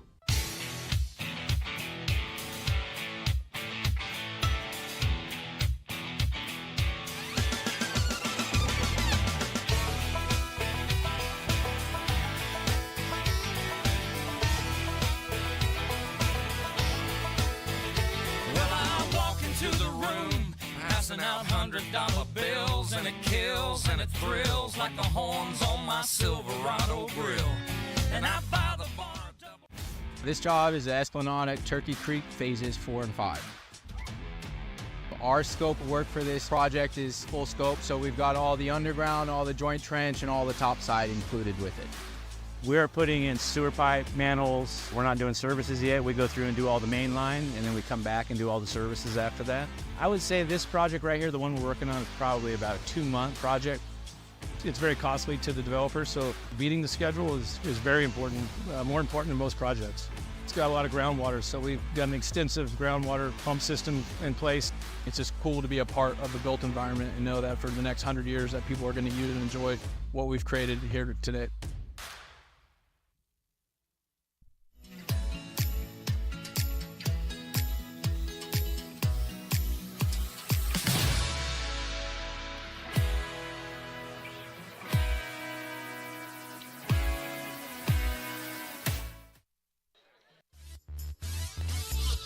Christian Klosterman of Kenyatta College is the new pitcher for the Legacy. Their 6th pitcher on the day, Dixon, Eisenhower, Walsh, Gatson, Kinsler, and now Klosterman. He will face Logan Pruski with runners at first and third and 1 out, 2 runs in for the Potters. They lead at 8-6 here in the bottom of the 6th inning. Pruski is grounded to short. He's popped to second. He's grounded to third. So he is 0 for 3 in this one. He has runners at first and third.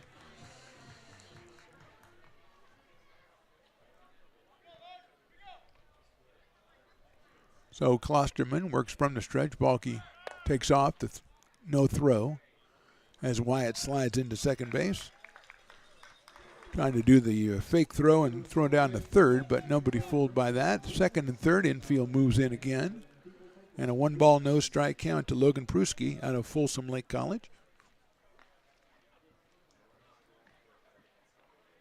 That is a little bit too high, 2-0.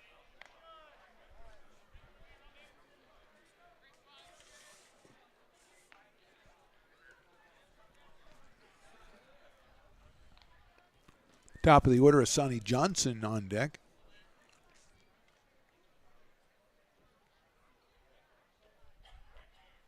That's it out towards short. The shortstop's there. That is Ringer, and he can hold the runner and throw to first for the out. So a big out right there. As Ringer playing in at shortstop, cuts the runner down at first. Still runners at second and third. Now 2 outs, and Asani Johnson, who's singled, been hit by a pitch and walked twice in his Potters debut. And already the crowd is big Asani Johnson fans. And Cole Eaton as well, who's following him in the on-deck circle.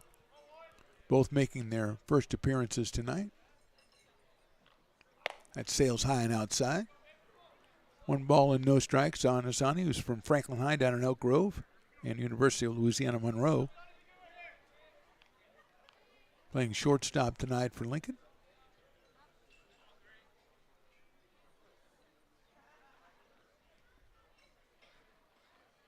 Takes outside again, 2-0.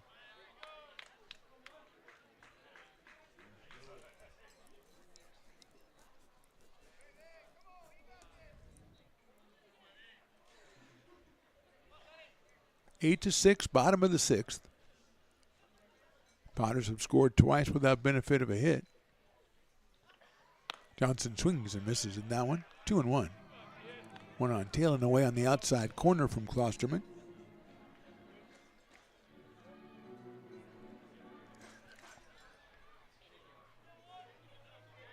Farr is in even with the bag at third in case Johnson decides to put one down. Fastball inside and low, so it's 3-1.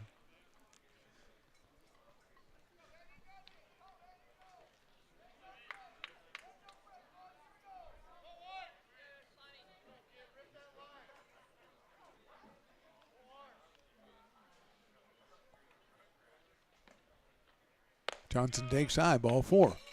So that extends the streak for the number 1 and 2 hitters on base 9 straight times in their first appearance as Potters. And here is Cole Eaton with the bases loaded.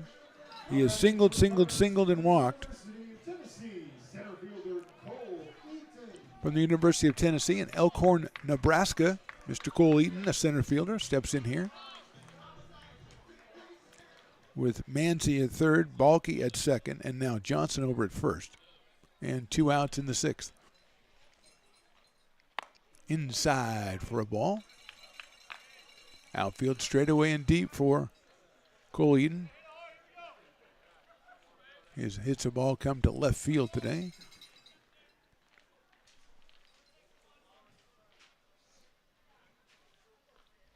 That's it sharply into the hole. Now Ringer backs it, goes to third and can't make the play at third base. Ball gets away, but it's backed up, and here comes the runner from third. He's going to try to score. He's going to make it as the throw goes a little bit over the head of the catcher. So 2-run score. It's an infield single for Eaton. He'll get an RBI. Scoring right away was Mancy. Balke, the throw to third got away, so he will score. Going all the way over to third is Asani Johnson. So Potters finally get a hit. The throw gets away at third, so the error will be charged. Also an error to the shortstop to allow Balke to score. Here's Hudson Brown. Swings and misses at a ball down in the dirt, so it's 0-1. Ringer with a really nice stop backhand trying to get it to third. Got away at third from Farr. Balke was going to come around, and then he thought about it. He stopped, started, finally scored. Brown takes a fastball in there for a strike.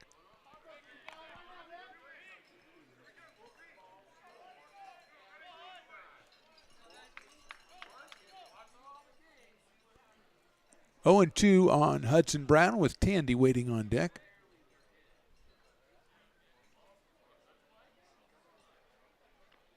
That one sails outside, so it's 1 ball and 2 strikes. Johnson dancing down the line from third base.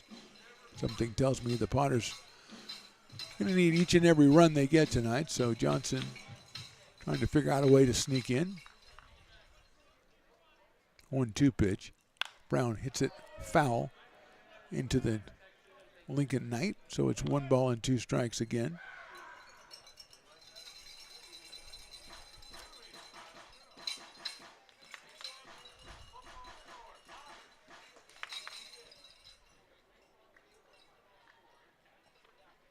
Brown hits a line drive down the left field line. That may well get down. It does. It's a fair ball. 1 run scores. Here comes the second one eaten, and it's a 2-run double for Hudson Brown, and the Potters lead at 12-6. Second hit of the day for Hudson Brown, and RBIs number 2 and 3. And the Potters now with a 12-6 lead as here comes Jake Tandy, who was the first batter of the inning a couple of minutes ago. 6 runs on 2 hits, 2 errors. And here's Tandy, who has singled in a run, reached on an error, hit a 2-run home run, and then reached on another error. Fouls that one away, and a fastball right down the middle. And Jake's thinking about that one. 0-1 on Tandy.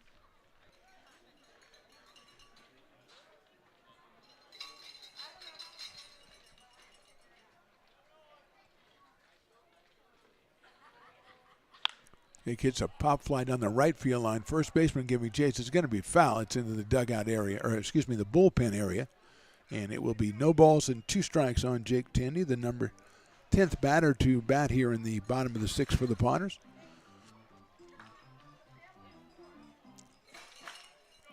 Jake out of West Sacramento, California, and University of the Pacific.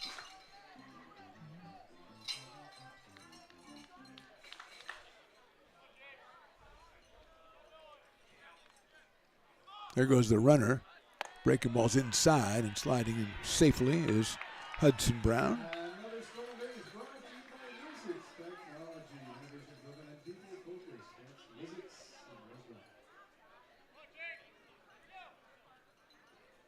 So Brown's now at third, 1 ball, 2 strike count on Jake Tandy.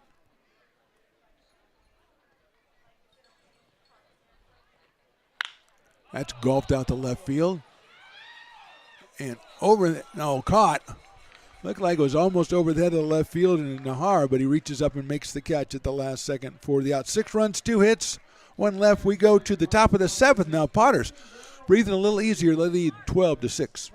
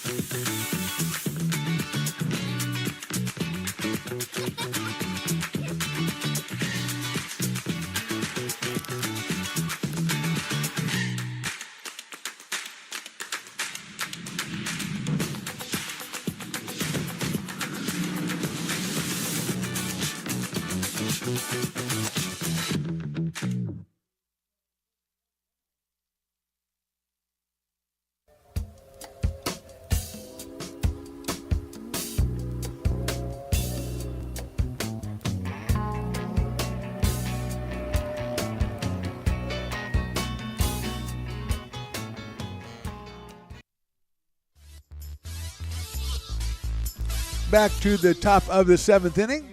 Jake Morrell back out on the mound for the Potters, but now he enjoys a rather sizable lead. It is 12-6 in favor of Lincoln.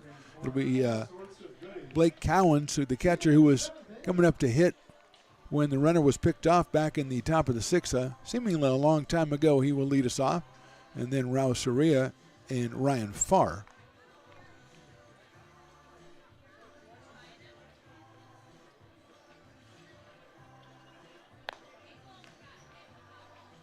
Jacob Frost was 2 for 3 and scored a run and drove in a run while he was in there.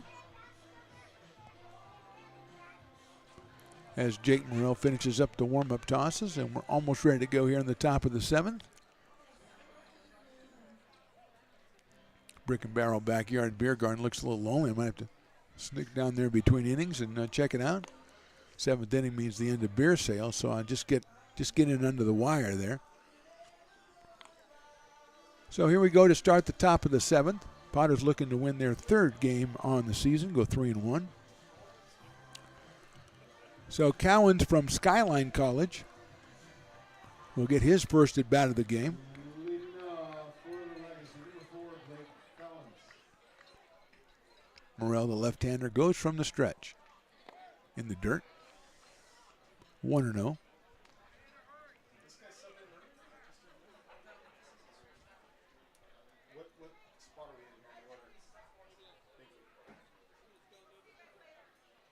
Cowens line foul down the right field line over the screen. Evens the count up at 1 ball and 1 strike.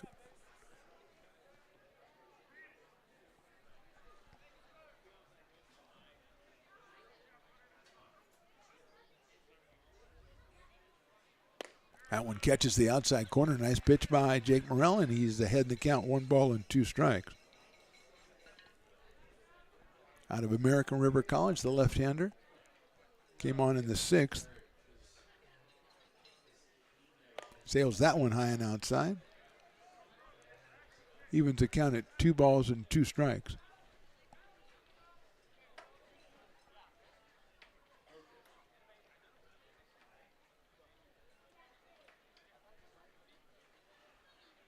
Makes it 3-2 and an inside and low fastball. So we go full to the leadoff hitter in the 7th, Blake Cowens.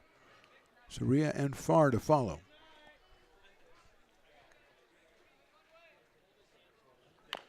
Chopped in front of the plate, but it's going to be foul down the third baseline. Took that quick left turn as soon as it hit the ground. Cowens took a look at it and said, I better start running, but then it went foul.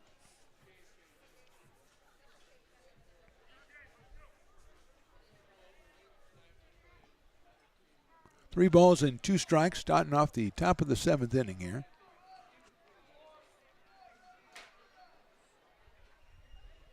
That's ball 4. Third walk given up by Jake Morrell. And it'll bring up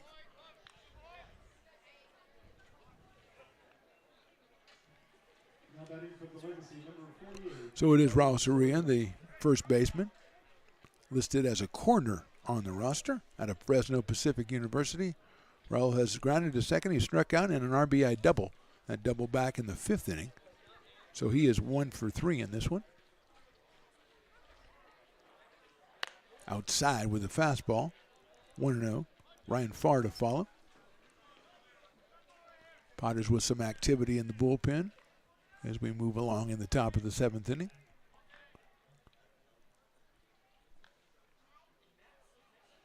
Inside for a ball, 2-0. Jake Tandy at third. Sonny Johnson at short. Brett Griffiths at second. Over at first, it's Hudson Brown. Luke Nancy's in left. Cole Eaton in center. Wyatt Balke in right. That one is in there for a strike. Behind the plate, Andrew Sloan. And Jake Morrell is on the mound.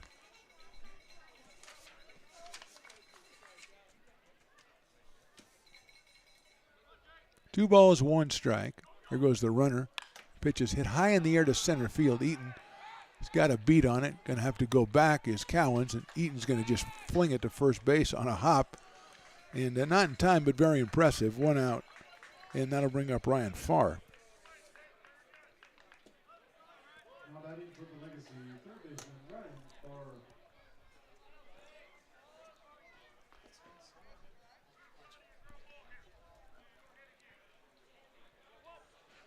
One out, 1 on, and here's Farr, who struck out, grounded to short, and walked.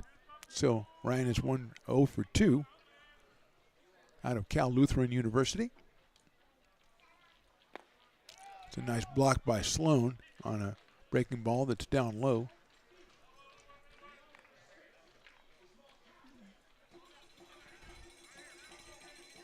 One and 0.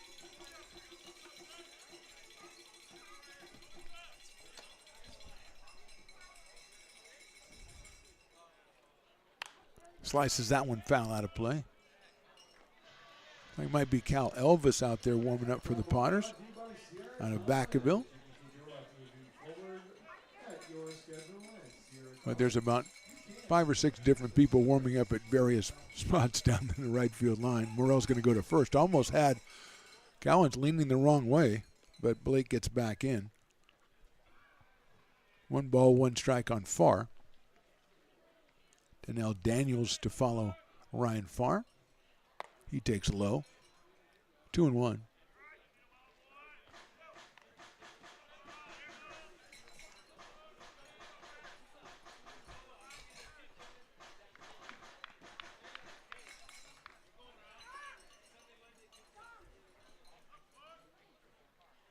Breaking ball swung on, and I believe it's fouled at the plate. 2 balls and 2 strikes. Cowens and Hudson Brown having conversation down there at first base between the first baseman and runner. Ready for the 2-2 pitch from Morrell. Hit right back up the middle. Let's see if Sonny Johnson can get it. No, he's going to boot it, and safe at first will be Farr. I think he was thinking about whether he was going to try to tag second or how he was going to pull a double play, and ended up on an error. So that's the first error for the Potters today. They have runners at first and second due to the legacy. And here's Daniels, who's lined to left, flied to center, and into a double play. 6-4-3 back in the 5th inning. Daniels out of Cal State East Bay. Hit the ball very well his first 2 times. At the check swing, did he go?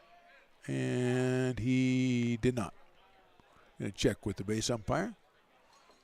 Thought we'd at least get a check on that one. 1 ball, no strikes on Daniels.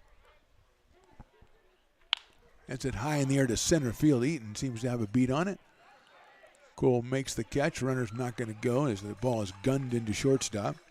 You can see that there's quite an arm on Cole Eaton. Daniels flies to center. 2 outs now, and that'll bring up Nick Thompson.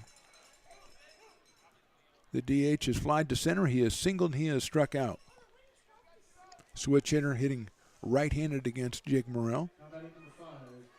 He took a called 3rd strike to start off the top of the 6th inning. First batter that Jake faced.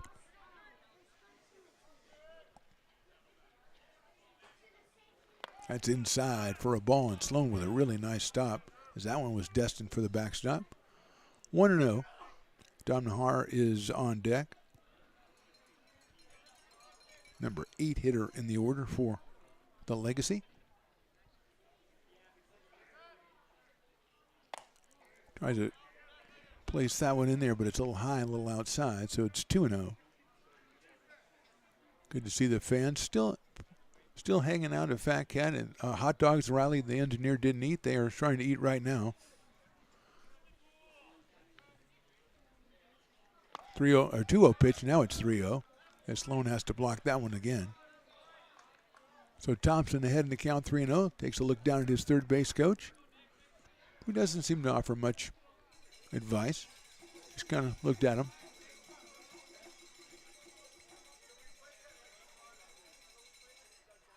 That is ball 4. No advice needed on that one. So the base is now loaded. And Dom Nahar, who has a double to his credit today, also a walk and a ground out. And we're going to have a meeting at the mound. Tyler Robertson, I think we might get a pitching change. We'll step away, come back with that change right after this. We are in the top of the 7th. Potters up top, 12-6. American River College is a top-tier community college sports program that provides student athletes with the opportunity to thrive both athletically and academically. ARC Athletics is currently ranked 5th in the state and 2nd in Northern California. With over 19 sports programs, our athletes compete with the region's best athletes. Our diverse and dedicated coaching staff helps athletes develop the skills necessary. All-time shortest mound meeting. Jake Morrell still in the game, and Dom Nahar is at the plate. That's a line drive. Johnson goes up and makes a beautiful catch at shortstop. That'll end the inning. No runs, 3 left. We go to the bottom of the 7th. Potters on top, 12-6. When it comes to your home's maintenance and repairs, Jeffers Resource Group has you covered. Our handyman services offer a comprehensive range of expertise, from minor carpentry to drywall, electrical and flooring for property managers, landlords, and renters alike. We ensure that every job is completed to the highest standards, so you can have peace of mind. Contact us today to discover how Jeffers Resource Group can help keep your home in top shape.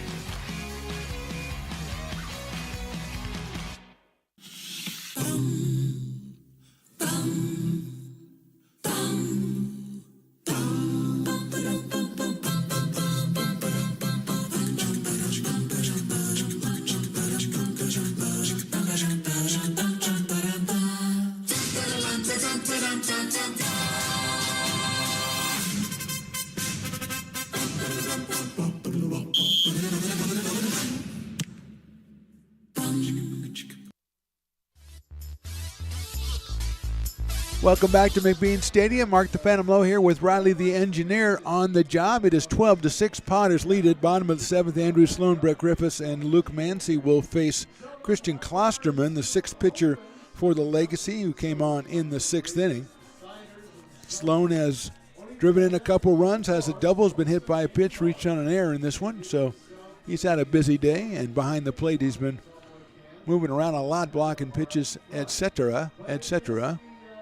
As Cowens comes out to assume the position behind the plate as he was on bases when the inning ended on a brilliant leaping catch by Asani Johnson, who has been very impressive in his debut as a Potter. He's 1 for 1. He's been on base 5 times, scored 3, and had that leaping catch right there that saved at least 2 runs for the Potters. Sloan, fielder's choice in the first inning, knocked in a run. Then he had an RBI double in the third. Reached on an error in the fourth and was hit by a pitch in the sixth. So he has been on base a couple of times himself.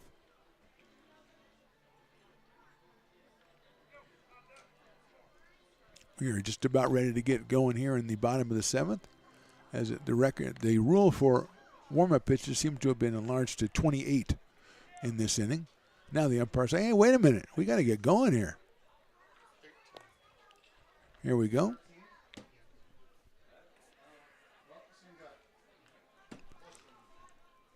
So Sloan will start us off.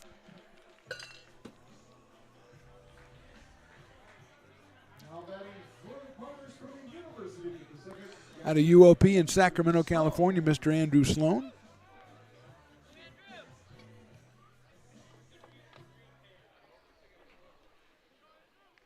Klosterman also working from the stretch in this one. Misses outside with the first pitch, and we're off it. 1 ball and no strikes here in the bottom of the seventh.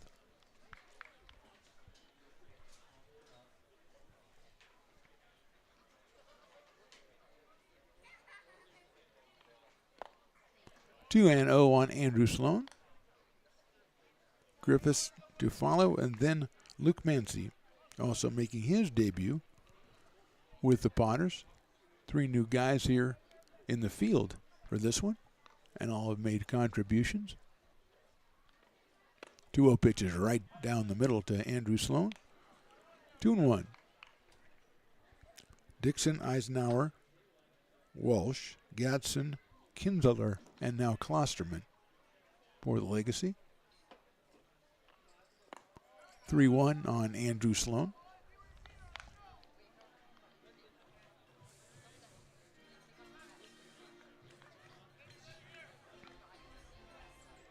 Right-hand hitting catcher.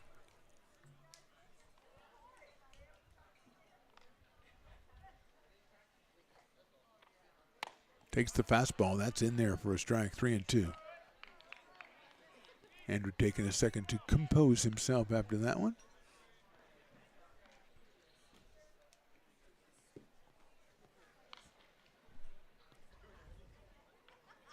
That one's lifted high, but foul right behind us. So it goes again at 3 balls and 2 strikes. Potters with 3 in the first, 1 in the third, 2 in the fourth, and then came out in the sixth and put 6 up on the board with the aid of a couple of miscues and a couple of free passes from the Legacy. Inside ball 4. So here's Brett Griffiths with the runner at first and no outs. Fielder's choice, single, reached on an error and walked. Out of American River College, coming to him from Jesuit High School. Right-hand hitting second baseman.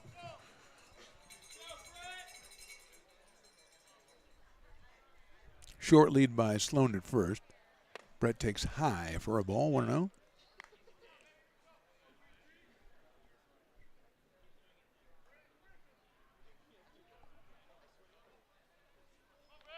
Short lead at first base by Andrew Sloan. Griffiths takes a strike. 1-1 on the second baseman.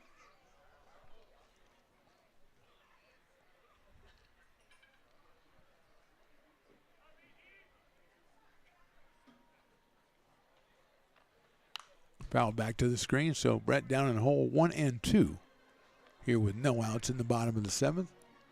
Potter's up by 6, trying to go 3-1 on the season.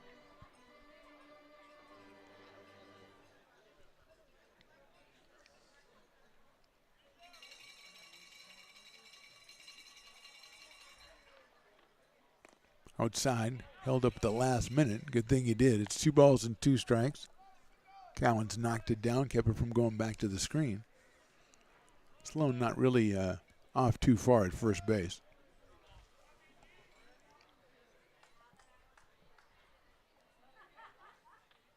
Inside, 3-2. Andrews caught 7 innings, but he's pretty much beaten up on those legs, so he's going to take it easy on the base pass. Full count on Brett Griffiths.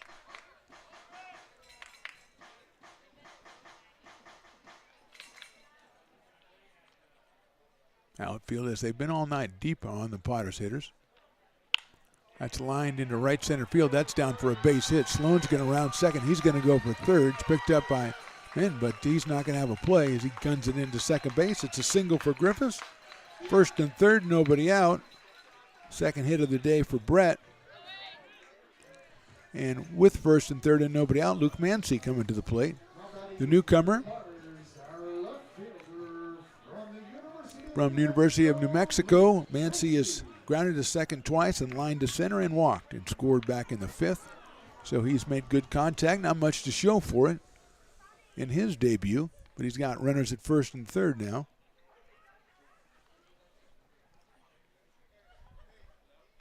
Takes that one on the outside corner, a tailing fastball, 0-1 on Luke. Wide Balky next for the Potters.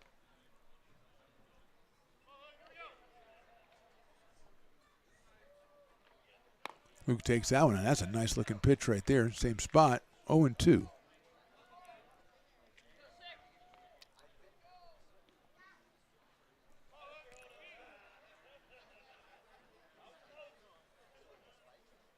Griffiths very short lead over at first base. Breaking ball just misses that outside corner, so it's 1-2.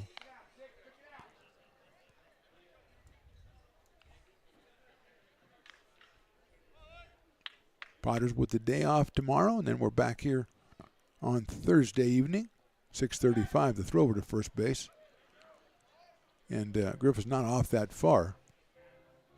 6:35 Friday, 6:35 Saturday as well, and then an afternoon game on Sunday.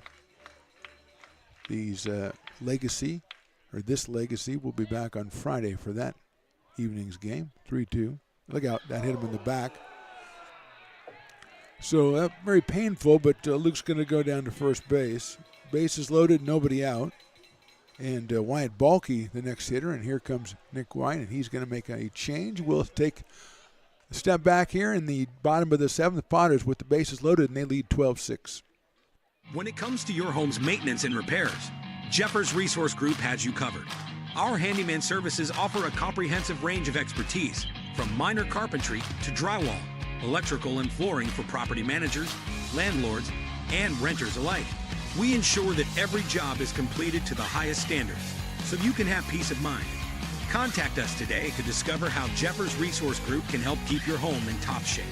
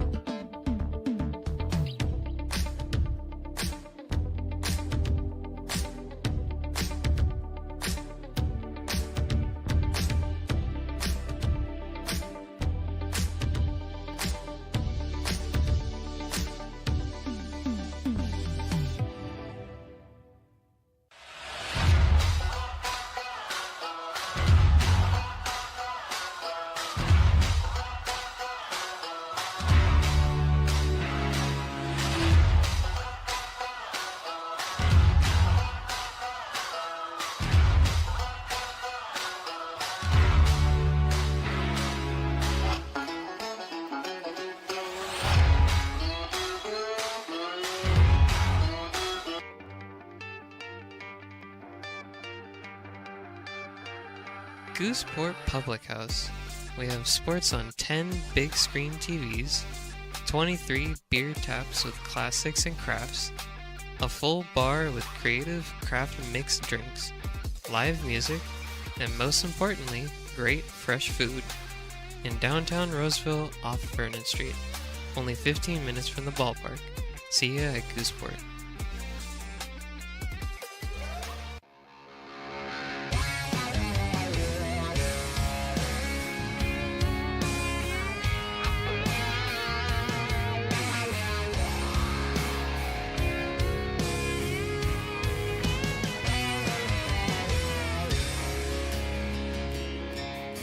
Old man knocked on my front door with my teenage boy and a couple more from up the road. He had him by the collar, said he Wyatt Balky coming to the plate for the Potters. Bases loaded. Chris Riddell is the new pitcher for the Legacy. Chris is out of Westmont College, wearing number 16, and he will face Wyatt Balky, who struck out twice, walked, and flied to center. And fouls that one back to the screen, so we are in business. No balls and one strike. Looks like even with the bag at the corners for the Legacy, and they are playing the middle infielders at double play depth. Logan Pruski to follow, then the top of the order, Hassani Johnson. Balky takes a fastball in there for a strike, 0-2.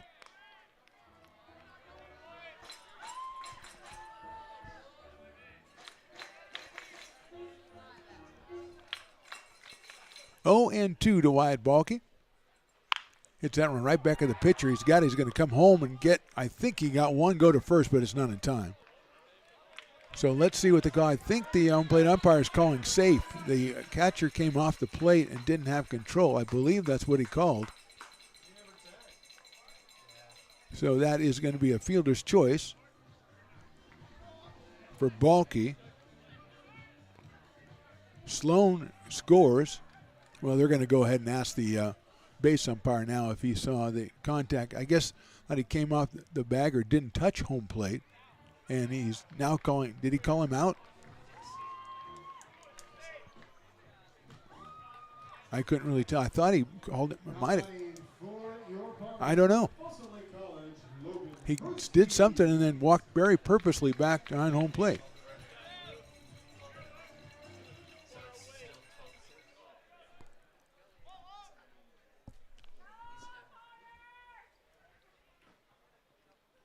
That's fouled back by Pruski.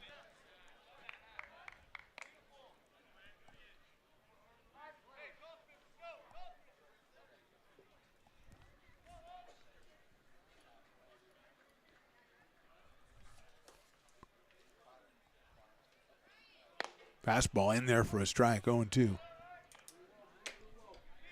So the call was reversed after talking to the base umpire. Except they still put the run out there on the board. See, that's what mystifies me. I try to put these different clues together, and I'm like Columbo. Fouled out of play by Pruski. 0-2 still on Logan. He's grounded out to short twice, to third once, and popped out to short right center field.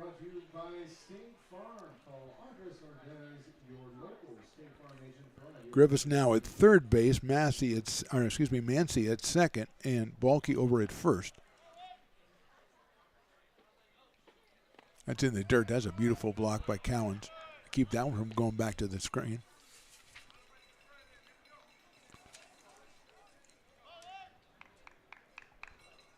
So Chris Riddell, pitcher number 7 for the Legacy in this one. He's got a 1-ball, 2-strike count on Pruski. Takes a high fastball, 2-2.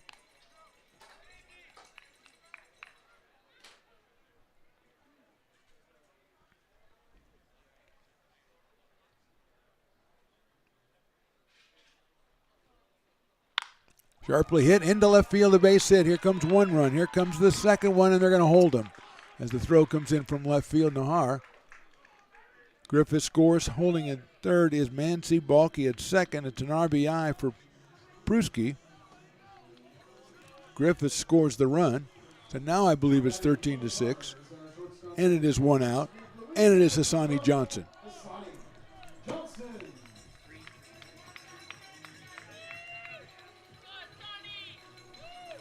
Johnson has singled, been hit by a pitch, and then walked 3 times. So he's been on base 5 times, scored 3 runs, and he's up here with the bases loaded. He takes a fastball for a ball, 1-0. Out of Franklin High School in Elk Grove and University of Louisiana Monroe. He also has a leaping catch at shortstop to add to his resume as he takes ball 2. Cole Eaton to follow.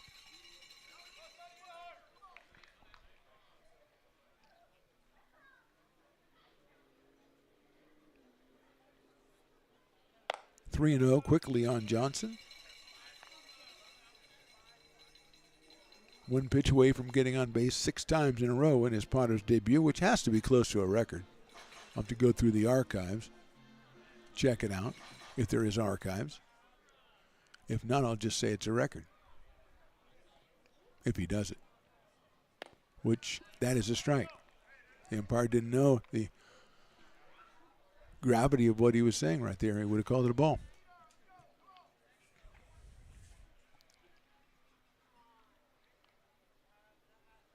Three and 1 on Johnson. Sonny swings and misses at that one, 3 and 2.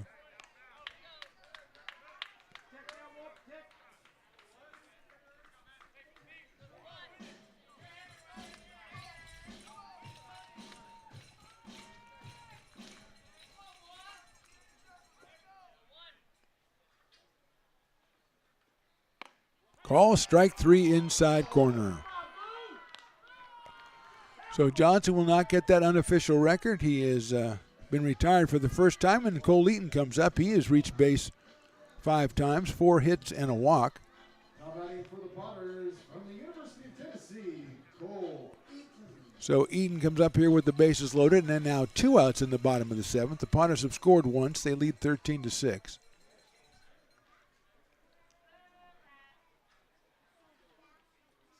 Eaton takes a fastball outside for a ball. 1-0 on Cole out of Elkhorn, Nebraska, and the University of Tennessee, where our buddy Dylan goes. Fastball's in there for a strike. Last year's intern, one of the top interns. What a top intern class we had last year. Dylan was, I could say he was the best, you know. It was like a 4 or 5 way tie for first. Sort of. 1-1. Swinging and a miss. 1 and 2. An excellent group. He keeps trying to, I think he keeps trying to hook up with me on LinkedIn or something, and I don't know how to work it at all, but I just keep saying no. But I'll do it one of these days. I'll say okay. 1-2 pitch, struck him out. So Riddell closes it out with 2 strikeouts. 1 run scores for the Potters. We go to the top of the 8th inning. The Potters leading at 13-6.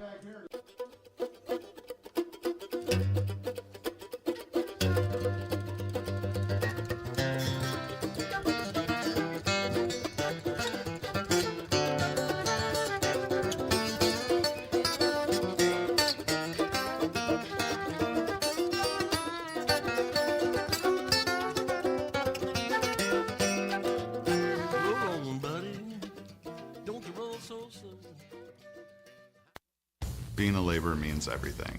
It was what took care of me when I was growing up. It's what takes care of me now. Because of President Biden and the money he's put into infrastructure, the need for our workforce to expand is out of this world. When our members are able to go to work on these big projects that are funded by Biden's economic investments, it means continued growth in their wages, in their pensions, in their health benefits. It means they're going to be able to take care of their families.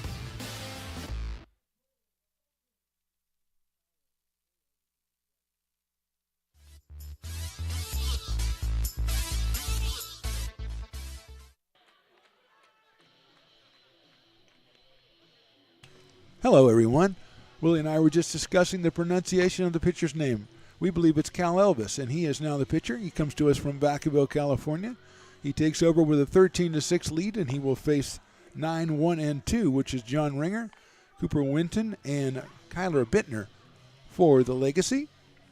As Chris Riddell came in and got the last 2 outs on strikes, we hadn't gotten either Johnson or Eaton out all day, and he struck them both out. So 1 run scoring on the base hit by Logan Pruski. So Cal Elvis coming in. Take over for Jake Morrell. He is the 4th pitcher. Tyler Moore started, then Oden came on after that. Morrell and then Elvis.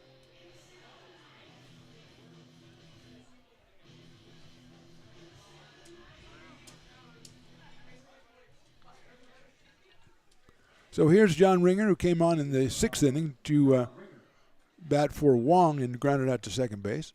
Takes that fastball for a strike.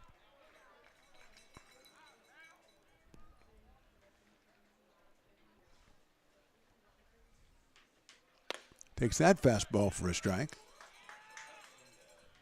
0-2 on Ringer. Fastball misses. Ringer out of Norwich University. 0 for 1 tonight.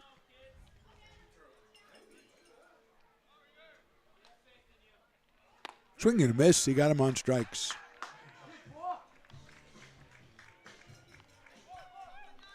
Elvis clocked at 90 miles an hour in his initial appearance here for the Potters this season as he gets the strikeout. And here is Cooper Winton, who was grounded to first, doubled in a run in the 3rd, then he grounded to second and walked. Swings and fouls that one at the plate, so it's 0-1. Cooper with a couple of runs scored in this one.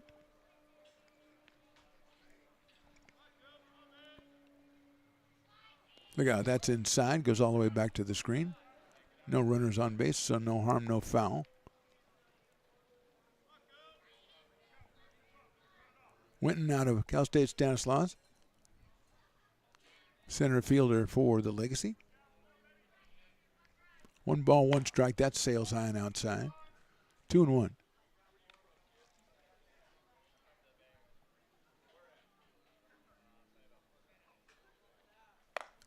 Three balls, 1 strike. So we had all strikes until we had 1 ball, and now we've had 3 balls in a row. 3-1.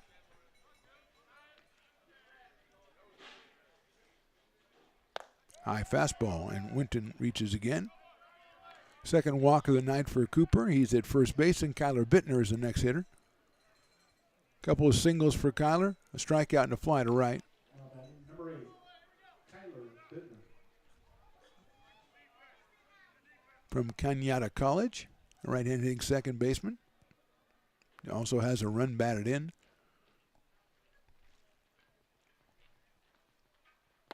Fastball outside from Elvis.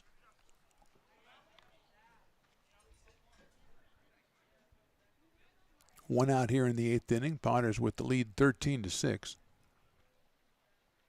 Runner's going to throw to second base. It's a little high, but the runner stopped. I think he fell down, running him back to first. And taking a while, but he's going to try to get out of the way. And did he? No, he did not. So they included all the infield on the rundown, and Winton is out. He tried to steal, and I think he slipped or stumbled about 25 feet away from second base, and he's thrown out.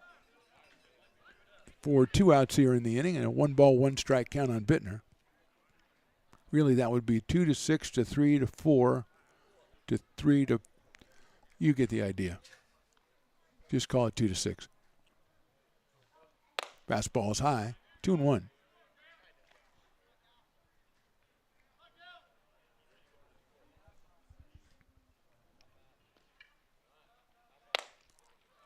Three and 1 now on Bittner.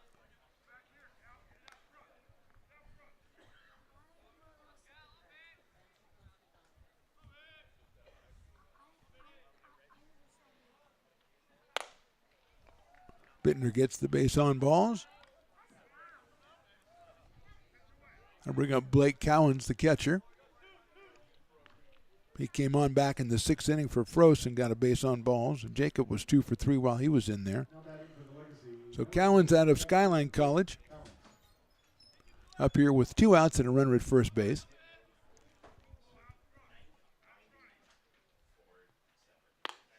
Fastball misses outside.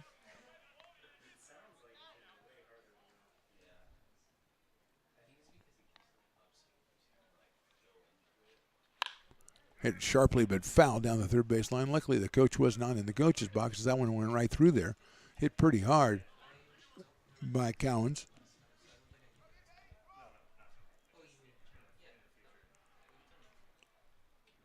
Short lead at first by Bittner.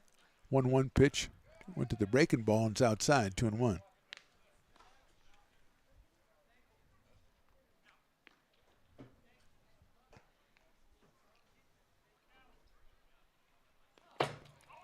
Outside goes to the screen. Bittner now at second base. And a 3-ball, 1-strike count on Blake Cowens. Soria on deck. Big first baseman.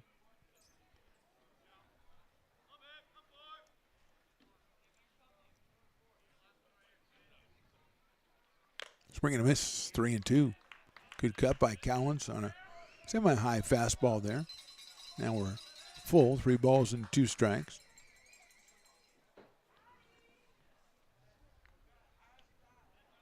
Fastball on the corner, call strike 3. No runs, no hits. We left 1. We'll go to the bottom of the 8th. Potter still up 13-6. Astro Air Design Incorporated, where you feel the difference. We are a locally owned and operated heating, air conditioning, and custom sheet metal company committed to the highest quality of craftsmanship at a competitive price. Our trained and certified technicians have the knowledge and experience required to install, maintain, or repair your home comfort solutions. Our upfront pricing gives you the peace of mind because you know your price is locked in. Call Astro Air Design Incorporated today. Here in Michigan, we do more than just survive the winter. We thrive during it. You simply can't keep us away from what we love most: great times and amazing beer. The snow transforms the landscape and lays the path for adventures yet to be had. Trails ready to be explored, and freshly groomed hills ready for the first run of the day. And later, as the sun descends, it's time to unwind with great conversation and even better friends. Experience a taste of Michigan winter with Founders Brewing Company, born and brewed in Michigan. Bottom of the 8th inning here from McBean Stadium. Mark the Phantom Low with you. Riley the engineer doing yeoman's work as always. Hudson Brown, Jake Tandy, Andrew Sloan, the first 3 hitters scheduled against Chris Riddell. The 7th pitcher for the Legacy. He came on in the 7th inning, did a good job of shutting it down, and struck out the last 2 batters in the inning, Johnson and Eaton, who hadn't made outs all day. So he comes out here for the 8th inning after Cal Elvis got the strikeout to end the top of the 8th. Hudson Brown, who had a 2-run double his last time up, he'll be the first hitter. He singled back in the first inning and then flied to center, flied to left, struck out and doubled. So he's 2 for 5. He's driven in 3. He'll be followed by Tandy, who had a 2-run home run way back in the 4th inning in this one. And then Andrew Sloan, who's been on base a whole bunch of times and has an RBI double to his credit as well. Potters with some more activity in the bullpen, so we might see another pitcher when the top of the 9th rolls around. So far we've had Moore, Odin, Morrell, and Elvis.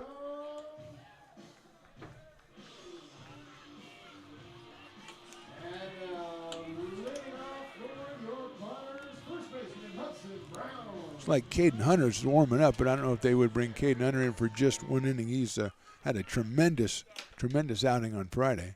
That's outside for a ball.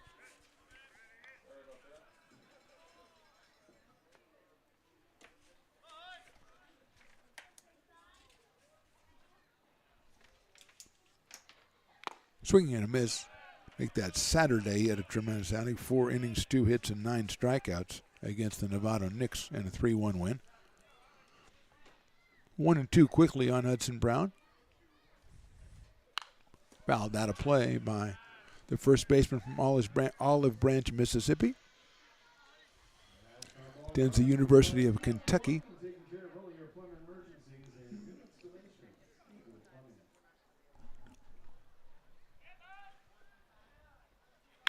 Hit sharply, that's in the right field for a base hit. Brown with his 3rd hit of the game, and he is at first base with nobody out, and that will bring up Jake Tandy, who has a couple hits himself. The big one, a 2-run home run back in the 4th inning.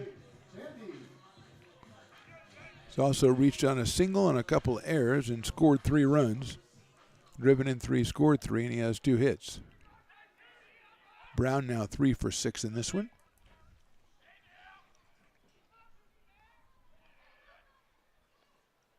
Tandy hits it high up in the air, right field. Everybody's going to have to make a long run for that one. That's Daniels coming over by the foul line and makes the catch.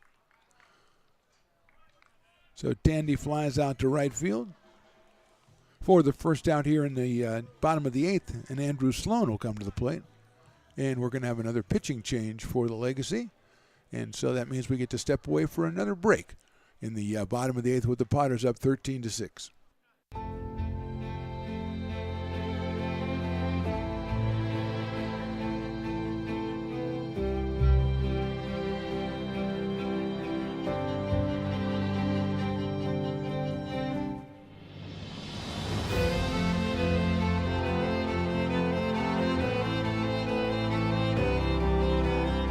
Situated on the corner of Lincoln Boulevard and 5th Street, this iconic building has been the home to several hotels over the decades, the most famous and longest running of which was the Lincoln Inn. Having undergone several renovations and architectural changes, this building is the current home of Old Town Pizza, which boasts not 1 but 2 floors for your dining enjoyment, including open-air seating on the roof. Stop in for a slice today. Or stop by the Lincoln Museum to see the 300-pound cash register that used to adorn the front desk of the Lincoln Inn. For more great history, visit the Lincoln Area Archives Museum and, by appointment only, take their free walking tour of historic downtown Lincoln. Hi, Bill Evans, President of the Placer County Association of Realtors. We're in the store, our conference facilities, an amazing team that helps keep together an amazing organization. And we thank them all. This organization can't do what it does and can't run the way it runs without the help of so many members volunteering their time. The success of the Placer County Association of Realtors is largely dependent on our active volunteer members to help our organization and industry. The work of our committees greatly impacts our ability to champion efforts across the board and giving back to the Placer County community wherever we can. Like all service organizations, I wanted to serve. And getting involved with the affiliate committee was the perfect way to do that. I love being able to serve my community with my business friends and other leaders and give back to those who are in need. The thing I love about the PCAR committees is they all work toward the same goal of bringing the community together to support those in need in our surrounding area. I instantly came to the meeting and had a wonderful time, felt like I was a part of something bigger, and it was just the start of my leadership journey.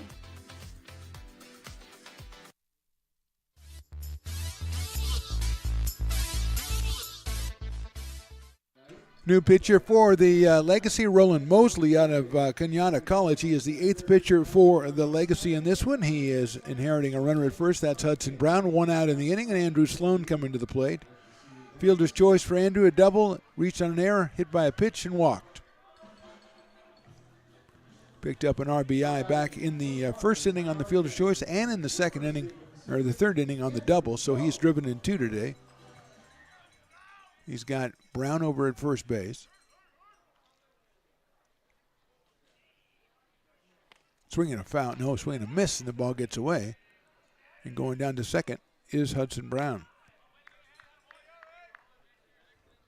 He moves into scoring position for Sloan. Brett Griffiths to follow Andrew.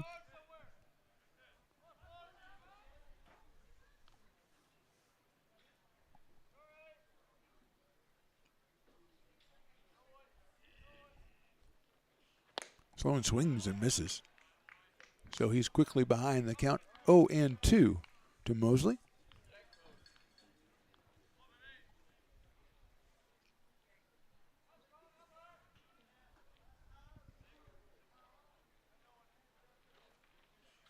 Big breaking ball, just too high. 1-2.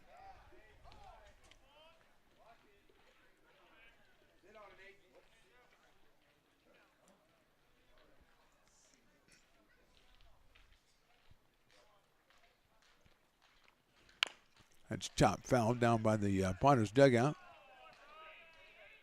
Again, a bunch of Potters out in the. I think they're playing hacky sack though. I don't think they're warming up or anything. Get the cameras on there, Riley the engineer. Yep. I suspected as much. I suspected as much. 1 ball, 2 strikes on Sloan. Foul back to the screen again. He's staying tough against Mosley.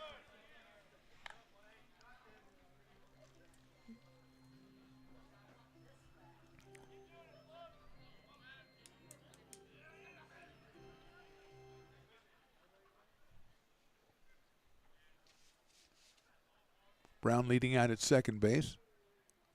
Bittner kind of shadowing him to keep him close. Now he gets down back to his position. 1-2 swung on and missed. A lot of movement on that pitch, and Sloan is out on strikes. 2 outs now, and that'll bring up Brett Griffiths, the second baseman, who's fielder's choice back in the first, then singled in the third, reached on an error in the fourth, walked in the sixth, and singled again in the seventh. He scored twice in this one.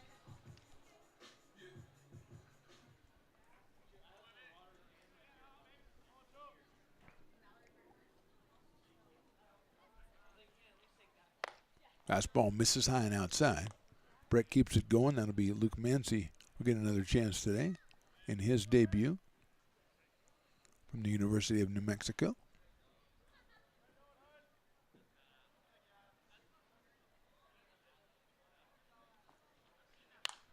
Griffiths pokes at a fastball and fouls it off behind us, so it'll go 1 ball and 1 strike on Brett out of Jesuit High School and American River College.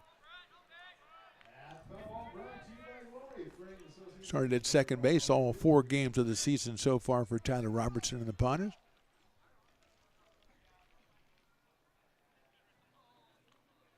Takes a fastball high, 2-1.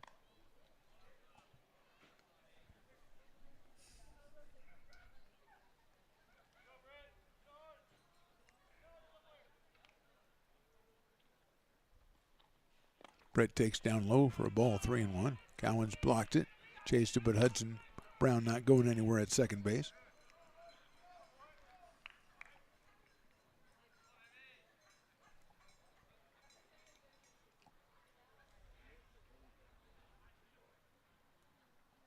Three balls, 1 strike. That's high, ball 4. So Griffiths is on for the 5th time today, and that'll bring up Luke Mancy, who's grounded out twice, lined down, been hit by a pitch, and walked. Got runners now at first and second with 2 outs here in the 8th against Mosley.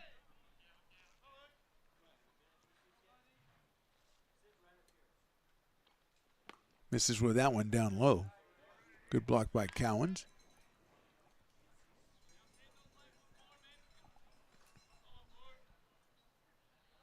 Mosley says, I think I'll just tie my shoe. So cool. I'm very calm under pressure.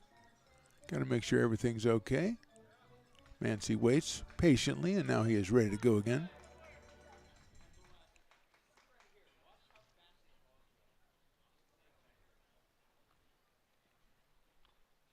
Comes back with a high fastball, 2-0.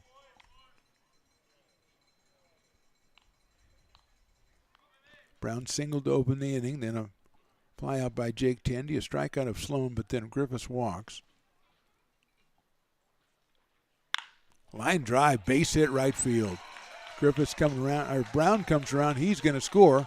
Griffiths is going to move into third to throw to second, and it gets away, but Griffiths is going to get back to third base.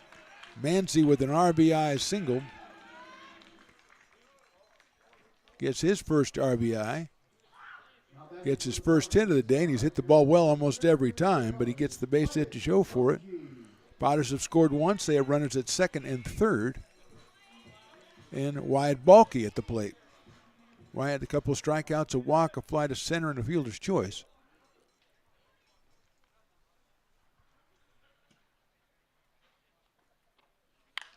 Reaches out and pokes that one out of play. So it's 0-1 on Wyatt out of Roseville, California, at American River College. Right-hand hitting right fielder.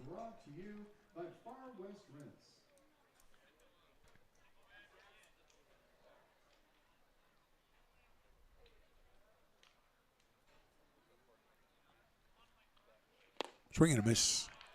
0-2.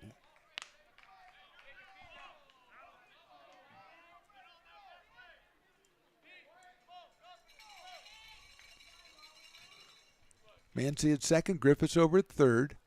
0-2 now on Balky. That is call, strike three. 1 run, 2 hits, 2 left. We go to the 9th inning. Potters on top, 14-6. I'm Bill Spear, North Valley president of Five Star Bank. In a time when business can feel so uncertain, we're here for you every step of the way. I know they have a lot of bells and whistles within their bank, but just the relationship piece here locally on the business side is huge for us. 5 Star treats us like we're number one. They're right there with suggestions, with help. So I have to bank with people that have our mission in mind. We're Five Star Bank. How can we help you?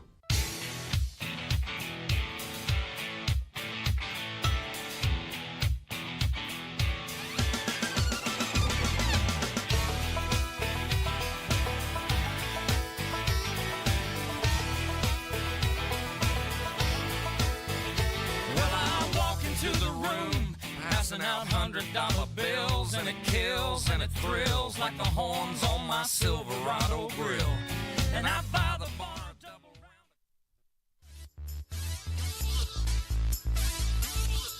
Top of the 9th from McBean Stadium. Potters on top, 14-6. It'll be Raul Soria, Ryan Farr, and Danelle Daniels against Cal Elvis, who came on in the 8th inning and struck out 2 and walked 2.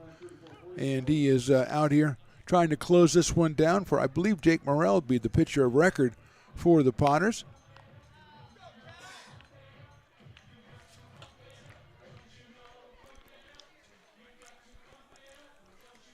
So Soria has grounded to second, struck out, doubled in a run, and flied to center. So Raul is 1 for 4.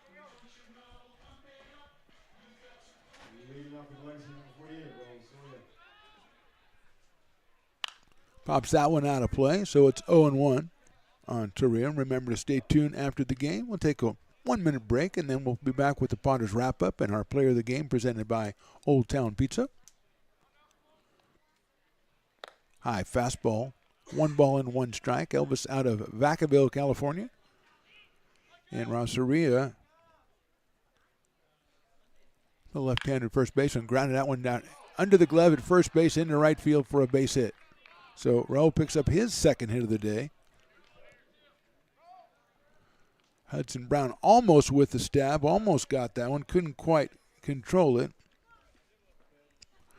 Out of Fresno Pacific's going to be run for, looks like number 1. That is Stuart Cash.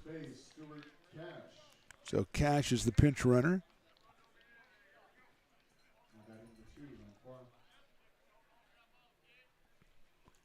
Fastball on the corner to Ryan Farr, who struck out, grounded out, walked, and reached on an error. So he is 1 for 3, or 0 for 3 on base twice. Not holding the runner at first base. He takes off, and it's a foul. So Stuart Cash is going to have to return to first base out of Grinnell College.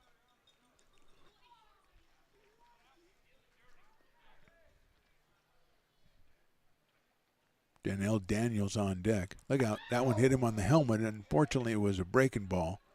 So hopefully Farr's okay. And he'll go down to first, moving Cash, the pinch runner, to second. And they'll check on Ryan and make sure he's okay before they continue. He's got the helmet off and kind of looking good. Here's Daniels. Line to left, fly to center, double play, and then a fly to center again. So putting the bat on the ball, but hasn't got anything to drop in yet. First and second, nobody out. Fastball swung on and missed. Daniels out of Cal State East Bay.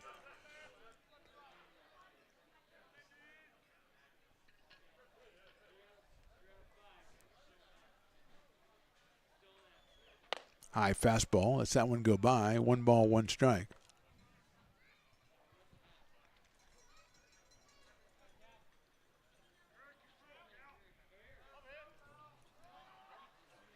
Hit high in the air to center field. Eaton gives a little ground, but Cole's got it. He makes the catch, and he's going to gun it into third base, and the runner wisely decides not to tag. So Daniels hit it well again, but he hit it right out to center field, where Cole Eaton resides. 1 out, and Nick Thompson, the DH, Switching back to the left side, the switch hitting DH. He is singled, walked, and struck out and flied to center. So he is 1 for 3.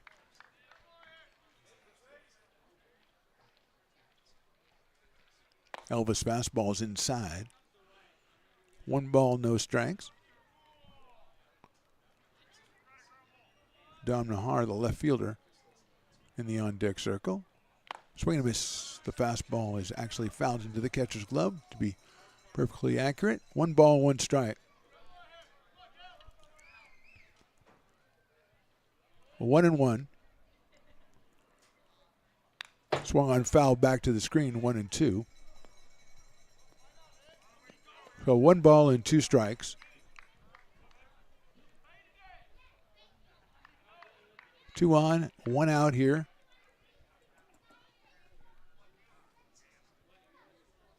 In the 9th inning, swung on, grounded. That is going to get into right field for a base hit.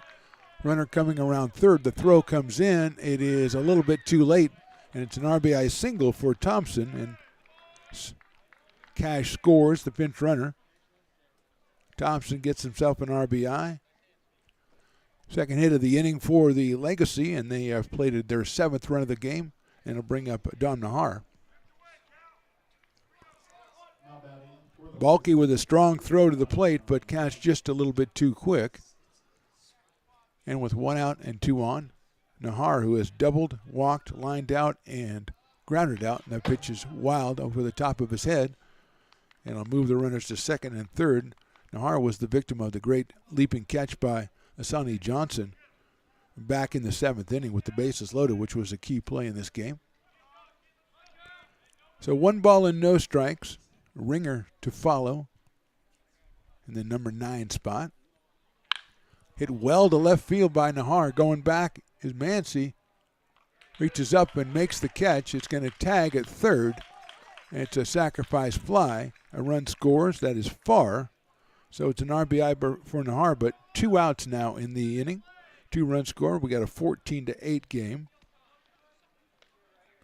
Nahar with his RBI.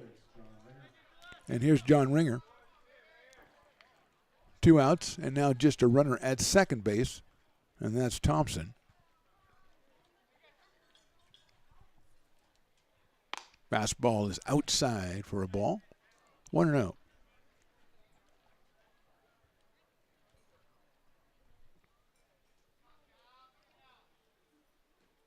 That one's in there for a strike. He was up at 1 ball and 1 strike. 2 runs in for the Legacy in this top of the 9th. Fastball's in there again, strike 2. The Legacy bound to their last strike in this one.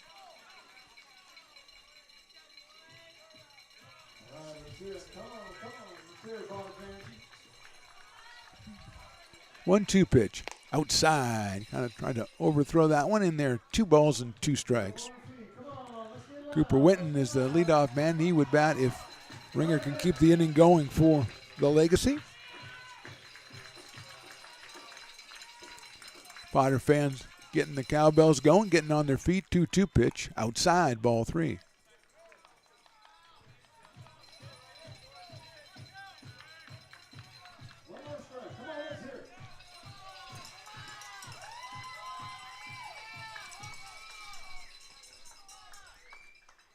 Swung on and missed. He got him on strikes, and that's your ball game. 2 runs on, 2 hits, 1 left for the Legacy in the 9th. Our final score, the Potters 14, the Legacy 8. We're back with our wrap-up right after this on the Stones Radio Networks.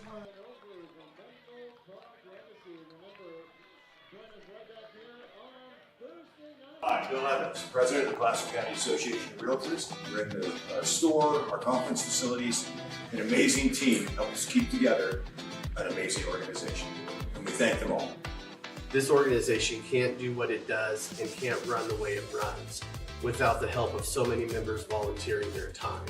The success of the Placer County Association of Realtors is largely dependent on our active volunteer members to help our organization and industry. The work of our committees greatly impacts our ability to champion efforts across the board and giving back to the Placer County community wherever we can. Like all service organizations, I wanted to serve. And getting involved with the affiliate committee was the perfect way to do that. I love being able to serve my community with my business friends and other leaders and give back to those who are in need. The thing I love about the PCAR committees is they all work toward the same goal of bringing the community together to support those in need in our surrounding area. I instantly came to the meeting and had a wonderful time, felt like I was a part of something bigger, and it was just the start of my leadership journey.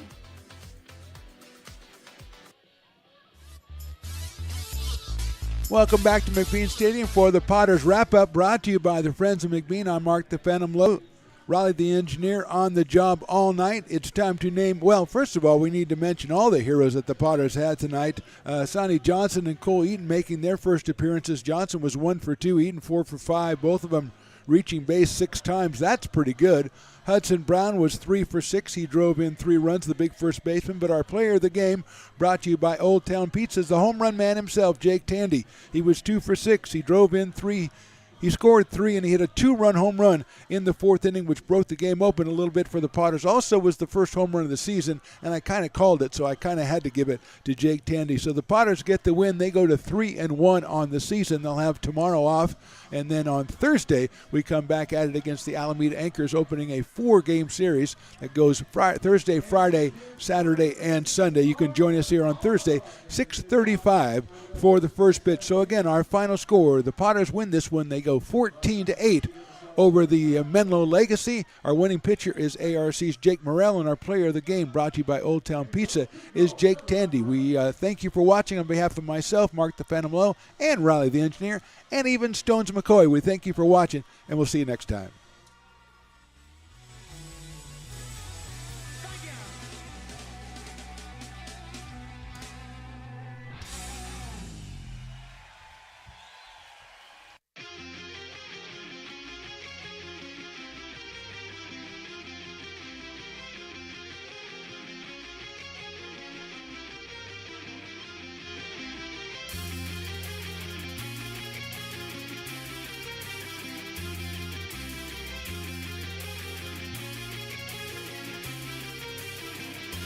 Now that you're out of my life, I'm so much better.